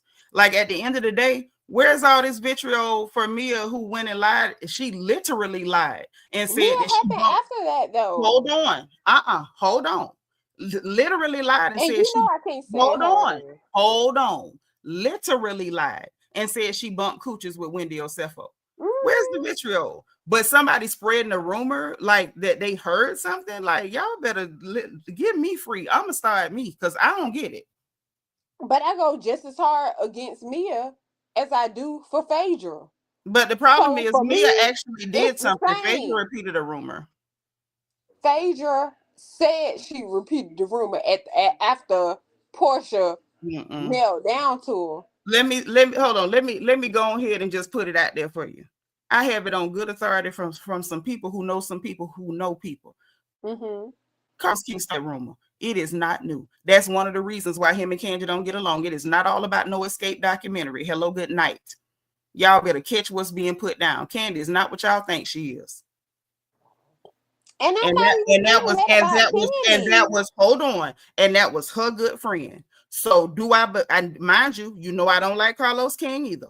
But do I believe that she might have said something joking and he repeated it? Yes, I do. Yes, I do. Did they have to repeat what they heard? No, they don't. But at the end of the day, good luck getting women to stop gossiping. But Good it luck. just didn't make sense. It just What didn't was the make big sense. The deal? fact that She she didn't tell sat up Porsha here on camera. and but what I'm saying is the fact that she sat up here and showed that Porsha was willing, she showed the text messages. She showed it that Porsha was willing to do this But what does that have to do inebriated. with Like what y'all are I claiming? ain't But even what got does to that have drug to you or do? nothing. But But what does that have to do with her saying I heard you say that you wanted to? So but my thing that's is, all the more reason to say, do girl, that's that dumb you because you was when you drunk was that time and willing you to was do with it. it in the first place. I But ain't got to do all that to you. this You the were whole willing point. to do it. So why wouldn't she just say, girl, that's dumb? You was drunk and you was already with it. Like, what's the big deal? Because it's the image. If somebody What sat up here and image? said that I was trying to do this, They didn't say or she if was you trying was to. trying to do this to They didn't somebody, say trying I to. would be Words in the matter. chat doing what I usually do. But they did not Windmilling. say trying to. No way. There's Wanted no to and way. trying to are two different things. Words mean things. So if you say somebody tried to do something, that shows malicious intent and you made an attempt to commit a crime. Saying that somebody wanted to simply means that they had a Exactly. You thought. made an attempt to Hold commit a on. crime. Hold on. Saying that somebody wanted to do something does not implicate or imply that that person tried to commit a crime. It simply means that there was either a thought or somebody said that, communicated a thought that they thought about it or considered it. It's not the same thing. So saying somebody's trying to do something, you can't just change the word out to make it mean what you want it to mean. If they said wanted to, it's wanted to. If they said tried to, it's tried to. But they are not the same things. They're just It's not. not, but it was neither because it didn't have to be. But it You don't matter what literally it have had a to be.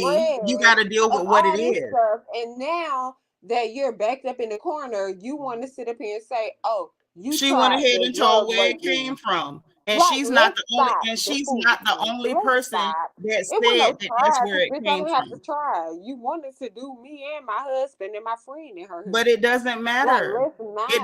It doesn't matter. She said what she said. All Candy had to say was that's not true because you was with it. And that's that. All this, we're gonna pretend like Phaedra's the devil because she repeated gossip. I guess that means we all got horns and pitchforks because we all repeat gossip.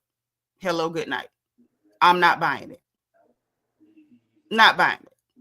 Now, them whores on merit to Medicare, that's trash. Because what they did, they did. It wasn't wanted to. They did it. And we watched them whores do it. We watched them lie on that sister. We watched her go take a drug test. We watched those whores refuse to even read the drug test. We watched them lie on her. We watched them try to vote her off her own show. We watched them do it. That's the difference. somebody saying, well, a game of telephone, he said that she said, and you repeated it, and this one told it. That is not the same thing as those mammy coon whores doing what they did on Married to Medicare. Because we watched them do it. We were all witnesses. I'm not getting worked up about Phaedra repeating no goddamn gossip. I done told 1711 gossips in the last 24 hours. You ain't told no gossip like that, though. Girl, I done told plenty gossip. No, ma'am. You ain't told Press no gossip like that. Press pause. You a bad judge. You're a bad judge of character, because the dirt that come up out of Ocala be deep, dark, and dirty. And I repeat it the minute it get to my phone. But you know it to be fact, though. You know it to be fact. What you repeat. No. You a bad judge of character, because that's what gossip is. We don't say, oh, I know it to be a fact. I seen it. No, girl, this is what they said. Now they told me this, and I called so and so, and she said that. So people repeat gossip. Yes, we do. And matter of fact, we'll even throw some seasoning on it if it's a lie. She told it, but this is what she said, and But we can't. So I'm not finna play that game where, even though I may not like Phaedra, because Phaedra be irking my last good nerve a whole lot of times, but I'm not finna demonize her for doing what all of us do, which is repeating gossip. Candy ain't special. Ain't special. And she showed enough to get, and hold on. And Phaedra can gossip on her, because don't forget, prior to that, she had the nerve to help Phaedra soon to be ex-husband that she knew was beating her tail, letting him hide stuff at her house. Girl, to hell with Candy. I don't give a darn about that girl repeating some gossip. The hell I care about that for? I don't like her nor Candy. Now let's keep it all the way real. Candy did her dirty. She went and repeated something she heard on Candy. The end. The end. And she could have repeated the same level of gossip that could be repeated on her. But the fact it wasn't even about no gossip. Porsha, it was gossip. But this is what I'm saying. She gossiped on gossip. She gossiped on Phaedra with the Mr. Chocolate stuff, but who cares about that? I'm talking about the fact that Candy, after the fact, let loose that she knew that man was beating that girl. And well, what was I supposed to do? But what you wasn't supposed to do was take his side over your friend, girl, and let him hide stuff at your house, because that's not gossip. That's what you did, because it came out later that the federales came to your house to pick up them items he left in your house. That ain't gossip. That's what you did. So all this, oh, Phaedra's so bad. Oh, poor Candy. The hell with Candy. Candy is horrible. I don't even know why y'all can stand her. She's horrible. But don't go by me, because you know I don't like most people. I don't, because when it come down to it, what y'all know about me is I call it like it is. I'm not finna dress it up for nobody. Whether I like you, dislike you, whatever, right is right, wrong is wrong. And I'm not gonna pretend like somebody just brought down the sun, moon, and stars because they repeated some goddamn gossip. It's not that deep, and it never has been. Never has been. And it's not that deep. Candy was wrong for hosting his car. But hosting not just that, throwing the party, having him, not just that, throwing the party, having him bring the other girl over there. Saying is you trying to drug somebody and but she didn't say trying to. I'm looking at it now. I'm trying to get to that part. Hold on. At the drop of a dime. Hold on. That's two different things. I got it pulled up now. I'm watching. I'm looking at the captions, because you know Bravo, you can't do a lot with the sound, because last time they tapped me. Because I just want to hold on, because I want to know what it is. Because if she said what I believe she said, which was wanted to, then y'all can miss me with that trans stuff. Stop pretending like somebody accused this whore of committing a crime, because that ain't what happened. I'm literally watching it right now, watching the caption, so I can see exactly what was said. Because if she said wanted to, don't y'all come to me ever again pretending like Phaedra did something to her. She bet not have said wanted to.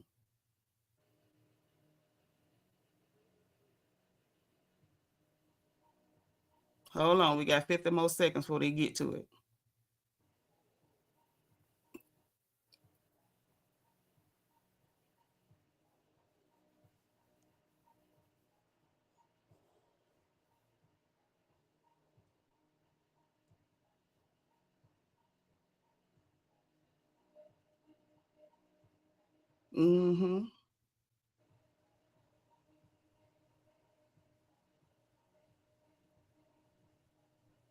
1 second.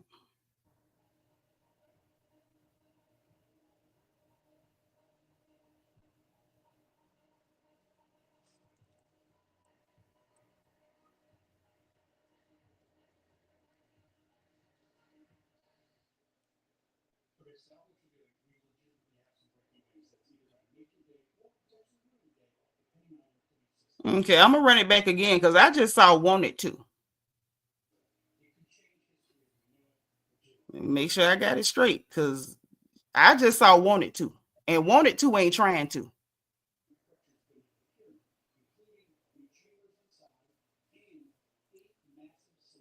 See, this is the thing. People get emotional and then they forget to get the facts. I don't have no emotion for these hookers because I don't like none of them. And not none of them. And so But when you get nobody once you sit move here the and say, emotions I out the wanted way, to or tried to do mm-mm. no salacious shit like that But to mind you, any one of us. They but could mind not, you, because I'm she telling you clear, now, if they do but it she in the clearly chat, said, it's going down. but she clearly said, I Because heard. we're willing for both of us. But this is the If they thing. even tried to or Mm-mm. wanted to, But I'm this is the willing for but both this of us. is the problem. It's not the same thing. And the fact that she prefaced it with I heard, you got even less of a case. Not you, but the people that's Yeah, I with know this what you bull mean. crap. You got even less of a case. The girl literally said wanted to and I heard. Get the hell out of here. They better not, I promise you. The fact But that I why had to even put that the out fact that I had there? to even look Like, that up, I the couldn't. fact that I even had to look that up to verify the words that came out She of her got mouth. fired behind it. She got fired behind No, it. that's not what happened. Again, y'all better tell the truth and stop trying to rewrite history. Phaedra did not come back because they asked her to apologize and she would not. She was not fired for repeating a rumor. They wanted her to apologize to Candy so that they would not be comfortable. She did. She apologized to Candy right That there is in the not scene what happened. on the That is not reunion. what happened. I She swear. I don't know. apologized. Girl, I don't know. I ain't gonna say it's reefer. But She something wrong with your apologized memory. on the reunion. She apologized to Porsha for getting her in it. She did not apologize to Candy. She never did. She never said it was a lie, which is why I believe it's some truth to it. She told Porsha, I'm sorry for getting you in this. She never said sorry. They wanted her to apologize. She refused to apologize. Bunny, you don't think she did because she didn't. But they wanted her to apologize. Talking about the fact that Porsha literally was willing and thank you, user 1236630. She apologized to Porsha. That she left that show. We ain't going to the next topic. We're gonna settle this one first. She left that show because Andy and them wanted her to apologize to save their bacon. Because after Candy, because when it was first said, Candy was not even mad. She waited till she got home, thought about it, telling who she talked it over with, and then ran around crying like a billy goat, pretending like she was a victim. Andy and them was trying to avoid lawsuit because they could have cut it. They did not have to let it make it to the screen. And because they let it make it to the screen, they were trying to appease her so they would not get sued. They did not want the litigation, and they wanted Phaedra to apologize, and Phaedra refused. That is why Phaedra was gone. It was not because she repeated gossip. That's the whole point. Like when you move all the stand them and I'm this person fan, whatever, you move all that crap out the way, all you got left is the facts. And the facts are there was nothing libelous about those statements. There was no defamation in those statements. It was two women repeating gossip. And it was prefaced on camera with I heard.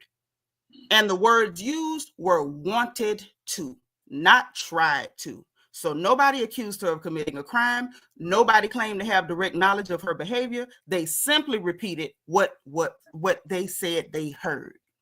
That is not anything that I'm going to go around demonizing people for when I do the same thing. And I will tell you I heard it.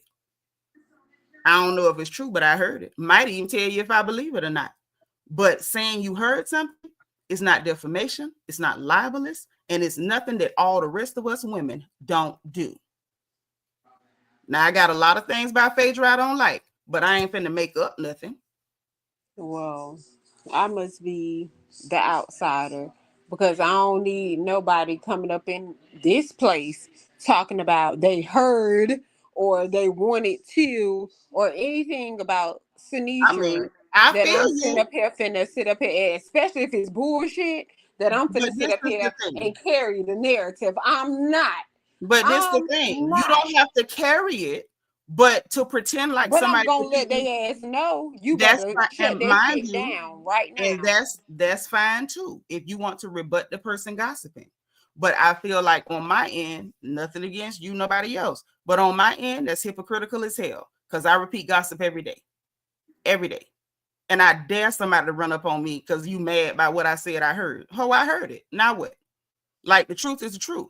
And you know for yourself, people have lied on me because they heard X, Y, and I Z. do. When did And you I see? windmill for you But when hold they on. lie. But hold on. Press pause. When did you see me act up? How many times have I told you and everybody else, I don't care what lies they tell on me. Don't go nowhere defending me. I don't like it. I know. But So that's that's what I'm we saying. gonna do. But that's what I'm saying. The bottom And the line fact that it is was some of us deal in facts. We do not care about the feelings because feelings are not facts. The facts so are is it a fact that nobody Candy lied. did They that? gossip. No, the fact is I heard it and I repeated it. That's the fact. The fact is no one defamed her. The fact is no one accused her of committing a crime. That's the facts. The facts is it was gossiping like every other woman does. Hell, I was gossiping tonight. Because what I heard about Nakatata, I repeated it and told you I heard it. Does that mean I called her all these things that people said she was doing in high school? No, I said I heard it. And I dare her or anybody else to roll up on me. How dare you But say? she How dare, won't. but Cause what she I'm won't, because saying we're gonna is, be windmilling in the chat for but you. hold on. Listen to what I'm saying. I want you to catch how hypocritical that is. Can't nobody roll up on us to check us about us saying we heard something, but then we want to be mad at somebody else for saying they heard something. Like, make it make sense. It don't. You can say what you heard. I can say what I heard. And ain't nobody the devil in the pitchfork and ain't nobody the angel from on high. We all gossiping. Period. Like, it's no deeper than that. Like, you could add a bunch of stuff on it, but anything you add on it other than the facts is just going to be bullcrap. I heard and wanted to. It's not accusing anybody of nothing. It's saying what you heard. Period. The fact that it's this many years later and people still, well, what Phaedra did, Phaedra ain't did nothing to Candy. The hell with Candy. Candy done repeated rumors too. Candy done repeated Not rumors on rumors like Nene. that. Candy done Not repeated rumors like rumors on that. Nene. Whatever. Not Whatever. like that. She done repeated rumors. She have. What you heard, I heard. Because we all have, but not like that. That was But it some don't matter. What's the difference? She talking about how she heard Marlo was a prostitute. Heard it from who? Heard it from who? Because in the words of Marlo, and like I said, y'all can't point to 3 men Marlo been with. If she could have slept with the whole Harlem Globetrotters, y'all can't point to 3. But she didn't have no problem saying that. But it's okay because it's Marlo, right? No, it's not okay. I love But what Marlo. I'm saying is, miss me with the hypocrisy. If everybody else can say what they heard, all of a sudden, Phaedra and Porsha say what they heard about Candy from somebody who was supposed to be her friend at the time. I don't care that y'all fell out now. All of a sudden, oh, you the devil because you repeated a rumor on Candy. Who the hell is Candy? But nobody. Glad you got your money, sis. But who is she? That people can't gossip on her. But it's a difference, though. It ain't no difference. We could say this salacious stuff about Candy, but then we sit up here and people say they heard Mariah was doing stuff, and we feel It the wasn't same way about no ma'am. Mariah. No ma'am. That listen, I love you, but that ain't true. Quad did not say she heard nothing. Quad said you did it. I saw you. We was at a party. That's not I heard. That is a direct implication and a lie. That's what that is. So that ain't the same thing. I've never been upset with somebody for saying they heard something. Because who am I to tell you what you ain't heard? And who am I to tell you you can't repeat what you heard? Because I'm going to repeat everything I heard if I feel like it. Heard. And I don't care how you feel about it. If I heard it and I want to say it, I'm going to say it. Which is the same thing That's what she said. She said she heard it. Same thing that Phaedra did was heard. But that's my whole point. So why are we calling Phaedra the devil because she heard something and repeated it? Why? But we can stand strong on that, but we can't stand strong on this. That's what I'm saying. But what's the stand strong? Ain't nothing Everything to is stand about strong on. her. All I'm saying is that all of it is wrong. I feel like against Mariah. Well, if that's the against case, we Candy, don't need. all If of that's it the is wrong. case, then we don't need to go live. They need to cancel YouTube because all us being here gossiping about what the hell we done heard. So what I'm saying is, I agree with and that. like I feel said like from the there's a point beginning, where it's too good low. luck It's a on. point where it's too low. My thing is, good luck on getting women to stop gossiping, and now the men too, because they gossip just as bad as us. Good luck on that. But I refuse, wholesale refuse to demonize one black woman for gossiping when all of us gossip. Not to mention the stuff that I know our community has gossiped on Phaedra based on what we heard and don't know.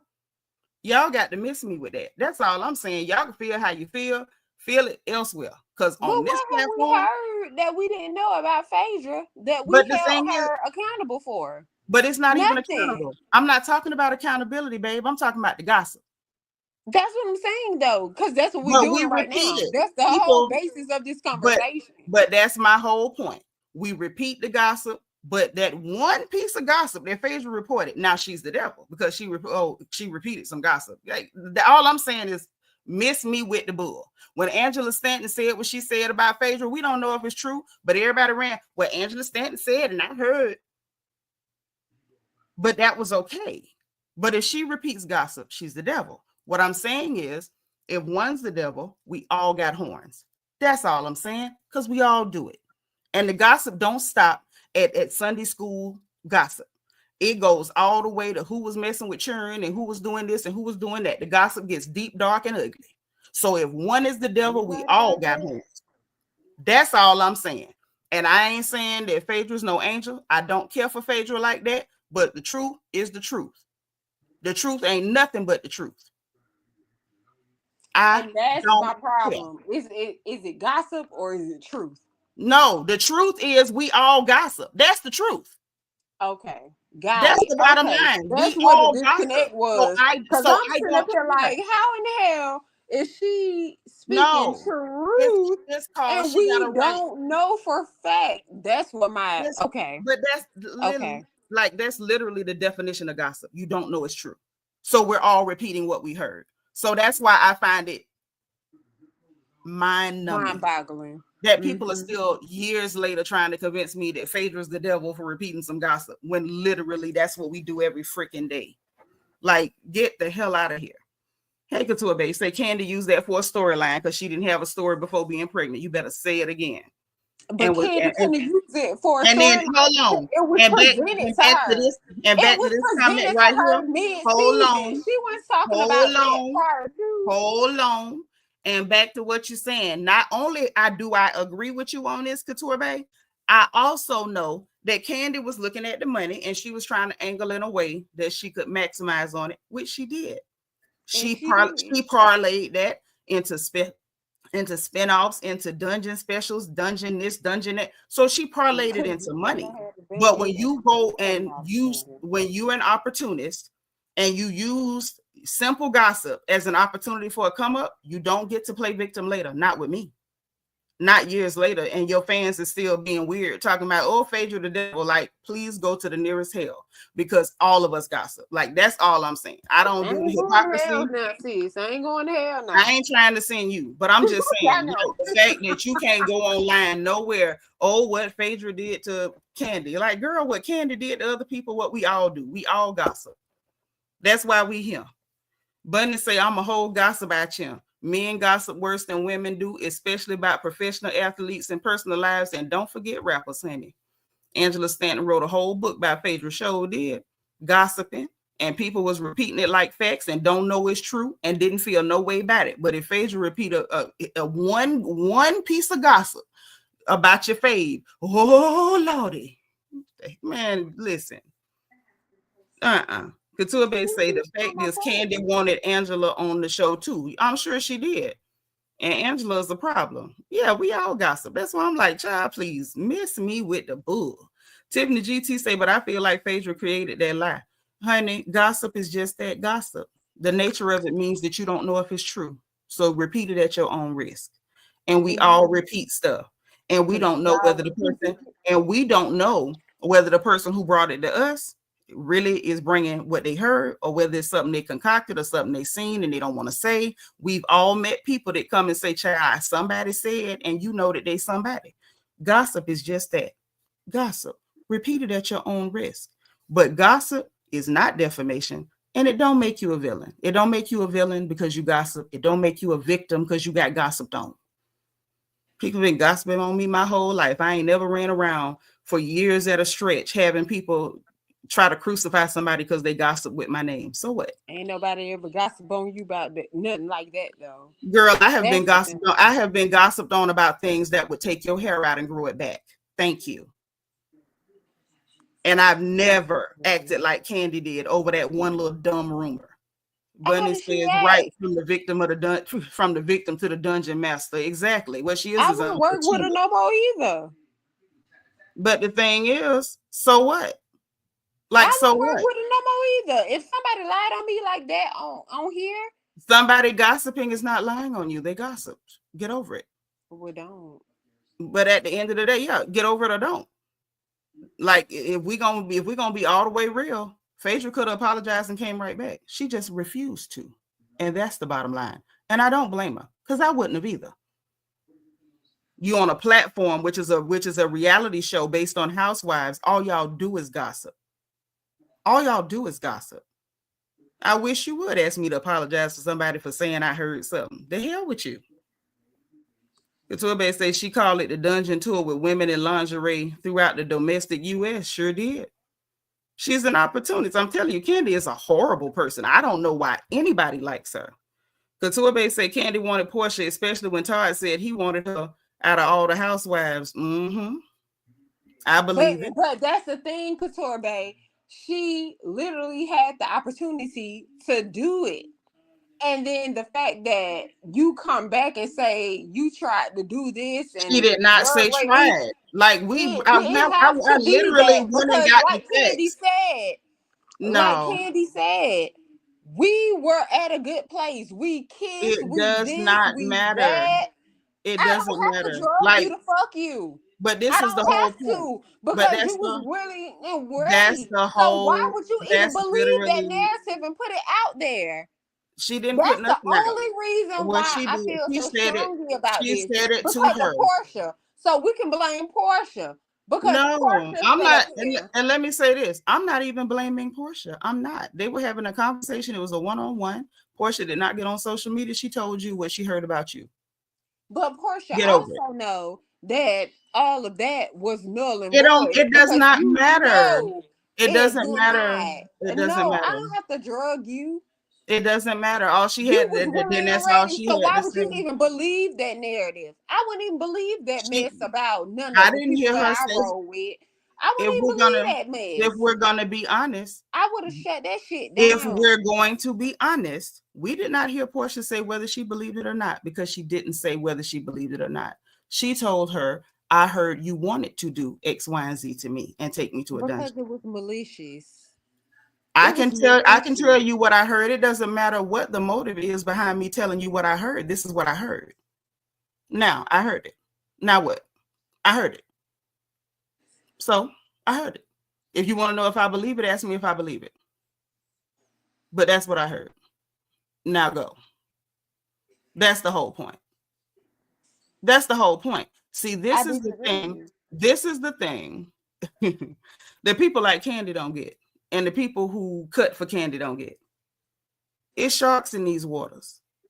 When you're cool and you can open your mouth and gossip on other people can be cool and open their mouth and gossip on you. You don't get to pick which rumor is going around. You don't get to pick who repeats it. You don't get to pick if people believe it. But when you cool with opening your mouth and gossiping on other people, people can be cool with opening their mouth and gossiping on you. Goose and gander, pot and kettle. Get it. But Phaedra started that. But there is no but.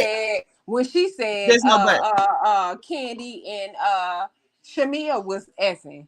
Like she just saying stuff. You But just hold saying on. things at Wait a this point. minute. Hold on. That's Phaedra where is it not. started. But That's hold where on. it started. But hold on. Phaedra's not the only person that said that they was messing around. So you see what I'm saying? See, it's I gossip. see what you're saying. It's gossip. So this whole idea that certain people can't be gossiped on is stupid as hell to me. No, it's not that certain people can't be gossip on. It's the type of gossip It's that sit up here malicious. going Like around. I'm there not is no, saying we can't but give there's no gossip gossip. about people. That's But not what there's I'm no saying. gossip bureau. There's no gossip bureau that's gonna check and like, wait, before you spread that gossip, is it malicious? Is it no? It's gossip. I don't So care why all the person gossip, repeats what they were told. I was told it. I want to tell you what I was told. Or I want to repeat it to somebody else what I was told. got it. So all gossip is Don't be fair in it. game. Like All gossip is literally, fair game. All it's all. gossip is fair game. If you heard it, you can repeat it. You got a mouth. Now here's Got the it. thing: you can't play victim, not with somebody like me watching, unless you can say you've never done it. If you can't stand flat-footed in front of She me and said say, she never did it. but no. Unless you can stand flat-footed in front of me and say you've never repeated anything you heard about anybody, the Billy Goat tears and they didn't know that type of thing about me. Girl, shut the hell up. If you ever repeated anything somebody said about anybody else, you are never a victim. Because once you're in for a penny, you're in for a pound. If you're so morally above it, you should never repeat nothing you heard about nobody for no reason. But if you ever have, miss me with the, but it's that type of story. I can't believe you repeat that type of, ain't no that type of gossip. Gossip is gossip. And if you so morally above it, then don't do it. Don't engage in it. Don't listen to it. Don't read it online. Don't come back and tell nobody. Don't share no links. Because if you do it, you ain't no better than nobody else. And it just sounds crazy. When Candy sat up there doing that Billy Goat cry during the reunion, I wanted somebody to drop kick her off that sofa. I can't believe. Shut up. Shut up. Because you don't repeat stuff about people. And not like that. There's no such thing as like that. If you've done it, you've done it. If you above it, don't do it. But when you're not above it, please miss me crying because now it's your turn. Because when it was somebody else's turn, you didn't cry for them. Nobody likes character assassination. Nobody likes when they're the subject of the gossip. Nobody likes it. But when, right, Bunny okay, Gonzalez? The lies, the can we go lies. back to the beginning? When did the feud first happen? That's not even the beginning because we wasn't even talking about that. We went off on this tangent because you brought up the medicine whores, and I said Phaedra was right when she called them trash because they are trash. They are disgusting cows. We witnessed with our eyes. We don't even have to gossip about them. We saw what you did. And you tried to insinuate that somehow Phaedra was on the same level with these trash boxes because of gossip. That would mean we're all on the same level with them trash boxes. And I'd wager that we're not. Because I've never done what they've done.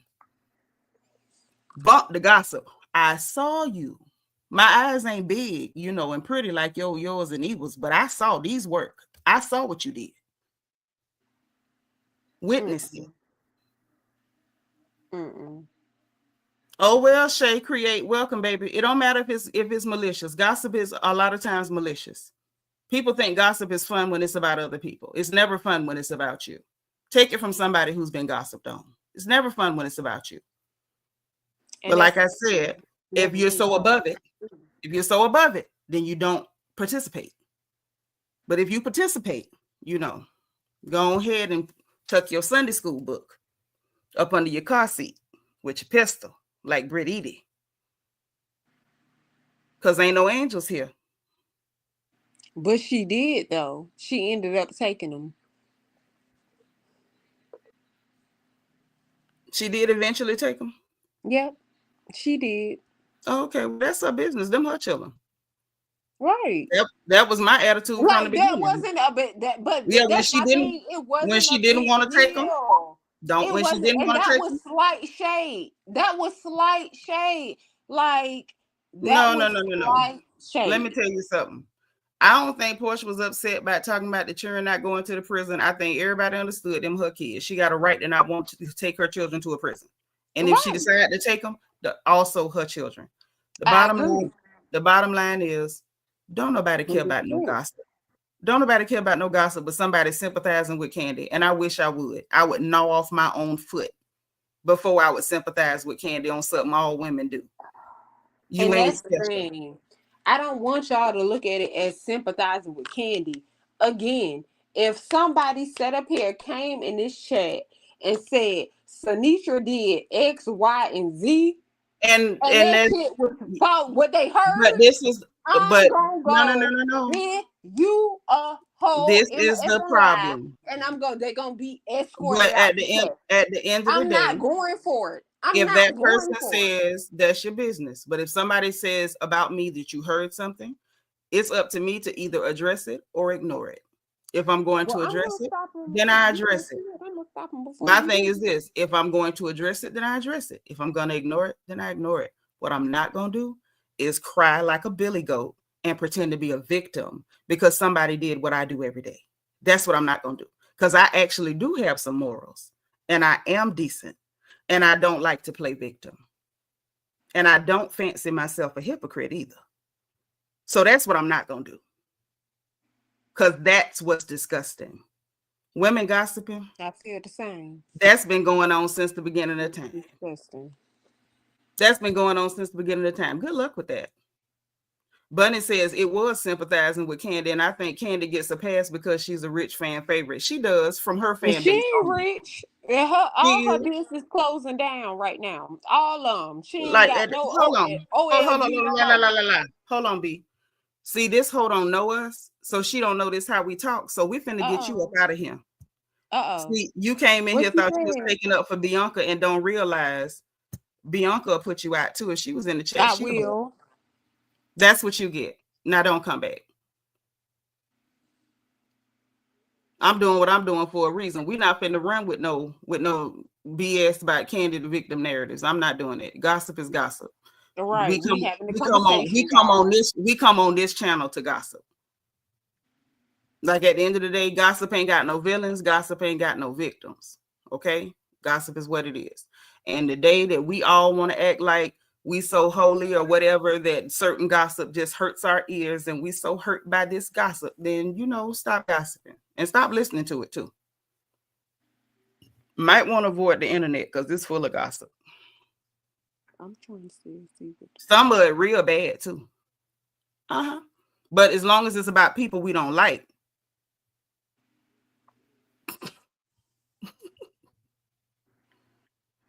I don't know. I think my fatal flaw is that sometimes I look at things too logically. Like, I don't really have no emotion toward that stuff. Like, I don't care. I really don't care. Because nobody likes when they're the subject of the gossip. Nobody. Right. It's fun when you, same here. It's funny when you laugh and talking about child. They say he did what? It's hilarious. But when you're the subject of the gossip, it's not so funny. I agree. It's not real great. It's not really great at all. I agree. But it's just some places I won't go. I Like mean, and I just that's won't go. fine. And that's fine, sis. But you got to recognize your measuring stick for what your limits are is not everybody else's measuring sticks. And because someone else measures their boundaries different, it doesn't make us better than them or them better than us. It just means, Right. Yeah, nobody's better but than what I'm neighbor. saying, but hold No. on. What I'm saying is, when we start demonizing people for doing exactly what we do because we have certain boundaries in place, then that's where you're treading. You're treading into that area where, well, I do the same thing, but I crap there too, but my crap is cleaner. I froze water too, but your ice was colder than mine. Like, that's when we getting into just crazy hypocrisy and silliness. Like, that's where I can't follow you, because I have limits. As you know, you've been around, I won't say from the beginning, but darn near. And I told you when we talk privately, it's stuff that comes to me, to my inbox, to my emails that I won't even repeat. Right. Because I'm like, ooh, but that's my measuring stick. That don't mean somebody else might not get that same email and they're going to run with it. That don't make me better than them. That just means these are my boundaries and theirs are set different. So you're not going to see me sit up and try to put myself on this moral high ground because your boundaries are different than mine. I don't believe in doing certain stuff, so I don't do it. But I don't go around wagging my finger at other people who have a different measuring stick for what they think is too far. At the end of the day, we're doing the same thing. Even God will tell you sin is sin. Ain't no big one and little one. So I'm so confused and lost when people are coming to me and other people like me and they're like, oh, but this person did this when you're doing the same thing. We're all doing it. Like, it's just, it's like a bunch of bank robbers pointing at each other saying he's stealing. Like, please stop me when I'm lying. It just don't make sense. Or a bunch of crackheads, everybody pointing at each other's pipe. I mean, I'm smoking, but he actually got two jumbos on his Brillo,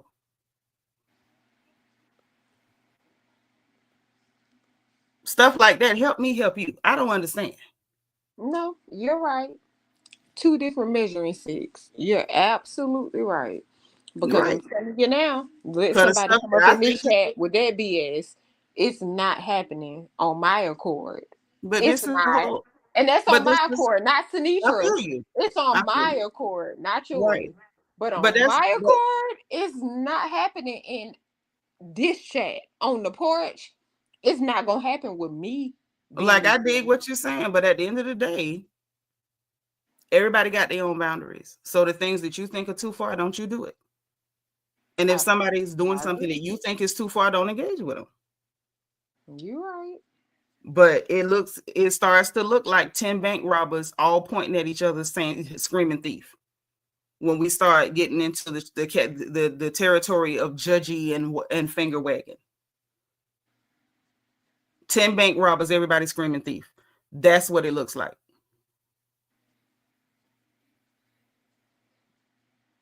You see what I'm saying? It just looks crazy. It looks crazy. The fact that it's this many years later and people are acting this unhinged over gossip that we do every day. I'm just like, listen, I can't.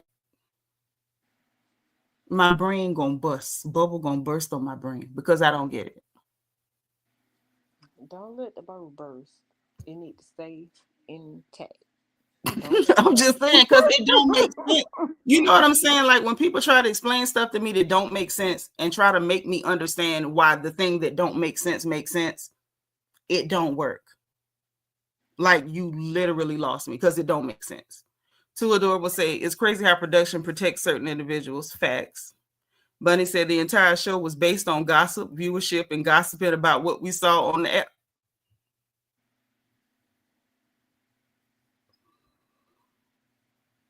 And next thing you know, what you got? I can't believe. And this is exactly why I couldn't be on the show. This is exactly why I couldn't be on the show. Because the moment somebody would have came to me with some bull crap like that, it would have been up and stuck. Yeah, I wish I would act stupid about somebody telling me they heard something. I wish I would. Okay, you heard it. And from who? Who told you that? Like, the most that I'm going to do to you? Who? No. If you know me, why are you even sitting up here putting out this narrative? If you know me, why are you even sitting up here doing that? That's not her friend. That's my only thing. But no, but that wasn't your only thing. She hid a car. She hid a motorcycle. She hid a lawnmower. But ain't nobody said nothing salacious. Ain't nobody said, oh, Phaedra did this, and that, and the third. Did this, that, and the third. And da-da-da-da-da. But she want to sit up here and say, Candy did this, that, and the third is what I heard. That's what's irritating me. I say, wait, hold on, B. Should I say I'm new here? I'm getting the vibe Candy isn't liked here. No, Candy's liked by some people and she's not liked by other people. This is not a stand channel. We don't stand nobody. Like anybody can get nobody, baby. When I say anybody can get it here, anybody. If you're full of crap, I'm calling you out. Like nobody's safe. Right and wrong is wrong. I promise you, nobody's safe. So Candy does have some diehard fans here. Kenya has some diehard fans here. Kenya has been drugged by the pores in her face many, many days. But then nights like tonight, we've had to defend Kenya because Kenya is on the side of the angels. Kenya's right. So here, anybody can get it. This is not a stand page. And more times, and hold on, my opinion is not the opinion of everybody on the channel either. So I don't like nobody. Let me help you understand that. On reality TV, I can say I like Nene. And you see how short that list is? I mean, like really, you see how short that list is? I don't like them people. Hey, Rory Senior. Okay, I don't like them people. So I'm rough on everybody. I'm real rough. But I try to be fair. And I don't do emotions. I'm not an emotional person. I don't get caught up in feelings because I don't care about feelings. Feelings are not facts. Shout out to Couture Bay because that's her tagline. Okay. And you know, that's just what it is. But you're welcome to stay. You know, Bianca could use the help because she loves Candy. So, you know, the more people we have that like different people, it makes the conversations interesting. But if coming from me, you're gonna get very few things that are positive about Candy because I don't like her. I'll just tell you that I don't like her. But I don't like most people, so don't go by me. But you're welcome to stay. And it's not even that I love Candy. Like you like Candy. You know you like Candy. I like Candy. But it's not about that. We're talking about facts is facts. And we're talking about the sequence of events. So she did talk like about if we look at the sequence of events, it just don't add up to me. If somebody did me like that in my personal life, that would have been a problem for me. If somebody would have did you like that, it would have been a problem for me. That's all I'm saying. That's it. That's all. Can't nobody come up here and say Seanitra wanted to. But can't nobody come up here and say Bianca. But hold on. Don't forget. She didn't even say you wanted to. She said, I heard you wanted to. So we still get back into the realm of gossip. It's not an accusation. She's because Porsha heard it from Phaedra. It doesn't matter. So she did hear it. But we're not talking about what Phaedra stated it as facts.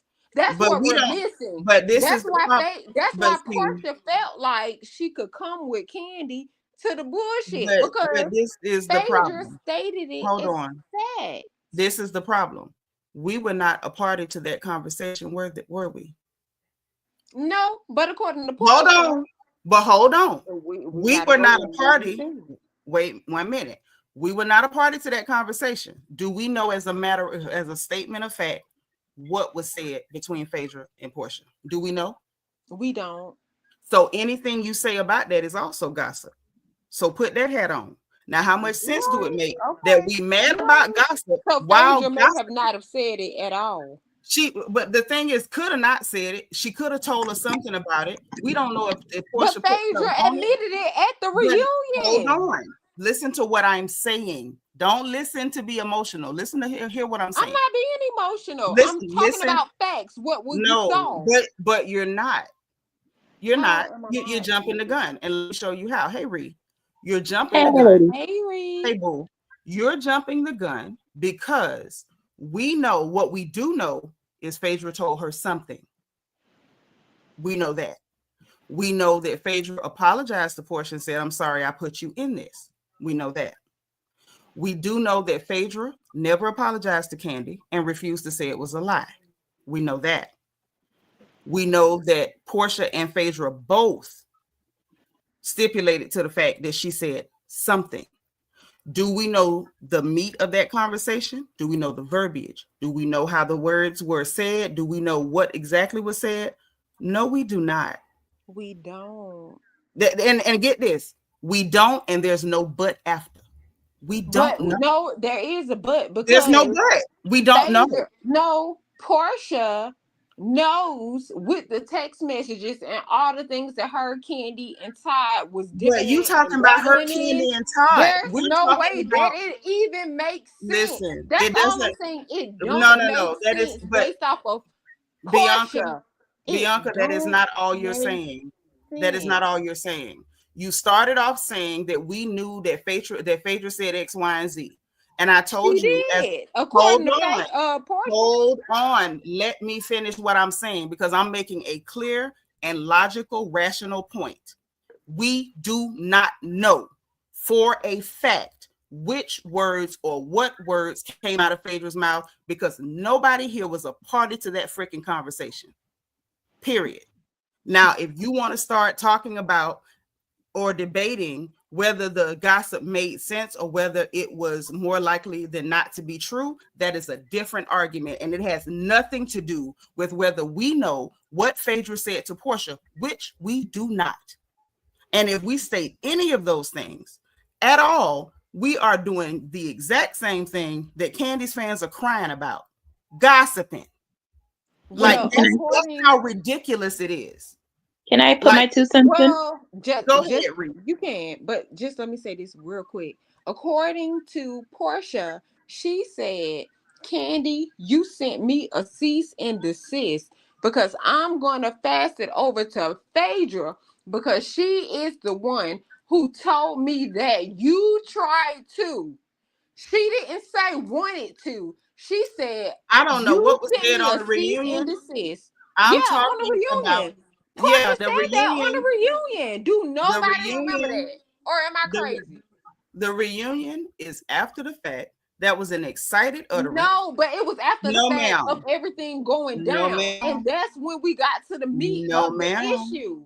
No, ma'am. Because even at that reunion, there was no explicit conversation where Porsha or Phaedra, neither of them, sat down and detailed in front of a camera the exact content of that conversation between the two of them. It didn't happen. There's no transcript. There's no video evidence. We do not know what Phaedra said to Porsha. We know she said something. We have the main idea. They both stipulated to the fact that she said something about the gossip or the rumor about Candy wanting to do something, because that was the original statement, which was wanted to. I heard you wanted to. Anything that happened during an excited utterance at a reunion is moot point. The facts are we do not know what was said at all. Porsha said it was said, but she Porsha did not give us details of that conversation.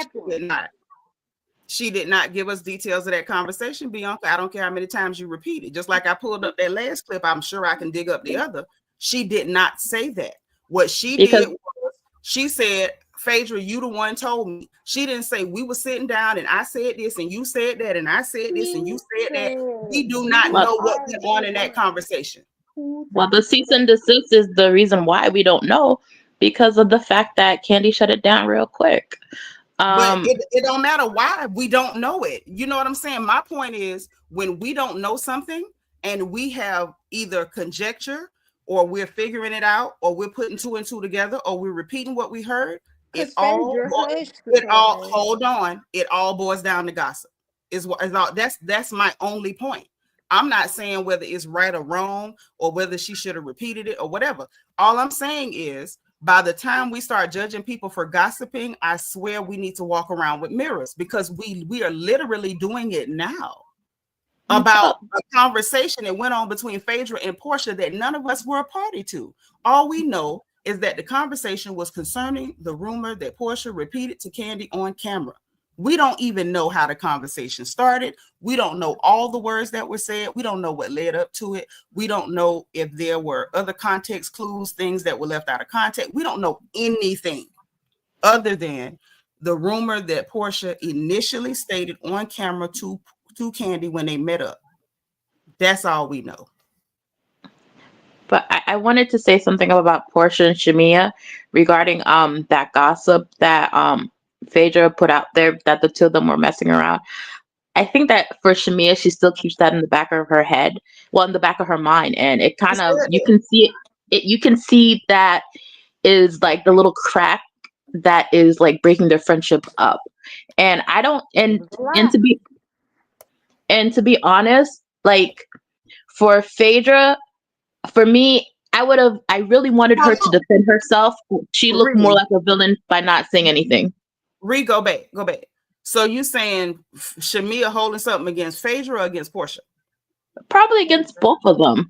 For Porsha, Porsha for not defending her. I mean, imagine your best friend hearing something about you and not telling the person, "Hey, you need to stop that. That's my best friend. Me and her, we've been friends for like the longest time." But she fed into it. Come on. So for her, it's like I mean, honestly, if you're my best friend and somebody's talking about you, I'm gonna shut that sucker down real quick and be like, "You don't know her. Don't talk about her. Don't even mention her name." Just like Shamea did when what's her face little bobblehead said something about Porsha. She shut that sucker down real quick. But Okay, I get what you're saying. Portia didn't give her that same courtesy when Phaedra came and made that comment about her and Phaedra and Portia. Come I on. don't think Shamea holding that against Porsha. I know I just heard recently one of the interviews that Shamea did on her press tour. Nice little press tour too. She's so ladylike in her interviews. She made it clear that she still keeps the stuff Phaedra said about her in the back of her mind. Like she's cool to, she's in a cool place. She's cool to be cool with her, but she keeping it in the back of her mind. I don't think she's holding that against Porsha. I think we're starting to see the issue between her and Porsha. And I think the issue between her and Porsha is Porsha, because Portia's attitude has gotten like extra stinky. And like even the crap she pulled the night when the girl was playing her music, you talking over the music, and is that your voice? Is that Drew? I'm like, why are you doing that? It was just she's being weird to Shamea. The fact that Shamea's party was, whatever time it was, how far away her house is. Why would you not start early enough to make sure you could be there for your girl? Why would you not tell your glam team, hey, Mia, can they meet me at your house so I don't be late? That way I can help you get stuff ready. Like, that's your girl. Exactly. Early. So I think the issue that we're seeing between Porsha and Shamea, I don't think it got nothing to do with Phaedra. I think it has everything to do with Porsha and how she's acting right now. She's acting stink. And I said Porsha I don't know was what the it's problem about. from the beginning. I said that. But I'm not okay. So my thing is, Portia's the last person to talk about somebody singing. I mean, like Girl, we clowned her early tonight, Miss Flatline. Girl, we tore her up. Yeah, yeah, flat line, flat voice. She just needs to stop singing flat. So, okay. Girl, I called her Miss Flatline tonight.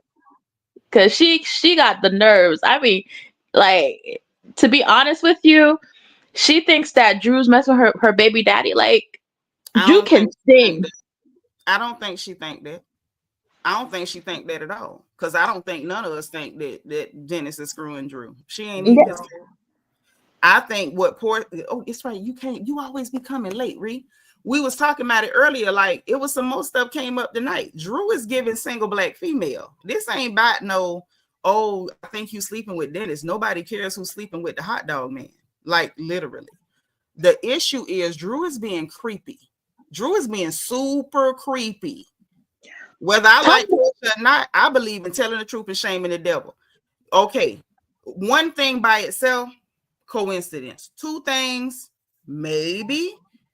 When you keep you lighting fires all around this girl camp, it's giving weird, baby.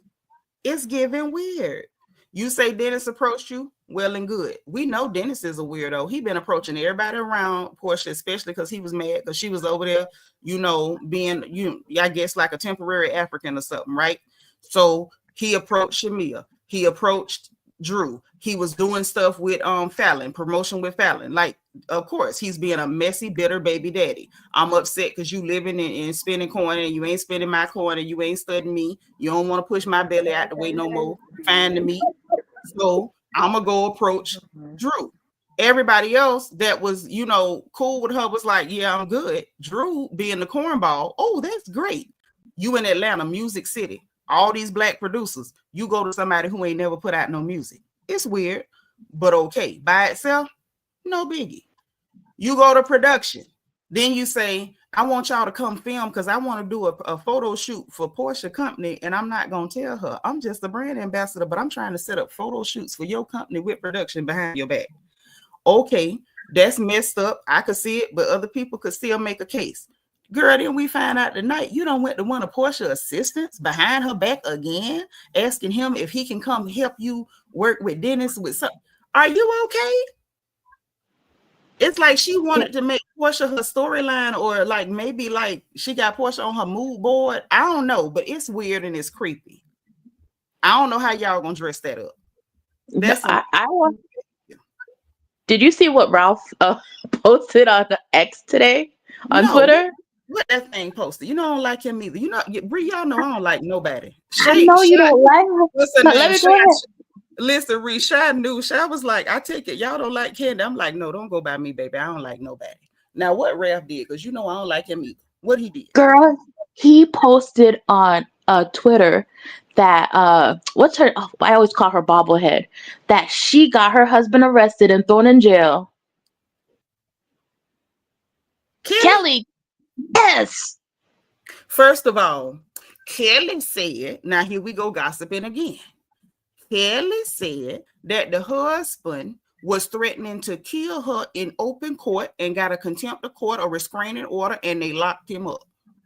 And she said that while they was together, it was physical abuse, and the police was called several times, and a bunch of times she had to sleep in her closet. So it sounded like he should have went to jail. Mm-hmm. Now, while we're down there playing in the basement, what he need to do is stop sniffing around other men's nuts and talk about his own business.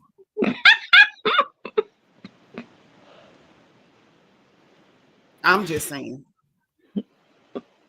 Okay, Shy say it's definitely giving obsessed with Porsha. It is. It's creepy as hell.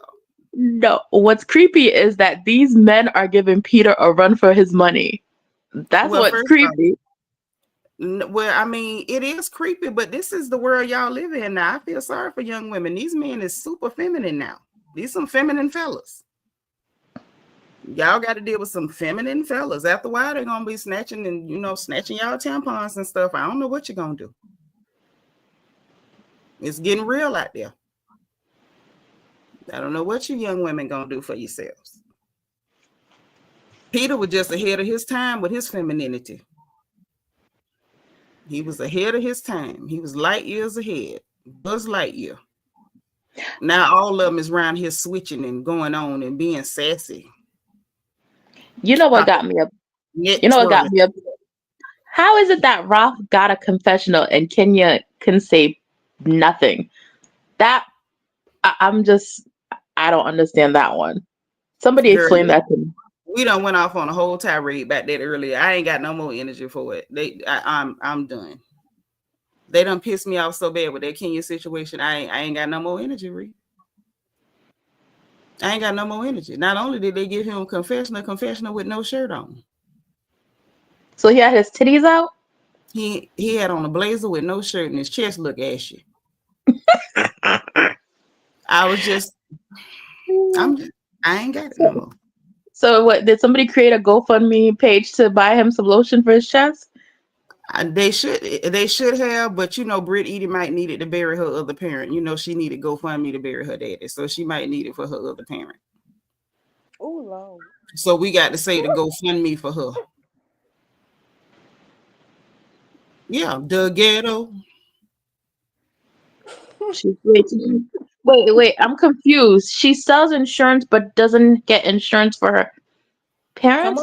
She's selling insurance now. Before she was selling coochie. And apparently she couldn't sell enough coochie to bury her daddy, so there was a GoFundMe. So obviously there was something wrong with her product. If she couldn't receive. I mean,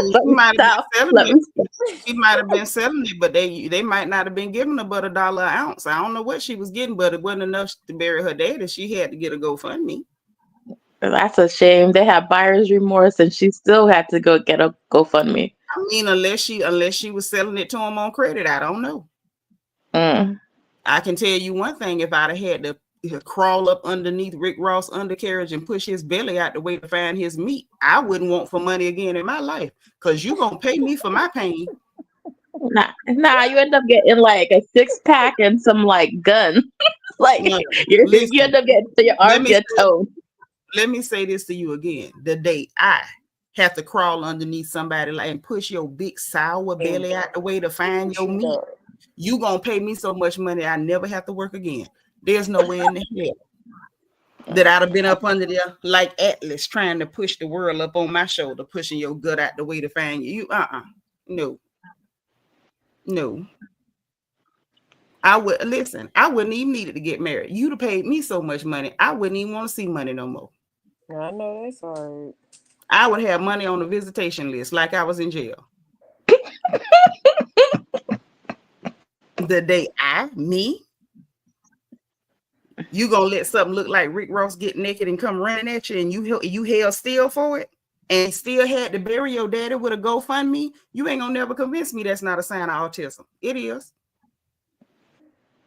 You on the spectrum. If you did that and you needed money ever again in your life, something wrong with you. You want something ain't right. Something ain't right. Cause you ain't need that to get them chiclets in your mouth. First off, all of them go at Rick Ross get their toilet bowl porcelain in their mouth. That's neither here nor there. That's neither here nor there. There should be a lawsuit. Did you date Rick Ross? Did you date Rick Ross and got compensated with chiclet teeth? You need to call us. You got up here brushing your teeth with 2,000 flushes. The hell out of here. And that's all you got to show for it. Rick Ross got naked and ran at you. And all you got to show for it is toilet porcelain. No. The lies. Belize and JB say that's a sign of stupidity. It's a sign that you was eating lead paint chips and your mama was drinking when she was carrying you. Because it had to be corn liquor. Because how? Same thing I say about Ashley Darby. You were screwing Montgomery Burns. Before I'd have laid still one time, you'd have paid me enough that I wouldn't even care about it no more. You know, if it was any other time, I'd be like, girl, you know you wrong for saying that about this girl. But after they read her comment on that little card today, I'm like, you know what? I agree with everything you say about this girl. Like at the end of the day, I don't have her time. I don't respect stuff like that. You was up underneath a waller bear and then sat up here telling us you was a big video vixen in high school, and I was going with rappers and ballers. So you was around here playing between everybody's legs and needed a GoFundMe to bury your daddy.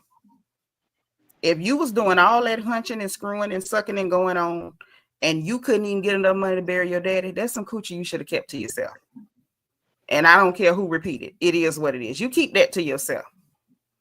If you doing all that hunting and come up broke, don't get that to nobody else. It's time. That's when it's time for you to go rededicate your life to Christ and get back in the church, because what you toting, it ain't no good. It ain't no good. And look at your husband now. He don't even like you. Whatever you gave him made him put sugar in his shoes, and he bark at you every day. Don't get that to nobody else. Wow. No, for real. Like it's about time for us older ladies to tell young women the truth. Everybody ain't toting good stuff. And if your stuff is bad, come to terms with it. Tell yourself the truth. Stop passing that out. Put that up. Put that up. You ain't doing nothing making trouble for yourself and embarrassing yourself. Do I believe Kenya went too far? Yes, but that stuff shouldn't have never been out there for Kenya to find. You out here making cornucopias and stuff, and still need to GoFundMe to bury your daddy. What are you doing wrong? Like that chick said, she was hustling backwards. Backwards is an understatement. What did you do? Now, good night. Prostitution is the oldest profession. They was all back in the Bible. It's prostitutes all through the Bible. And we ain't read nothing in there that the girls were so bad the men were taking their money back. What is going on? Now you on national TV threatening to shoot people. The foolishness. This got what's going on. what did the economist say? I read this like back in the 90s. The price of gold and silver, it can go up and down, but the price of coochie, the value never depreciates. Well, the thing is, that's only partially true because it's always been different brands. You understand? You got the girls that's strung out on substances. You can grab that for about $5 or $10. But if you are somebody like Brit Eady, you done paid for them people to close your nose all the way up. You done paid for them to turn your lips into inflatable tire tubes. You done paid for them hard, painful looking breast implants. You done paid all this money, and you mean to tell me you can't get none of your money back? GoFundMe? Get help. Get help. You done did all them enhancements. That ain't supposed to be discount stuff you told. I know girls ain't got no enhancements can get their people funerals paid for. I just didn't understand that. That didn't make no sense to me. It's like she up there bragging, telling people her mama didn't love her, because she didn't. I was a teenage video vixen. All that says is your mama didn't love you. Your mama ain't even like you. And she clearly didn't think you was too cute. Because us girls that know we got pretty daughters, we darn near lock y'all in the house and put padlocks on your ankle. We'll chain you to the foot of your bed. Like, don't leave out. Wait till I come get you. We protected as mothers. We turn into whole Rottweilers and rabbit pit bulls about our pretty little girls. So it's giving your mama didn't like you. Brit Eady is becoming very embarrassing and problematic. As in very. Lord, this crazy girl Bunny talking about it's depreciated because the market saturated. You can't saturate the market with that, baby. That right there sell when cotton and corn don't. And with all that she was supposed to have been putting on the road, I'm just not understanding why we need a GoFundMe for a funeral. I'm confused by it. But Ree. I'm here. What did you think? Because I know you missed a lot early. We ain't gonna stay too much long. We've been on here 5 hours. I ain't done that in a long time. But what? I don't want to revisit it too much because it really took a lot out of me. Did you feel like we felt that Brit Eady should have been fired immediately after making that pistol comment? Because I just need to know that I'm not crazy. Because I feel like she should have been fired immediately. I agree with you. Because the thing is, there's a lot of people like, well, no, she didn't threaten her. The fact that you like people were pulling up some of her old IGs with her showing her gun on the. I'm sorry. Am I allowed to say that word? Well, we ain't technically supposed to, but we done slipped a few times tonight. I think we're gonna make it. So she was toting it on her seat, and the IG live that she had with some guy cutting her off at the gas station, and she threatened to like do the same thing to him as she did to Kenya, and so you don't know somebody's mindset, especially if they're carrying one of those, and then and then on top of that, in a threatening manner, right? Yeah, and then on top of that, she looks like she's triggered by Kenya, and like Kenya can just walk in a room and she's triggered by that. And I don't think that's somebody you really want to have that, because I hear people like, oh well, Kenya had one and she ran outside and she pulled it. Yeah, because she had intruders. Like people were trying to like trespass on her property. That's different than somebody just telling you because you made a little comment that she wants to like go off. Okay, not only that, she came in wanting to go off. And I kind of broke it down a little bit earlier. The way I saw it was that her and Kelly came in with an agreement that they was going to get a moment with Kenya. And that's why there were 2 questions directed at Kenya about Brit, if you notice, right? And then when Brit was working overtime trying to get a response and Kenya paid her dust, Kelly was over there huddled up with her. And then once she saw that it fell flat and the plot fell flat, Kelly left her hanging, and that's when I think Brit got embarrassed and started screaming, and I think that's when she got mad for real. Like before she was acting. I think once Kenya gave her no energy, she was embarrassed. She felt humiliated, and so she got mad for real. Now she's wanting to shoot because I wanted you to give me energy and you wouldn't. Kelly attacked Porsha and they made up. Angela attacked Shamea for no apparent reason. They made up. And so it's like, well, Kenya don't want to make up with me. She don't want to play nice with me. She just is dismissing me, is what it is. She's angry because she wanted a moment. And she had Kelly, you know, Kelly pulled a J. Cole on. I said that earlier with the 7-minute drill. I'm going to throw the question in there, help you stir it up. We're going to both get on her and I'm going to take your side. But then when it fell flat, Kelly basically deleted her diss track and apologized. Like she was done. She was in the confessional like, oh, she's doing too much. She pulled a J. Cole on her. And that girl was embarrassed and pissed. And so she lost it and started screaming about whips and pistols. Yep. So Kelly read the room and homegirl did not read it.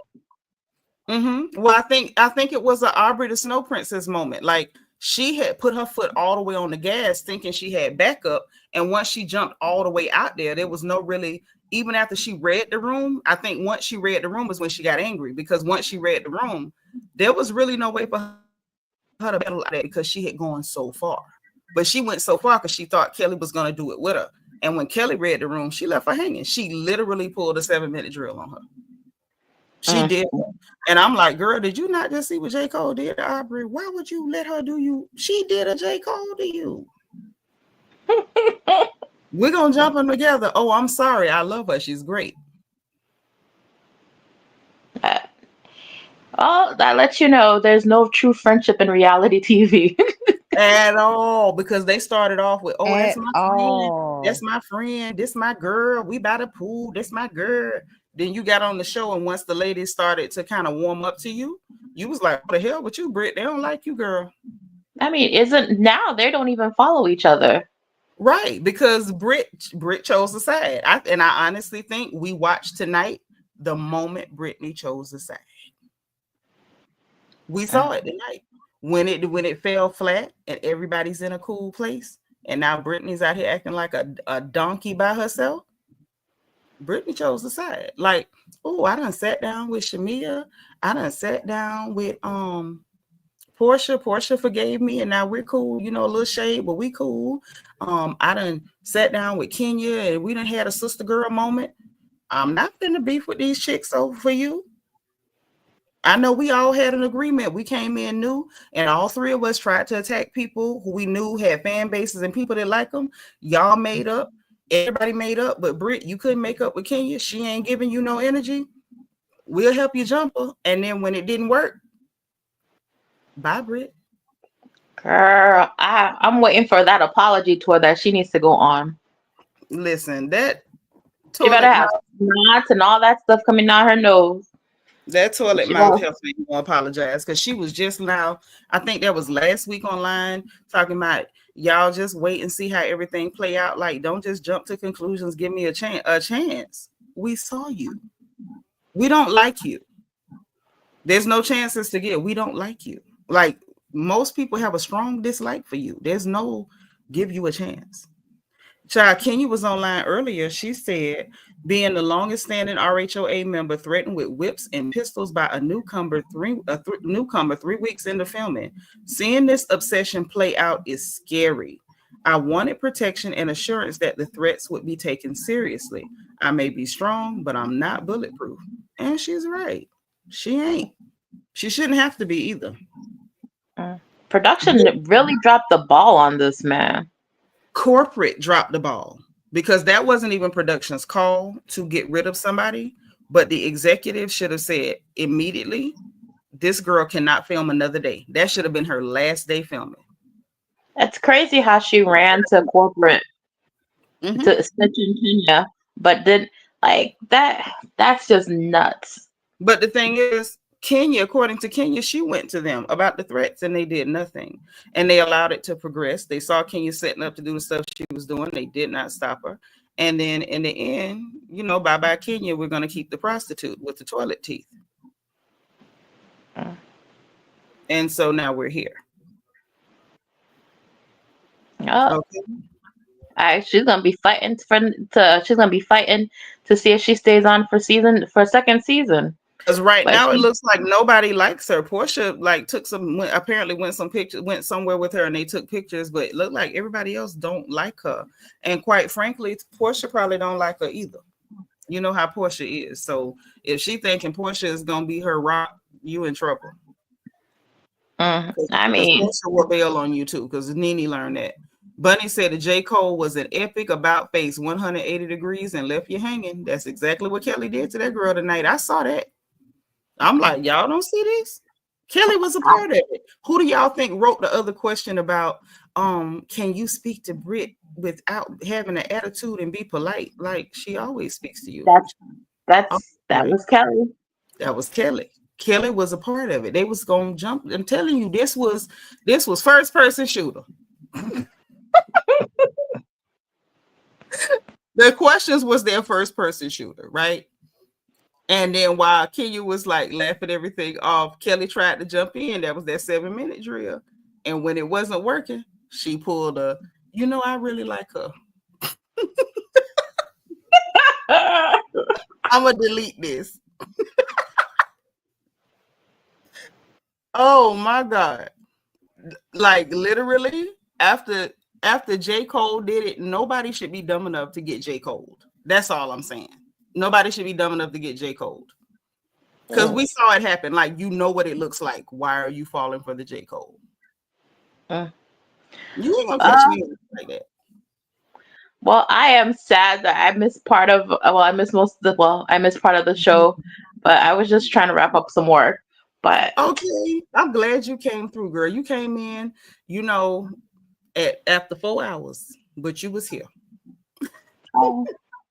I'm glad you came through, Ree. I'm always happy when you can come through, but I don't ever know when you're coming.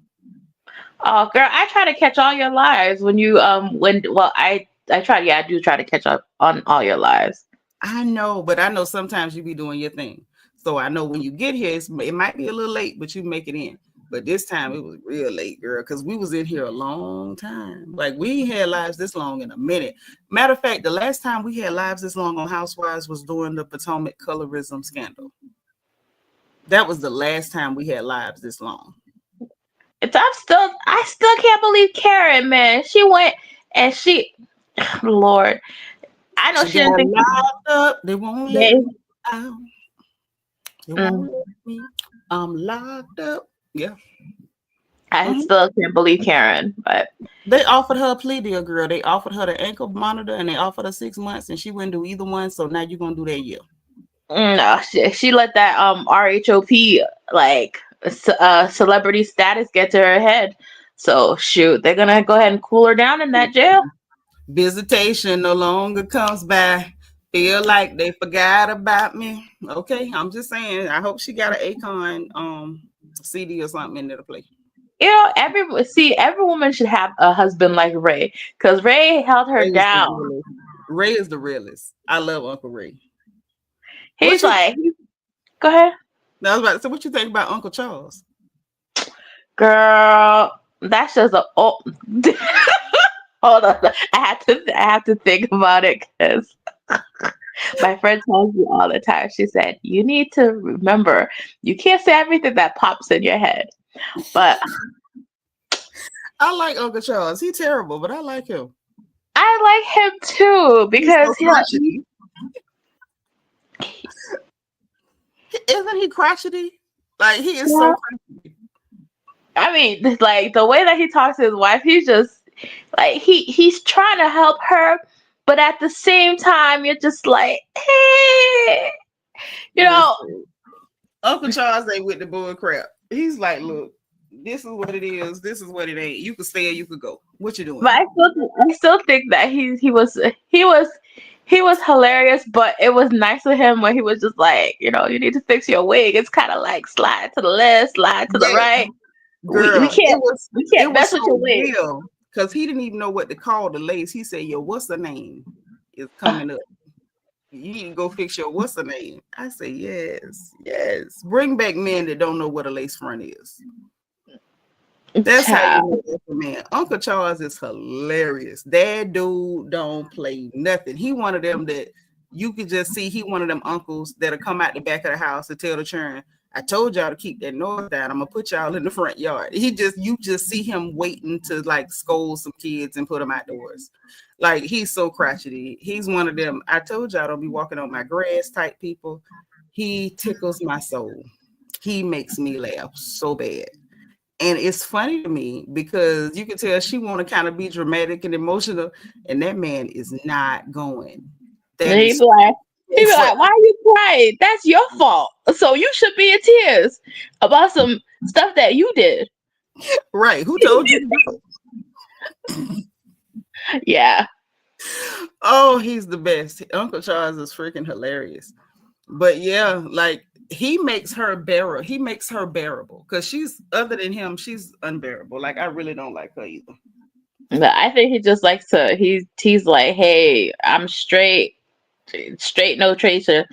I'm like, I mean, some people they're like it's hard for them to, you know, deal with somebody like that, but hey, I love whatever people like tickles.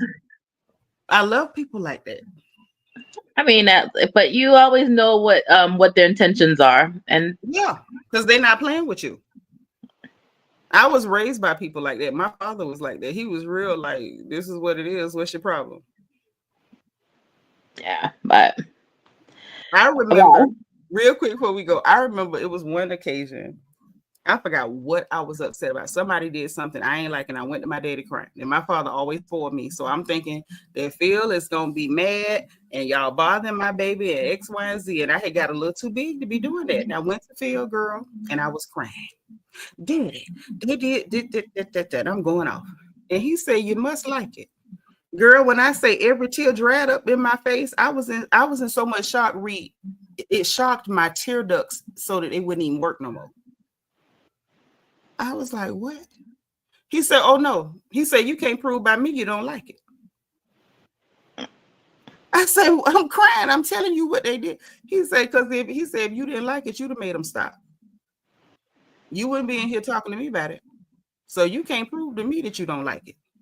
You must like it. And so I figured out real quick when people do things I don't like to make them stop. People like that, you need them in your life. I don't care in what capacity. If it's a friend, a pops, an uncle, your big cousin, you need people like that in your life. That's just real straight like that and not gonna pet you. Because that man, you can tell he don't pet her at all. It's just like, yeah. She was talking about a vow renewal. He said, nah, we're gonna get these houses free. Yeah, we'll talk about that later. well, they say it's like cuddling with a porcupine. Hello. Because she went to talking about her therapy. He was like, you need to get a discount much as you go. And she said, well, we're gonna need it. We're gonna make it for another 10 years. He said, that's a long time. She say, is it too long? He say, never know. I said, oh God, he is too terrible. He's so funny. I could watch him all day be crotchety. He is entertaining. He needs his own show. Just walking around being grumpy all day. I'm telling you, they need to start paying these husbands, man. Listen, hilarious. That'll be a hell of a show. They need to start paying the husbands because let me tell you, the husbands on RHOA, they bring the drama, they bring the shenanigans, You know, they bring the gossip. I don't know. They're a little bit messy. I could do without Ralph. I don't like messy, sassy dudes. I don't. I'm not entertained. The RHOA men ain't been that entertaining since Greg died. When it was Greg and Peter and Todd kind of came in on that tail end of that.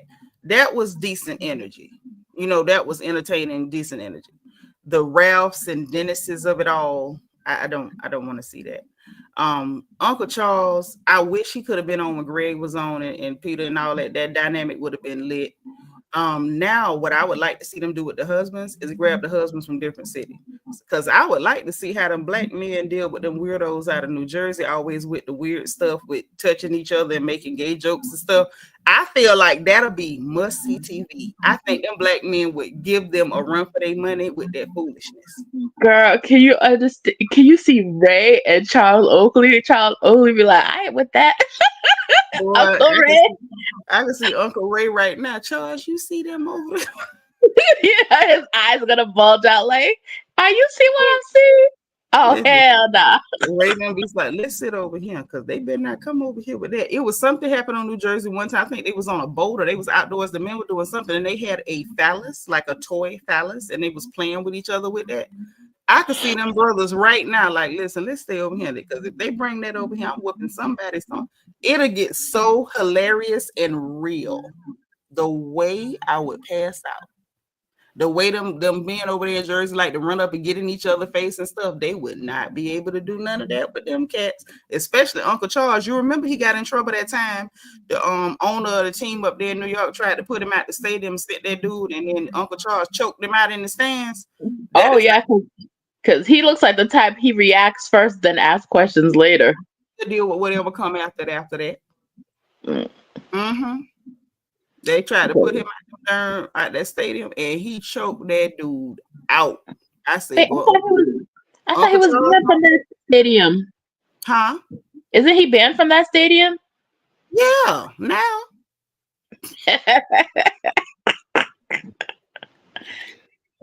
Yo, Uncle Charles crazy. He's crazy. I'm telling you, I could watch unhinged, crazy, crusty, grouchy people like that every day, and they are so entertaining to me. That must be like my toxic trait. I like grouchy old people. They are so entertaining. It's just so much fun to watch because they don't care. I think that's what makes it so entertaining. They don't care. That man is grouchy and crusty, and he really don't care. He don't care at all. So funny. I wish his wife was more entertaining like him because I could do without her. Yeah, she just needs to loosen up, but it is what it is. I mean, it kind of it's a little watered down version of Cynthia and Peter. Remember how Nene said Cynthia, like the persona that she plays on TV versus how she really is two different things. Two different things. I don't think Angela is being two different things. I just think I don't like Angela. I just don't like her. I just don't like her at all. And see, when it was Cynthia and Peter, the difference was Peter wanted Cynthia on that show. Peter was the one told Cynthia to get on the show. And so Peter played to the camera and gave him a show. Peter and Nene kept Cynthia on that show. Charles ain't finna play to that camera. Uncle Charles ain't playing to no goddamn camera. He one step from giving y'all a John Witherspoon impersonation. Y'all about to get pop, pop, pop, sugar pop. Like, that's what y'all finna get around him. And I like it. I like it. Oh, I like it. You could just smell the Bengay through the screen. And I'm telling you, it just makes me happy on the inside. The minute I see an Uncle Charles scene, my eyes light up. Oh my gosh. Because he finna give me one. I know he finna give me one. I already know. Every time he been on the screen, Reed, didn't he give us one? Yeah, he does. He does. My eyes just light up. I'm like, here we go. Showtime, baby. Showtime. I lean in close because I know we finna get one. Oh my gosh. We need more of that on TV. We need a Sanford and Son reboot. We need some more crusty, crotchety people on TV. I forgot how entertaining they are. Well, everybody's gonna be shiny and new with implants. I'm tired. So am I. The veneer, the fake teeth, oh my gosh, it's crazy. But I'm just I'm ready for the crotcheties. Give me the crotcheties back, boy. Uncle Charles, man. Listen, he about to make me go back and pull up all the old shows. I'm about to start watching Heat of the Night again. I done watched every episode. Walker, Texas Ranger. I'm gonna go pull up Archie Bunker. The Jeffersons. No, don't forget Married with Children. Oh yeah, Al was good and crotchety. Al was crotchety and stank. Especially he joined No Ma'am and had all his stank friends at the house. Yeah. Just crotchety and terrible and funny. I don't know what happened to TV. They don't have no more people like that. Everybody just look crazy. Look No, like everybody, yeah, they want everybody to be more PC. So I ain't got time for that. Give me the Krusty crew. Give me the Krusty crew. Where's Mr. Krabs when you need him? Well, girl, any final thoughts? We've been here for 5 hours, 31 minutes, and 29 seconds. Any final thoughts for the people? the final thought, let's see. Well, I'm happy that we all saw Brit Eady in action. So that's the final thought. But girl, I feel bad for her because they tore her up today. They did. They didn't leave no meat on her tail. But I hope she sits down in that reflection corner that you have for her to reflect with everything that she's done. Because, come on, the girl, this is the thing that gets me upset is that this season, Kenya really came and she was like really mellow. Real cool. She was, yeah. And then you're going to act like it. Well, I don't feel bad for her. I don't. She should have directed all that energy towards Porsha for stealing her cousin's man. Well, she wasn't going to do that because she would have needed that pistol. My bad. It's the truth. It's the truth. She knew she would have needed it. She'd have needed it and she would have needed the extendo. I don't know. If Brit Eady ain't got no hands.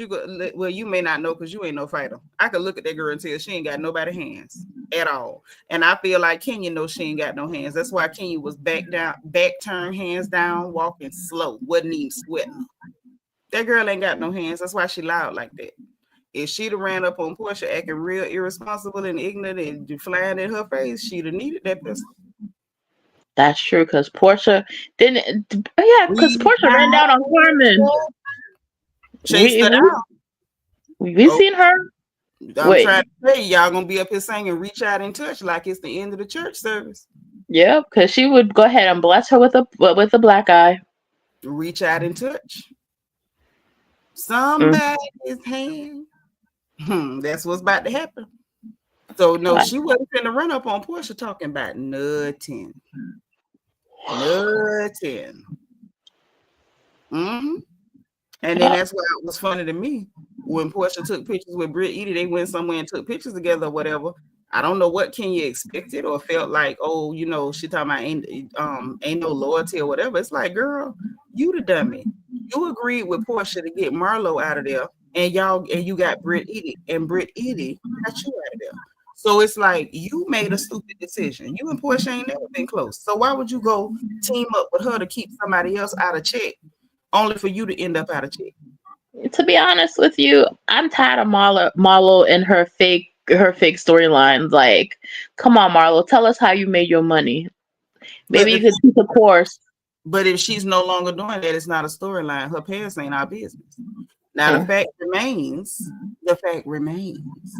that they teamed up to keep her off the screen and said, if y'all bring her, neither one of us ain't gonna film with her. You teamed up with somebody who's not your friend, a known enemy. More than anything, y'all been cool here and there, but more than anything, y'all don't get along. You teamed up with her to keep one person off the screen. And then one of the people that got on the screen did you. And I spoke out, and I clearly feel as though Brit Eady should have been fired that same night. But listen, I had an old woman tell me one time that the world is round.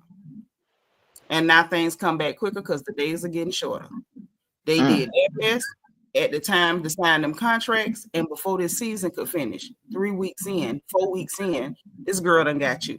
You got to be careful how you move. You got to be careful how you move. You teaming up to tell people if she come back, I'm not gonna film with her. Y'all teaming up together, Voltron Force activate to keep this girl out of check. She ain't said no worse to you than you done said to everybody else on that stage.